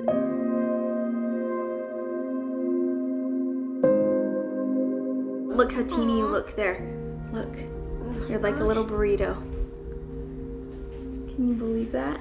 Ollie's pregnancy, while the pregnancy itself was fine, the birth experience had been nothing short of traumatic. It, like I said, I felt blindsided by it, and it was so heavy to get through that experience, but we really wanted to be able to give our son a sibling. And so I was able to track down a few doctors who specialized in HELP syndrome. So I had a couple of consults, and I asked all those questions. Is it responsible to get pregnant again? What's the likelihood of this happening again?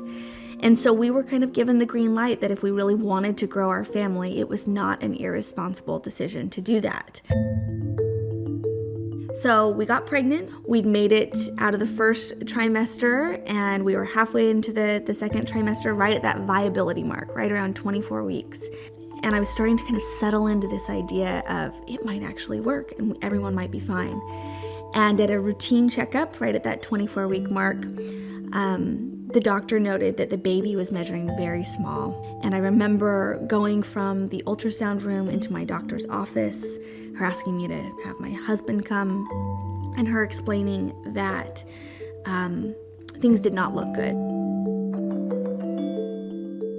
And it was another emergency C-section, and it was as awful or tragic as Ollie's birth had been. It was so much worse than that.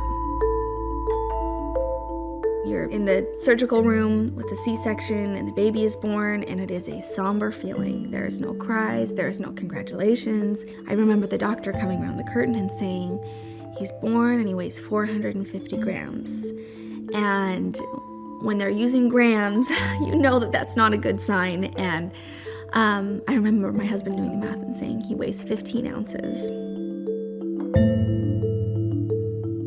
At the end of the day, he got an infection, and it's something that happens in NICUs every day, and his teeny tiny body just could not fight off this infection, and he passed.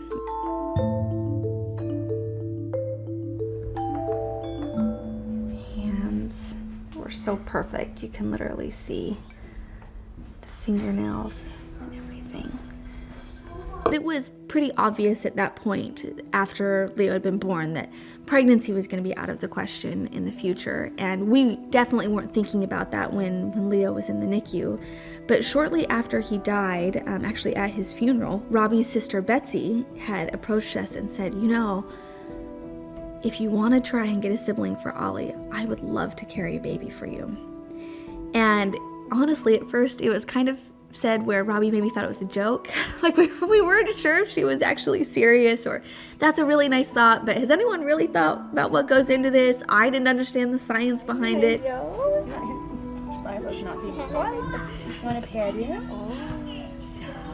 Because I had known some women who had experienced gestational surrogacy, it didn't seem so strange to me. And so I offered, like, hey, you know, I could carry a baby for you. And they were like, what are you talking about? And I was like, I know, it's weird. And my husband looked at me like, what are you talking about? Sit with me for a second. I have had 6 children of my own. I never had any complications in pregnancy, and my deliveries were always very easy. And so I thought, this is a gift I've been given, this chance to carry and deliver babies easily. So let me help. Do you feel like the bad guy in this? Why should they believe you when they know that people are getting in? Has it been worth it to make this trip? Do you feel like you're giving a green light to politicians? How do you explain why your case has become so important? Today is now a podcast available every morning. Listen wherever you get your podcasts. Good morning, everybody. Welcome to Today. Let's go. Is the Delta variant more dangerous to kids, or is it simply more transmissible? Maryland's Principal of the Year. I serve an amazing group of staff and students. The Meet the Press Chuck Toddcast, free wherever you get your podcasts. Controversy in Southlake tonight after teens posted a racist video. It was a wealthy, idyllic town, forced to confront racism. My children were told Rosa Parks is dead. You all have to sit in the back of the bus. But when the school board presented its plan, this small town fight ignited a national firestorm. Critical race theory. Racism in reverse. False narrative of rampant racism. Shame. This is Southlake, an NBC News podcast. All episodes available now. Listen wherever you get your podcasts. To cover the news, you have to be in it. We'll take you to the front lines of the story, bringing your news feed to life. Streaming live every night. It's your news playlist. Top Story with Tom Llamas, weeknights at 7 on NBC News Now.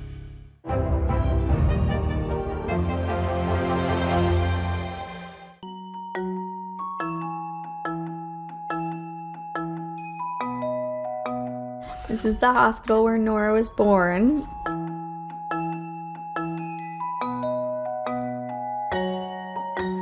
The doctor joked that it was like Cinco de Mayo in there, like it was a party in that delivery room. And because Betsy is so good at birthing babies, it was about one push and Nora came right out into my arms. I just can remember the emotion pouring from my eyes, where they were the happiest tears I'd ever cried. The joy on Kelsey's face is something I'll never be able to get out of my mind. And watching just that day and those minutes right after Nora was born were unbelievable and completely, I think, changed us. Having gone through the absolute lows of losing a child, which is just something that, as a father, that's terrible, but watching your spouse, your wife, go through it, and there was a lot of self-blame she felt like her body had failed her child, and that was very, very difficult. There was a lot of dark days to then the complete polar opposite of her literally delivering her own child from my sister, which is an unbelievable experience.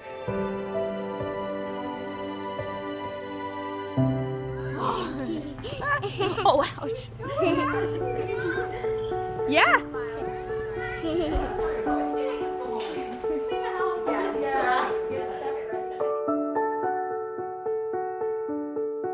And about a year after Nora had been born, I started having this thought in my head. I knew that we had one embryo left. And those egg retrievals and creating those embryos, it's really difficult. It's really stressful, it's financially taxing, it's emotionally taxing, and you work hard to get those embryos. So we spent a lot of time thinking about it and talking with one another about it, and ultimately decided that we wanted to try. The biggest challenge for us is finding a carrier. And once again, Betsy saves the day, and it was actually just a couple days after talking to her, she called me and she said, "You're never gonna believe it. I think I found someone that's interested in being a carrier." Betsy ran into Brian and I at Chick-fil-A and we were just talking. She's like, "Are you guys done having your own kids?" And we were like, "Oh yeah, we're done." And just out of the blue, she's like, "Do you wanna have Kelsey's baby?" I was like, "Yeah, I do. That would be amazing." It felt like it just came out of nowhere, but it was exactly what we were looking for. The first time I talked to Kelsey was on the phone. I remember we had this call, and I kind of thought it was just going to be like this kind of get to know you kind of thing, and then she'd probably get back to me and whether or not this was going to work. But on the call, we talked for probably a good hour, and at the end of the call, she's like, "I'm emailing the attorney right now. We'll get this whole process started." And it was just from then on, it was no questions. We were just doing it.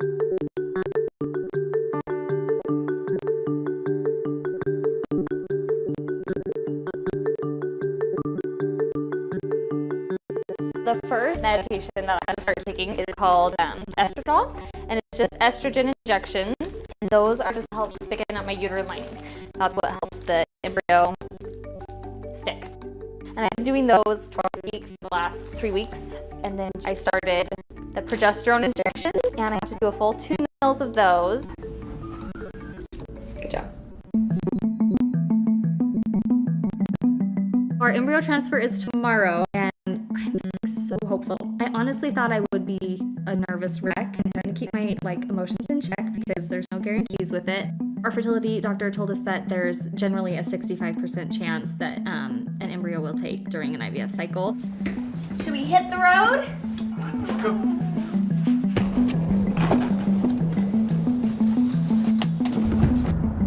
I feel nervous. Honestly, I'm starting to feel like it's gonna work, and that scares me because I have felt that way before, where I start to feel hopeful and I start to feel really positive about getting the result we're after and having pregnancy. But at the end of the day, I know that that just isn't always the case. I'm excited it's happening though, and that we will eventually know sooner or later.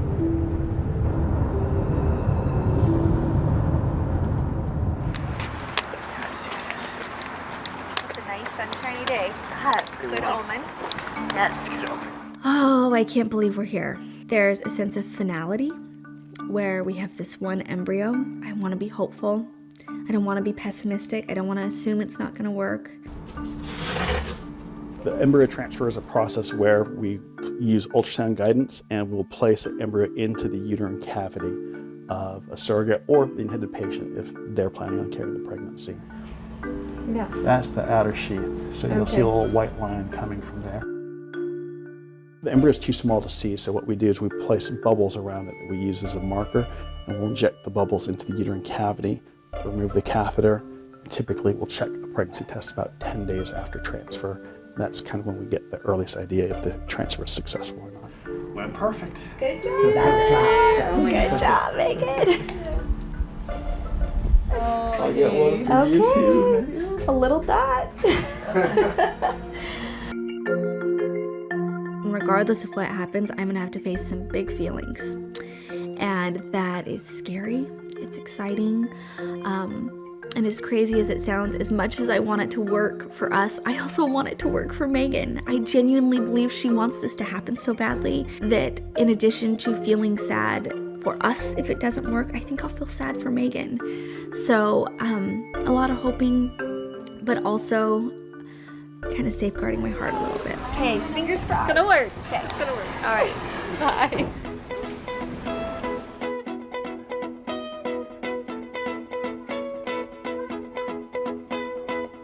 Today we are officially 1 week post-transfer, and she took a test first thing this morning, and I'm going to show you what it looks like. Hi, Meghan! Hi, Delphi! Okay, did you take a test? Morning! Oh my gosh! Is it 2 lines? It's 2 lines! Yay! Oh my gosh! I'm so happy! This is the best news! Welcome to Today All Day. All day? Today, all day. All day. This is a long way of asking who's your favorite character you've ever played. The unicorn. The unicorn. You gotta have the unicorn. What is she right there? That's why you're saying all these nice things? Yeah, she gave me the look. Sorry to disturb your day. Everyone's mad at you, Willie. Better make this fast. I don't want the wrath of Luna. When I see you, I always think, I wonder what his quote would be. Give us 6 minutes and we'll ask as many questions